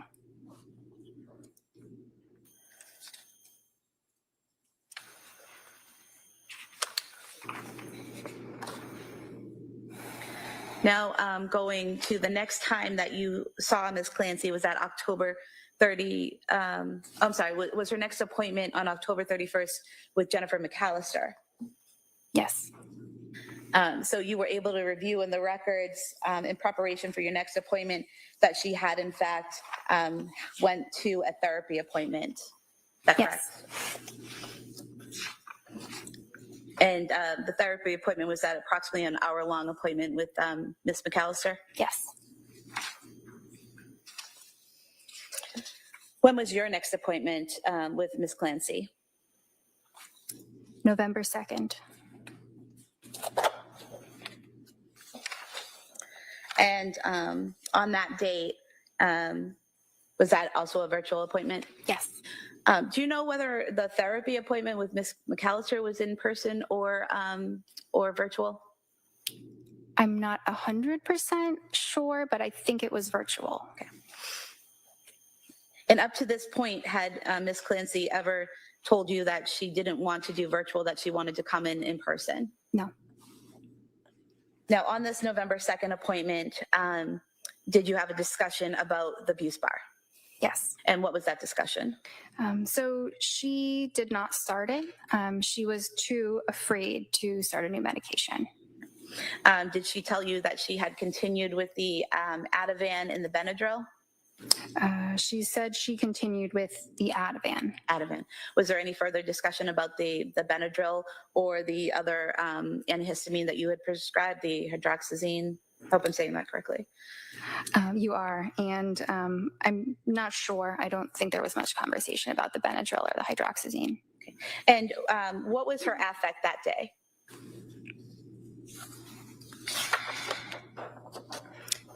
It appeared appropriate. And what was her mood? How did she report feeling? Euthymic. What does that mean? Euthymic means a normal mood, not necessarily sad or angry or euphoric. It's just kind of neutral in the middle. And would that have been a word coming from Ms. Clancy or just how you describe the word you used to describe? It's a clinical word. Clinical. Did you ask her if she had any suicidal or homicidal ideation? Yes. What was her response? No. Did you see any signs of psychosis present in her that day? No. That day, did you discuss alternatives to Ativan? Yes. And why were you discussing alternatives to the Ativan? Because Ativan was not a medication I intended for her to be taking for a long period of time. It was a short-term medication. And why is that? Because it does have a risk of dependency when people take it for a long period of time, and especially at high doses. So did you bring up this discussion about alternatives to Ativan, or did Ms. Clancy ask about it? I think that was something I brought up. And what were the alternatives that you discussed with her? Remeron, trazodone, pregabalin, and hydroxyzine. And what was it about those medications that you thought they would be appropriate for Ms. Clancy? That they might be safer medications that could also help her with sleep, also help her with some of the anxiety. And how are they safer? So they don't have that risk of the dependency. And while you're interacting with her and discussing the alternatives to Ativan, what was her mental status that day? Was there any change in it?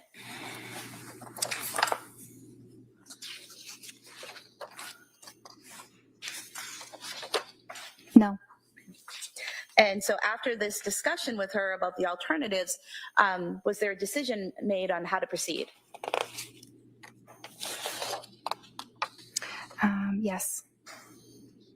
So we discussed tapering the Ativan by 0.25 milligrams every 2 weeks. And what does tapering mean? It means slowly reducing. And why do you slowly reduce the medication? So when you are taking Ativan, like I mentioned, the risks of dependency, there's also risks of withdrawal symptoms if a medication like that is abruptly stopped. So that's why we gradually decrease it. And so if the plan was to decrease it by 0.25 milligrams a week, what amount was she taking per week? So it was by 0.25 milligrams every 2 weeks. Oh, 2 weeks, okay. So at first we were decreasing it from 1 to 0.75. Okay. So it was a 1 milligram pill that she was taking, and then she would just take less and less and less until she wasn't taking it any longer? Yes. Okay. And then had you, with Ms. Clancy, decided on a replacement for the Ativan? At this point, I don't think there was a medicine that we had decided on. Okay. So the plan at that point was just to taper off the Ativan, but nothing was added at that point? Yes.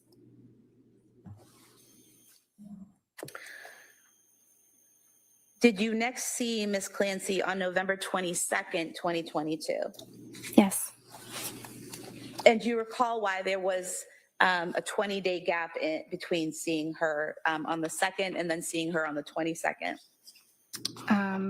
Well, I'm not sure. I would really be guessing if I said. Okay. Did you learn at that appointment on November 22nd of 2022 that Ms. Clancy had started another program? Yes. And what program was that? It was a South Shore perinatal mental health clinic. And was that the first that you learned of Ms. Clancy being involved in that program? Yes. Did she tell you she was thinking about doing it, or that she was already enrolled in that program? That she was enrolled in it, and that what it sounded like she was going to be transferring her care there. Okay. And did she tell you that she was starting a new medication? Yes. What did she tell you she was starting? She said she was going to start Prozac. And did she also tell you that what she was currently using for medication? Yes. And what was that? The Ativan and the Benadryl. And did she tell you that was for sleep as needed? Yes. And so you had put in place a plan on November 2nd to taper off the Ativan, but on November 22nd, she was still on the Ativan. Is that correct? Yes. And had she tapered off or reduced the dose, to your knowledge?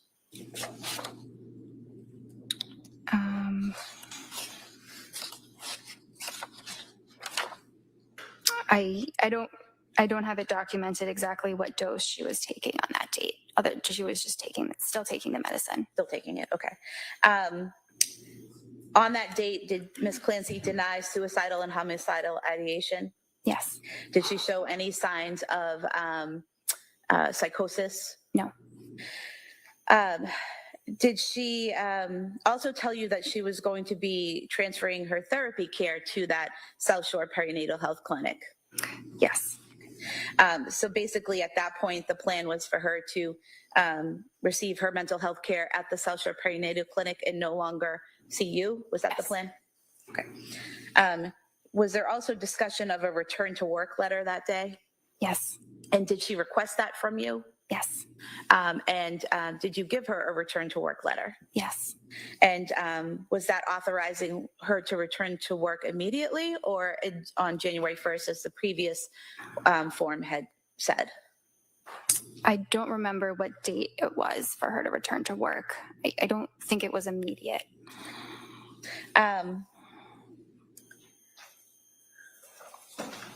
Did you then have a further appointment with Ms. Clancy on December 1st, 2022? Yes. And how is it that, she was planning on transferring care to the South Shore Perinatal Clinic on November 22nd, but then on December 1st, she has an appointment with you? So patients can schedule their own appointments. I'm not involved in the scheduling. I can schedule an appointment if someone asks me to, but they can schedule it without my awareness. So she had scheduled it. Okay. So she hadn't reached out to you in advance to ask about it. She just scheduled an appointment with you for December 1st, 2022. Is that correct? Yes. Okay. And in that appointment, did she tell you that she ended up not returning to work? Yes. And what was discussed at that appointment? That she wasn't getting better. And in what ways wasn't she getting better? She had tried the Ativan taper, but without the Ativan, she was having a lot of difficulty sleeping. So she tried a few different medications, a few different medication combinations, but she was having trouble with them. And did she tell you what types of medication she had tried? Yes. And what were those? Trazodone 50 to 150 milligrams was minimal effect. Ativan and Benadryl combination was helpful. Then she added the Prozac 10 milligrams with the Ativan and Benadryl to help with the sleep, but she still had worse sleep, so that was stopped. Then she tried a combination of Remeron with Klonopin, but she felt disoriented, had rebound anxiety, and it was of minimal help. Then she tried Remeron and Seroquel, and that was prescribed, but she didn't take it. And these medications that she was talking to you about, those weren't prescribed by you, correct? Correct. Did she tell you that those had been prescribed by her provider at South Shore Perinatal Clinic? Yes. And what is Trazodone? The category is an antidepressant, but the doses that we use are low, so it's really a sleep medicine. And what is the lowest dose of Trazodone? 50. And what is the highest? It can go very high, up to maybe 600. Okay. So the 50 to 150 milligrams that Ms. Clancy told you she had taken, is that on the lower end of the dosage? Yes, it's the commonly prescribed dose, again, because it's mostly used as a sleep medicine. So those are the normal ranges. Okay. And Prozac, I think you had said earlier, was an SSRI? Yes. And that was a medication Ms. Clancy had told you she had taken in nursing school, correct? Yes. With no side effects then? Yes. And she told you on December 1st, 2022, that the Prozac had worsened her sleep? Yes. And then what is Remeron? Remeron is mirtazapine. And what's that? It's another antidepressant. And what is Klonopin? It is a benzodiazepine like the Ativan. So prescribing Remeron as an antidepressant and Klonopin as an anxiety medication, is that an unusual combination? No. And then she told you she had been prescribed Remeron and Seroquel, but hadn't started that, correct? So I think she had started the Remeron, but maybe hadn't started the Seroquel yet. Okay. And did she also tell you that she was having some intrusive thoughts on the Remeron, so she was planning on stopping? Yes. Did she tell you what those intrusive thoughts were? She said it was a feeling like I'm going to die. Not a feeling that she wanted to kill herself, but a feeling like she was going to die. Yes. Did you ask her if she had suicidal ideation? Yes. What was her response? So she denied having suicidal ideation, but she was feeling pretty badly. She said she was close to it, meaning close to having some suicidal thoughts, and that she was feeling very hopeless. But she didn't have any active thoughts of hurting herself, didn't have any intention of doing anything, didn't have any plans. Did she also tell you, and this is a quote in the records on page 144, I think it's my problem. I keep reaching out to different people and not sticking with the plan. That's what I documented. Okay. And did you discuss that with her, that concern that she kept reaching out to different people and wouldn't stick with the plan? Yes, I advised that she have one person who is managing the medications. And why is that important? so that it's very clear what's happening. And what is the importance, if any, of sticking with a plan, a mental health plan? Well, the importance of sticking with a plan. Obviously, the psychiatrist comes up with a plan for very particular reasons. And so, sticking with the plan is advisable. When you prescribe psychiatric medications, do those medications take effect immediately? No. How does that effect start to happen in a person? Well, it depends which medicine. Some medicines do work very quickly, like the benzodiazepines, Ativan and Klonopin.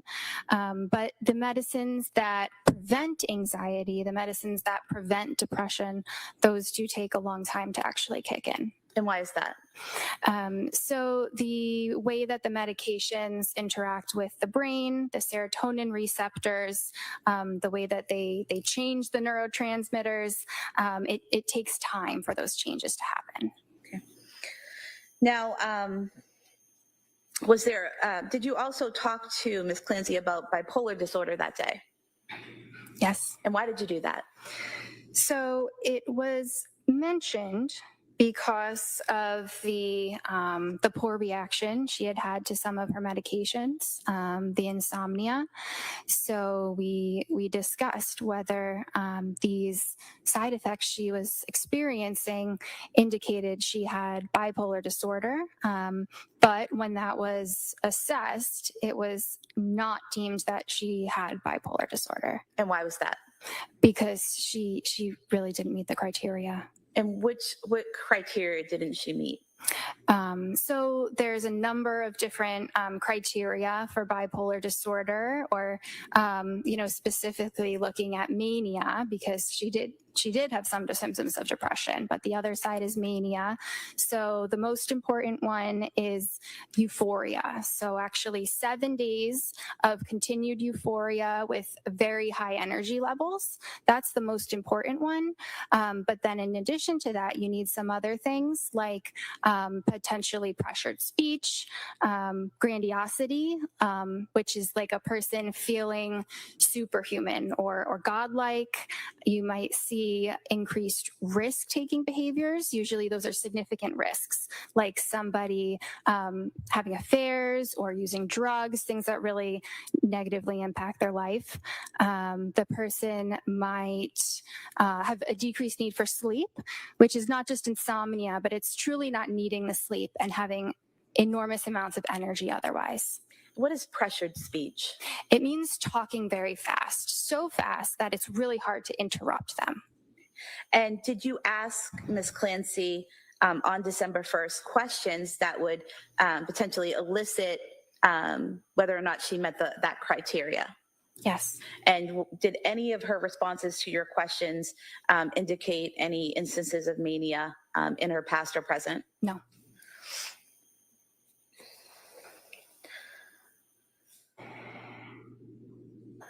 What was the plan going forward from that day? So at this point, she was still seeing the doctors or the providers at South Shore, and so they were still managing her medications.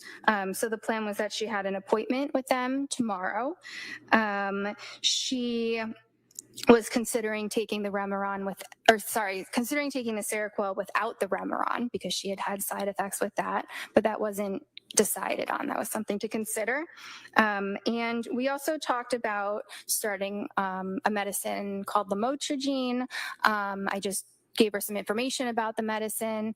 And we also talked about her going to a partial hospitalization program, which provides extra support for people who are really struggling. Lamotrigine, is that Lamictal? Yes. And did you prescribe it to her that day or just discuss that option with her? Just discussed on that day. Why did you discuss that option with her? Because it was clear that she had depressive symptoms and she was not tolerating some of the other antidepressants. So I thought that might be another option to explore. And you also discussed with her a partial hospitalization program? Yes. And why did you do that? Because she was really having a hard time. She had, mentioned those thoughts of feeling hopeless and the intrusive thoughts. So I referred her to a program that would provide extra support. It would be a program that she went to every single day, not hospitalized. She could still stay at home and be with her family, but that she would have all day care every day for, as long as that was needed. And what program was that you referred her to? The HRI program. What does HRI stand for? It's a hospital. I'm not sure what it stands for. And where is that program located? It's in Massachusetts, I think Brookline. And when you referred her, when you talked about that program with Ms. Clancy and referred her to that program, what was her response? Well, I gave her the information for it. It's a program where the patient can call and schedule their intake appointment. So I gave her that information. And was there any concern at that point? You had mentioned earlier that it's important to have, one provider prescribing medication, knowing what you're taking. You knew she was going to the South Shore Perinatal Program. Was there any concern about discussing medications with her, like Lamictal, on the first, when you knew she was seeing these other providers? Well, she continued to see me in more of a supportive role, and I was just trying to help her, give her as much information that could potentially be helpful. So it was something for her to discuss with the other providers. Did you ever reach out to South Shore or to get those records, or ask Lindsay for some type of waiver to get the South Shore records? No, I didn't. And, the reason why is because she was very aware of what the medications were. She was very, very able to communicate what the different treatment decisions were. She was very medically sophisticated, so I didn't think it was necessary. And you were aware she was a labor and delivery nurse, correct? Yes. So you were aware she was familiar with medications, and she was able to communicate with you on a level that's not a typical patient, correct? Yes. Did you next see her on December 16th, 2022? Yes. And did you make that appointment with her, or did she reach out as she did on the December 1st and make her own appointment? I'm not sure. Okay. And that appointment on December 16th, 2022, what did you discuss with her that day? So she was still not feeling well. She said, I'm having a really rough time. She said she found something that was helpful for her sleep, Valium and quetiapine, which is Seroquel. She said it finally works, but feeling very depressed during the day, no motivation, had some SI, suicidal ideation. So she went to Mass General emergency room, declined inpatient. She was feeling hopeless, but didn't have any intent or suicidal plans. So when she told you that she had had some suicidal ideation, did you ask her specifics about that? Yes. And what was her response? So she described it as this hopelessness, like a fear of not getting better. Did she have a plan on a plan to kill herself, or a plan of how to kill herself? No. And you mentioned she told you she went to Mass General Hospital Emergency Department because of these feelings. Is that correct? Yes. And did she tell you that they had offered her an inpatient program at McLean and she had turned them down? Yes. Did she tell you why she turned them down? I don't remember. Did she tell you about plans? Did she tell you what she was taking for medication at that point in the plans for medication? She said she was taking a mixture of the Valium and the quetiapine, and there was a plan to increase the quetiapine, but currently she was taking 200 milligrams. And did she also talk to you about the Women and Infants program in Rhode Island? Yes. And what did she tell you about that? She said that she was referred and appointments were being scheduled. And were you familiar with that program? I've heard about it. Okay. What type of program is it? It's one of those partial hospitalization programs that I had mentioned, but it is focused on postpartum. So I thought that that was a good fit.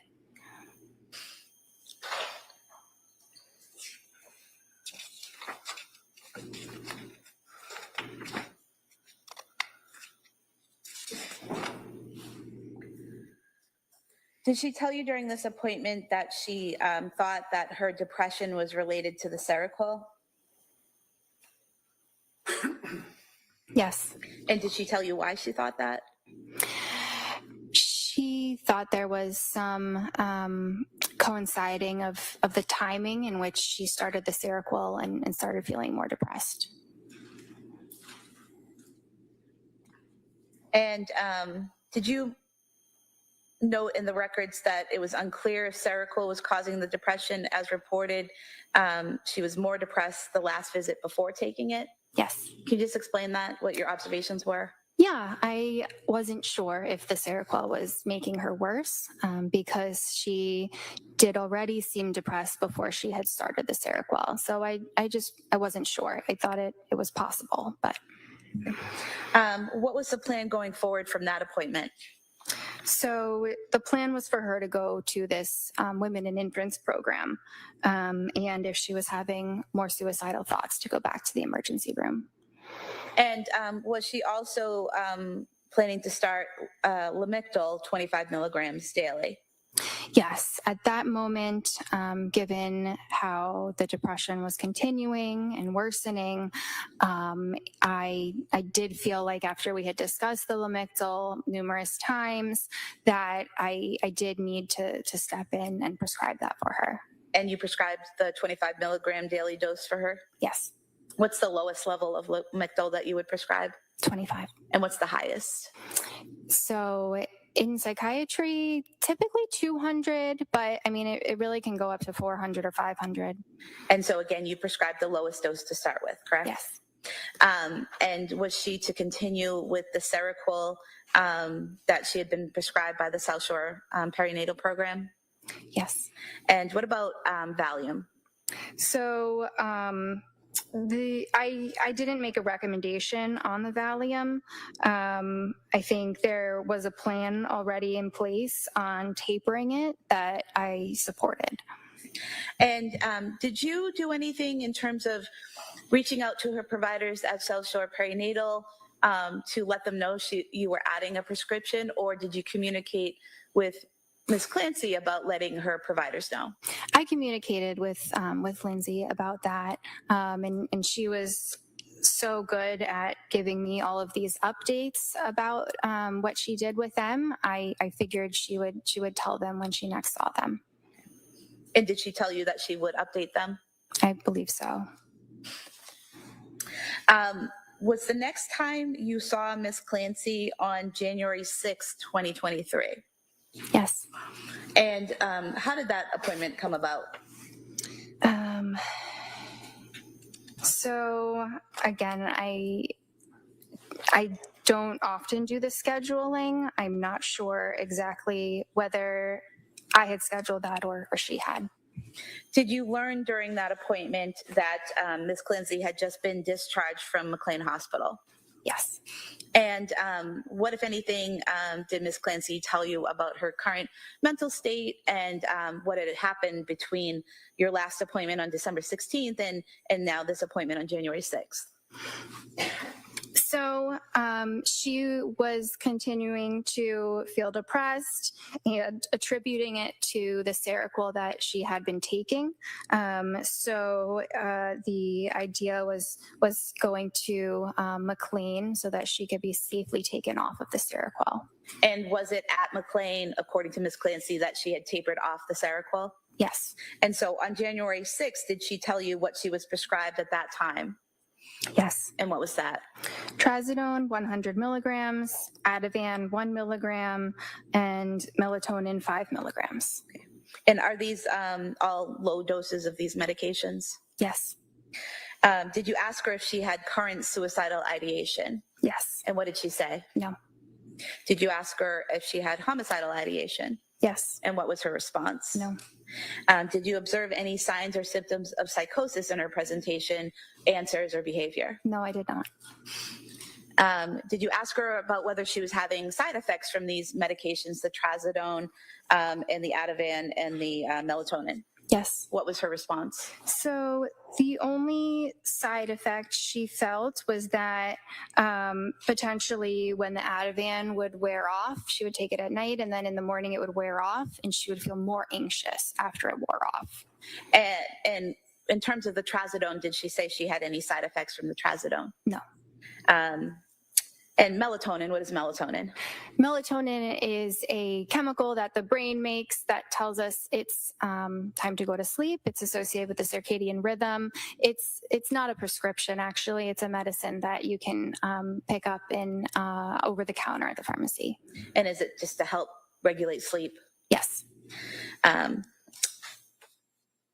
What was her mood according to Ms. Clancy on that date? She was feeling numb. Numb? Numb. Did that cause you any concern? Yes. And why is that? Well, she still appeared quite depressed. And in what way? Was that her affect?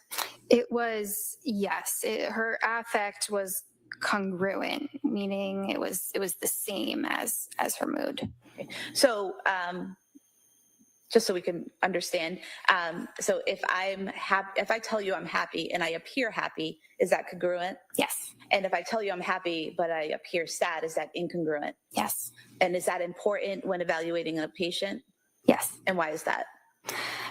Sometimes it's not congruent, and there could be all sorts of reasons why, but it's just something to pay attention to. And so on this day, though, her mood and her affect were congruent. Yes. Okay. And was there a plan formulated for that day? On that day?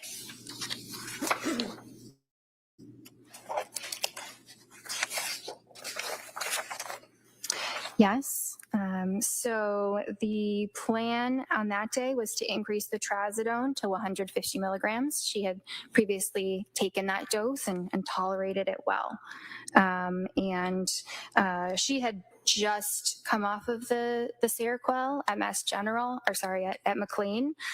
So we were still in the phase where we were monitoring to see if the depression might get better off of that medicine. And is that why you didn't immediately prescribe a new antidepressant? Yes. And was she to continue the Ativan at 1 milligram per night and the melatonin at 5 milligrams per night? Yes. And I believe in this note for under condition, you wrote deteriorating. Yes. And why is that?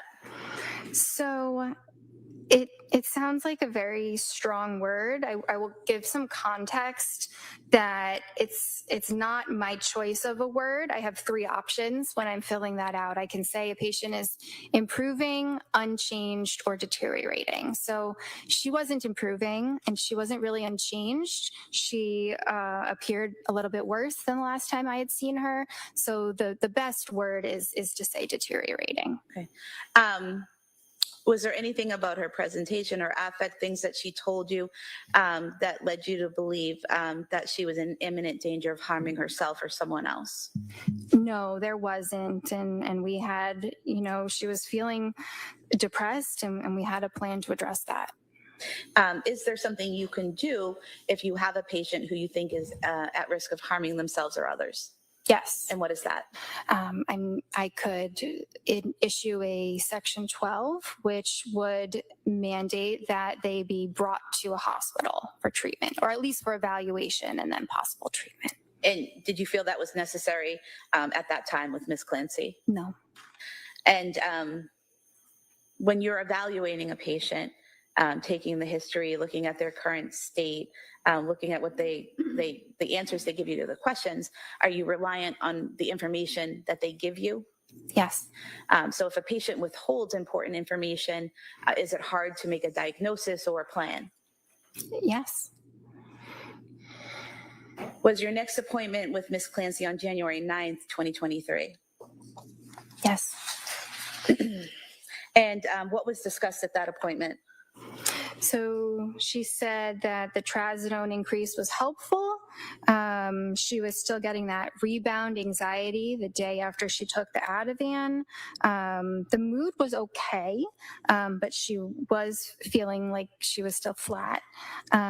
She wasn't able to cry, but she said she was able to laugh a little bit, and hadn't been having recent thoughts of suicidal ideation. Had not been? Had not been. And did you also ask her if she had any homicidal ideation? Yes. And what was her response? No. Did you notice any signs or symptoms of psychosis? No, I did not. Did you have a discussion with her about trying an antidepressant? Yes, I did. And what was that discussion? So at this point, she had been off of the Seroquel for a couple weeks, and she wasn't getting better. So I thought that suggested the Seroquel might not have been what was causing depression, and it was depression. So that was what we needed to treat. And what were your suggestions for treatment of the depression? We considered some different options. We didn't pick a medicine on that date, but we considered amitriptyline and Wellbutrin. And Wellbutrin was one of the medications she had taken when she was in nursing school, correct? Yes. And you discussed those medications on the 9th. Why wasn't a decision made that day? Because we had made a different medication change because of that rebound anxiety with the Ativan. We decided to switch that to diazepam, which is Valium, and it has a longer half-life, meaning it's broken down by the body much more slowly, so you're less likely to get that rebound anxiety. And also the nice thing about the diazepam is it's easier to stop gradually. You can every week or every couple weeks, you can increase the dose by just 1 or 2 milligrams. So it's a lot easier to stop. So I felt that was a better alternative. And she also wanted to be off of the Ativan, so and be able to sleep without that kind of medicine. And I don't think I asked you this before, but what is rebound anxiety? It just means that when the medication that treats the anxiety gets out of the system, the anxiety comes back, and it comes back even worse. And you explained it a little bit, but what is a half-life of a medication, and what does that mean in terms of the body processing it and how it affects you? Yeah, so it's a little bit complicated, but it's basically the time it takes for half of the medicine to be broken down by the body. And that tells you or indicates to you how long it lasts in the system? Yes. And so you were saying that Valium, the diazepam, the Valium, might avoid the rebound anxiety because it's slower to leave the body. Is that right? Yes.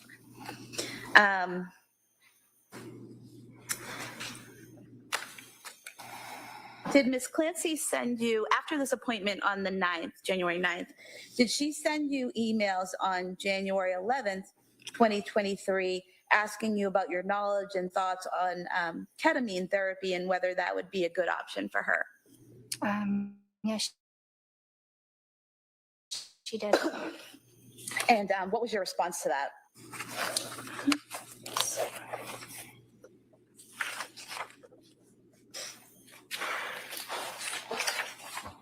If you can't find it, I can bring it up to you. I think I have it. So I mentioned that it's a great option, but it can be hard to get the insurance coverage for it. Usually you need to have demonstrated that you've tried 4 different antidepressants first, and so that it might be necessary to try another medicine first. Okay. In that email where she was asking you about ketamine therapy, did she tell you that she was, did she say, I'm still feeling a very low mood, no motivation, just very depressed. This has been going on for months now, and I'm getting desperate for something that would work quickly to get me out of this depressed state. Do you remember that being part of the email? Yes. Had she indicated thoughts like that to you before, wanting something that would work quickly to help her feel better quickly? I mean, she may have said that once or twice. Do you know where strike that. Did you ever recommend ketamine therapy to you, or is this something she broached to you in this email for the first time? It was something I had considered because at this point she was starting to be a bit treatment resistant, and ketamine is a treatment for treatment resistant depression. So it's a reasonable thought, but I didn't think we were at that point yet. And you mentioned that insurance companies usually require you to try 4 antidepressants. Is that correct? Yes. And when you say treatment resistant, is that someone who is in depression, but the typical medications aren't working for them? Yes. And did you have an appointment with Ms. Clancy on January 16th, 2023? Yes, I did. And what was your interaction with Ms. Clancy on January 16th? Her mood was still very low. She was still depressed. It was she was able to get out of bed and take care of her basics like hygiene and eating. Her concentration was fine, and she was doing what she needed to do to take care of her baby, though she subjectively felt like the bonding was forced with the baby. She told you that the bonding felt forced with the baby? Yes. Did you ask her if she had suicidal or homicidal ideation? I did. And what was her response? No. Did she show any of the signs or symptoms of psychosis on that day? No, she did not. Did you have a discussion about a Valium taper? Yes. And why did you have that discussion? Who brought that up? That was because she really did not want to have to take a benzodiazepine medication every day for sleep. So we discussed how to come off of that medication safely. And that, again, is that like taper off to take a little bit less each time? Yes. And did she agree with that plan? Yes. Was a decision made at that point on which, if any, antidepressant to take? No, we had not made a decision. Oh, sorry. At this point, we did. We did go ahead and decide to try the amitriptyline. And what is amitriptyline? So it is a tricyclic antidepressant. What does that mean? It's an older antidepressant. It's been around for very many years. It helps treat insomnia and some pain, headache conditions as well. And the dose that you prescribed, did you say it was 10 milligrams? Yes. Is that the lowest dose? Yes. And what's the highest dose? Can get quite high, maybe 150. And so again, you started her at the lowest dose. Why was it that throughout this time you're treating her and trying these different medications that you always start at the lowest dose with her? That's standard practice because the medications, they have side effects, and the lower the dose, the more mild the side effects are, and it gives the patient time to acclimate to the medicine, and then you gradually increase it depending on how they're tolerating it. And what was the plan going, well, strike that, what was her mood and affect that day? It was depressed, mood was depressed, affect was depressed and flat. And at that point in time where she's denying suicidal ideation, denying homicidal ideation, showing no signs of psychosis, were there any grounds for you or any reason for you to seek a Section 12? No. Your next appointment with her was January 23rd, 2023. Is that correct? Yes. And again, all of these appointments were virtual appointments, correct? Yes. During this appointment, what was her mood and affect? Mood was depressed, affect was depressed and flat. Did she tell you she had started the amitriptyline? She did. And did she tell you if there were any side effects to that? It didn't appear that there were side effects. What was the conversation or interaction with her that day on the 23rd? So she said she was doing all right, a little more anxious, and the anxiety was described as the feeling of her heart racing. She had a decreased appetite as well. She was on only 2 milligrams of Valium at this point and feeling more anxious in the morning. Mood was the same, flat, anxious, no motivation, numb. She has to force herself to get out of bed and out of the house, but is able to do that. And she is sleeping okay. And did you ask her if she had suicidal ideation or homicidal ideation on the 23rd? Yes, I did. What was her response? No. And did you notice any symptoms or signs of psychosis that day? No. Was there any difference in her rate of speech or speech pattern? No. Was there any difference in her ability to think or communicate in any way? No. Was there any change in her your evaluation of her judgment or insight? No. Did you still consider her insight poor at that point? I did. And why were you still considering her insight poor?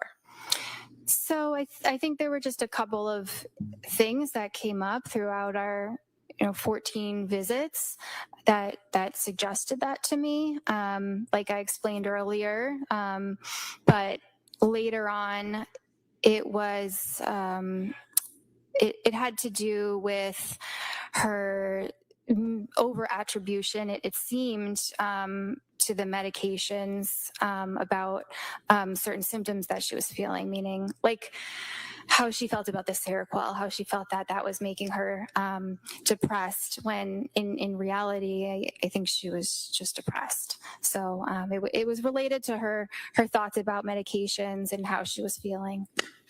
So would it be accurate to state that instead of accepting that she was depressed, she was placing the blame on the medication? Sustained. In your mental status exam of her on the 23rd, how was her appearance? She was appropriately dressed. How was your rapport with her?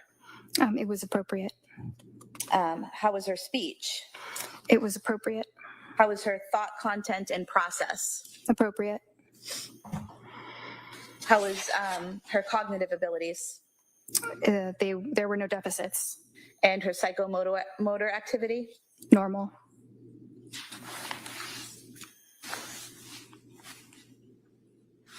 What was the plan going forward on that day?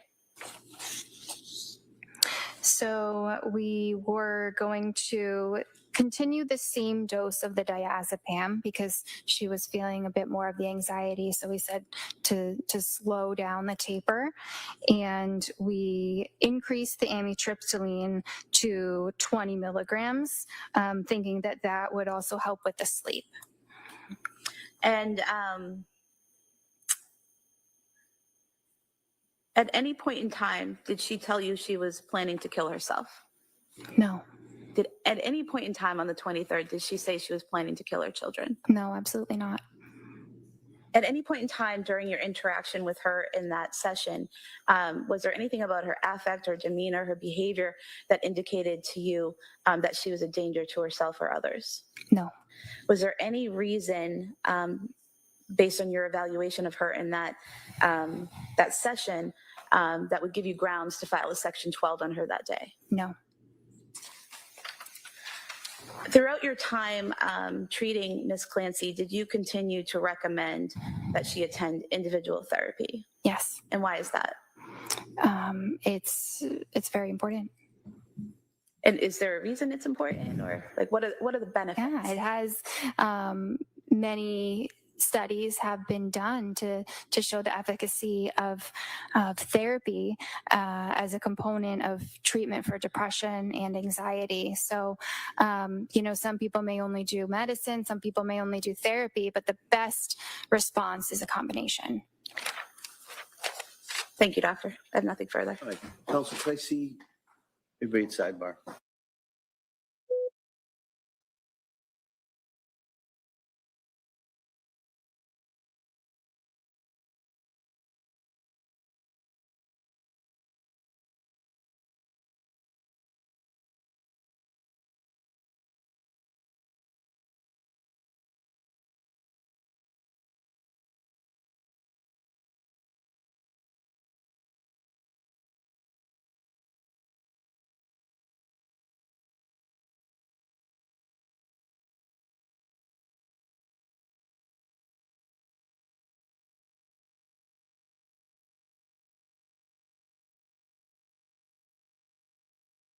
may step down. Thank you. Yeah.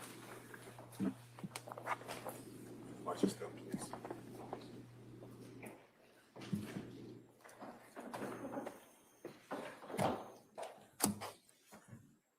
All right, so members of the jury, I'm gonna break at this point. I'm gonna excuse you till Monday morning, 9 o'clock. The schedule, I'm gonna suggest it'll be similar to today. It should be pretty much a full day. We are still, if not on schedule, ahead of schedule. All right, so I just kind of want to let you know that. So now you're gonna have the weekend, and so I just kind of want to reiterate those instructions I've been giving you every day. Because you know the questions I'm going to ask you on Monday, right? And so I'm going to instruct you and remind you, don't talk about this case with anyone. Don't do any research on this case. Don't take any field trips and happen to drive by any place that you have questions about. It's also very important that you don't read anything about this case or similar cases that might come up. All right? And don't listen to anything. Don't watch anything. You've gotten a fair amount of evidence so far. We've been here for a couple of weeks. You don't have all the evidence, all right? And so it's important for you to keep an open mind. And the best way to do that is basically shut your mind off until Monday, all right? I know it's been a long couple of weeks for you, so I hope you have a nice weekend. Get rested. We'll see you, everybody, on Monday. And again, thank you so much for all your time and your work on this. And I really do hope you have a nice weekend. We'll see you Monday, okay? Court, all rise. Jurors, my name is Dawson and Callan, please on the chairs. This way, please.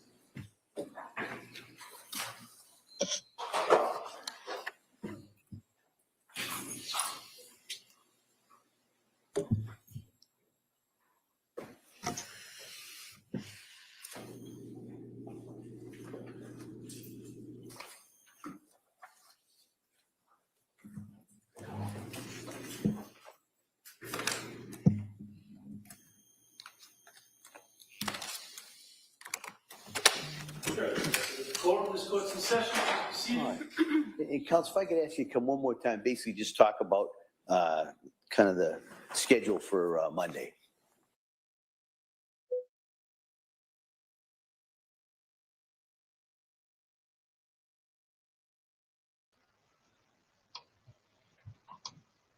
Alrighty, squad. Well,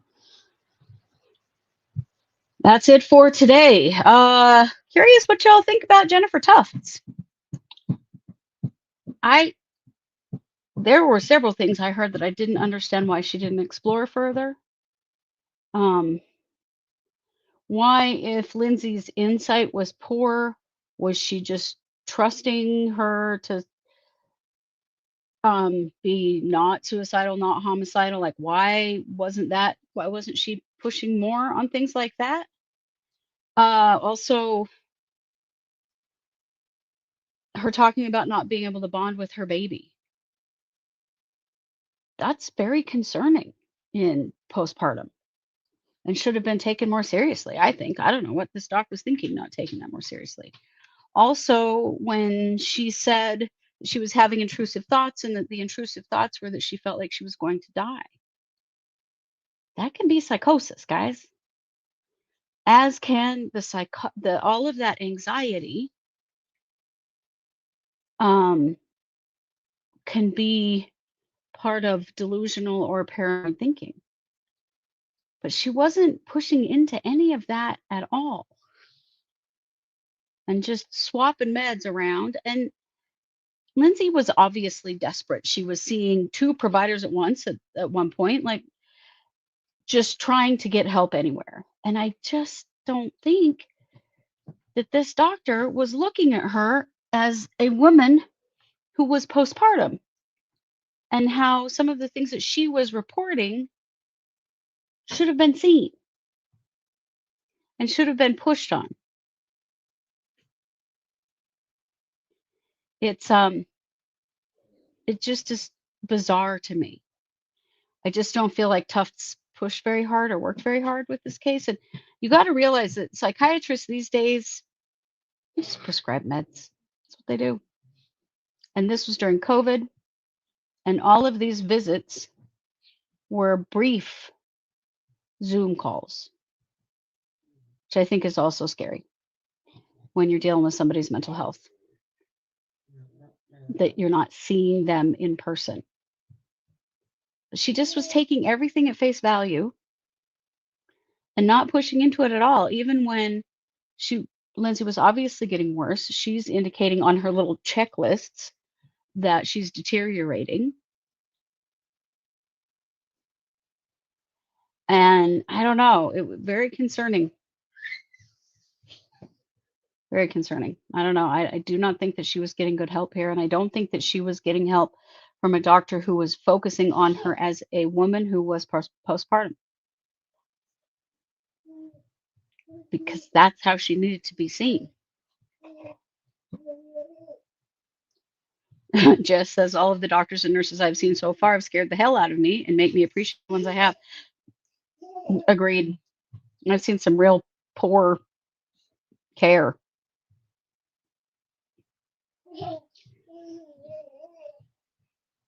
How long had this doctor been practicing at the time? Like, just, she was right out of residency, guys. She just brand new, brand new. Oh boy. Oh, why did the judge say that at the lunch break? Admonished the gallery that if anybody made comments, he was kicking them out. During the cross-examination of Dr. Goodhart, someone was heard quite loudly saying either shut up or shut her up in the gallery. I don't know exactly what they were referring to, but that was what the judge was like, we're not having any of that. So I don't know if they were referring to the witness or who they were referring to. Are Zoom meetings still accessible? Yes, they are.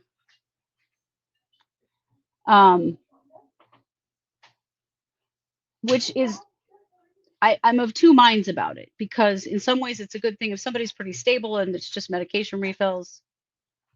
Also, we have places in Idaho where there are no psychiatrists. And so the only way to see a psychiatrist is to do it virtually. But with someone who is deteriorating and not getting better, I don't understand why there weren't in-person, longer visits with more assessment, more evaluation of figuring out what's going on here. Gabriel says, my son is autistic. I learned when he was little, I had to turn up everything to get him services. Right. Yeah. I definitely have been there with that. If I said good things, it actually hurt him more. Lindsay sounds too nice. Yes, she does. I think Lindsay minimized and felt like she should minimize. Right, Irene. Irene says, I hate those stupid questions. Only 3 options. None of the days, most of the days, or every day. They don't give you enough information. Right, Angie? Yeah, she was a doctor straight out of residency. She was. That she didn't really have a lot of experience doing face-to-face in her own practice because she was doing this work during COVID. Yeah, minimizing. And, a lot of people do when they're being evaluated for mental health. Women particularly. She's a nurse. She doesn't want to be seen as being complainy or whatever. But there were clues in there. There were clues in the things that she said that should have warranted more information and seeking more information and asking more questions that just didn't happen. Right. It's true, Angie. People do lie to providers all the time if they're afraid of being admitted into a hospital. It's absolutely true. And Lindsay, being a nurse, certainly knew that that was a possibility. But I think also some of the things that were happening to her, she didn't know how to put words to them. Because when you're psychotic, you don't know you're psychotic, as we've talked about. That feeling of doom, or that feeling that she's going to die, guys, that's often psychosis. Not being able to bond with her baby and having all the anxiety around her baby. delusional thinking, paranoia. Those were things that should have been explored that clearly were not. Yes, and it's a really good point, Jess, that there's a lot of stigma in professional fields around mental health issues and often can affect licensing. Right. I'm sure that Lindsay was worried about, being able to go and continue as a nurse if, she had too much on her record. That's a real thing. Yeah.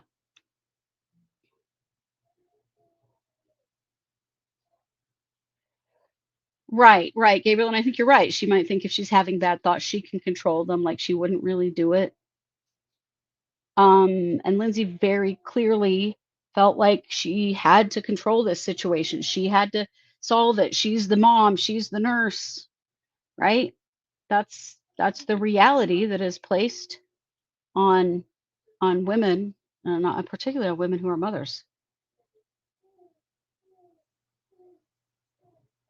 Right. And well, and I mean, she did say that she was having suicidal thoughts on multiple occasions. But because she didn't have a specific plan, guys, that's just building. It's building and building. Her condition was deteriorating. Um, she's the doctor said she didn't think she had good insight into her mental health, but then was taking her answers at face value. That is really concerning.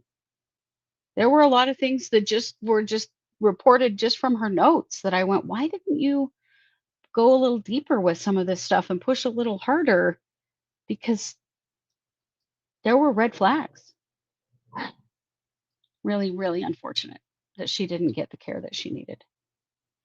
And that she wasn't referred somewhere for better care for someone who's postpartum.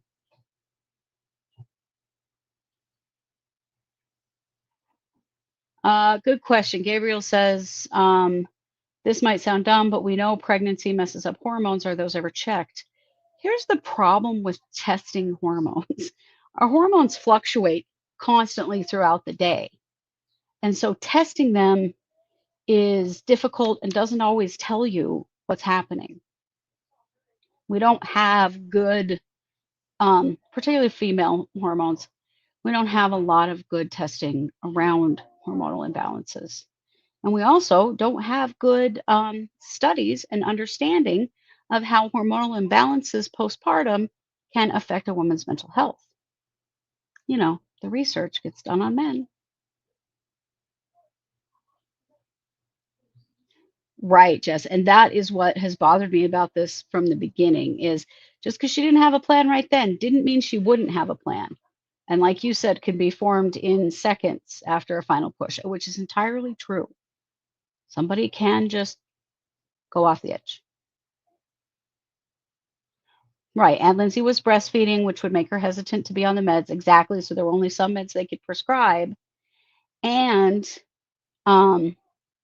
there's a lot of guilt there that potentially the baby might be getting something they're not supposed to have, or that she might have to stop breastfeeding in order to take other meds, which would also create guilt. Oh, Pessy, I'm so sorry. Pessy says, I had a horrible rash after taking Lamictal. Yes, that can happen. It's a horrific side effect. And it's rare, but it can happen. Yeah. Yeah, lots of side effects. And Lamictal is one of those that, maybe it's helpful. I don't know. It's also a seizure med. Bethy said, I'm sorry if opinions differ, but where is dad, husband? I feel like she was expected to just soldier on. I get that impression too. There wasn't a lot of support there. When asked about like her mental health appointments and stuff when Patrick was on the stand, he didn't know very much about them. He said things like, I just wasn't really engaged with that at the time. Really? Your wife is postpartum. She's really struggling. She's having mental health challenges. You weren't going to her appointments. You weren't like supporting her. I got the impression that he wasn't too much.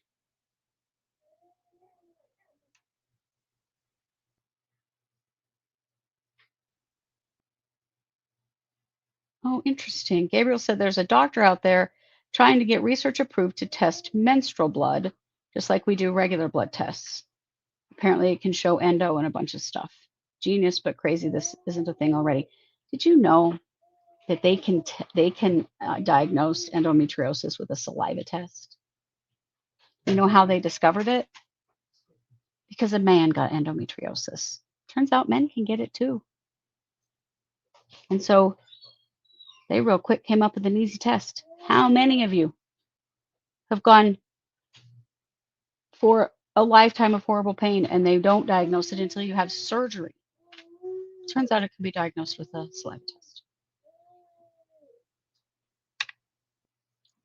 Right. She seemed to have some paranoia about the baby and about her ability to bond with the baby. And, you know, we saw somewhere there were some writings in her journal about being afraid that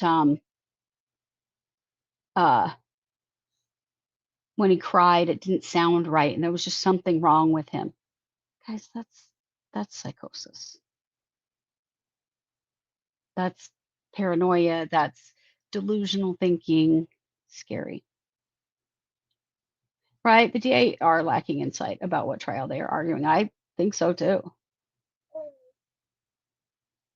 Yeah, Angie, I think you're right that in a malpractice suit, that doctor would be so easy to make look like a fool on the stand. Well, you got to ask, why didn't you dig further into some of these red flags?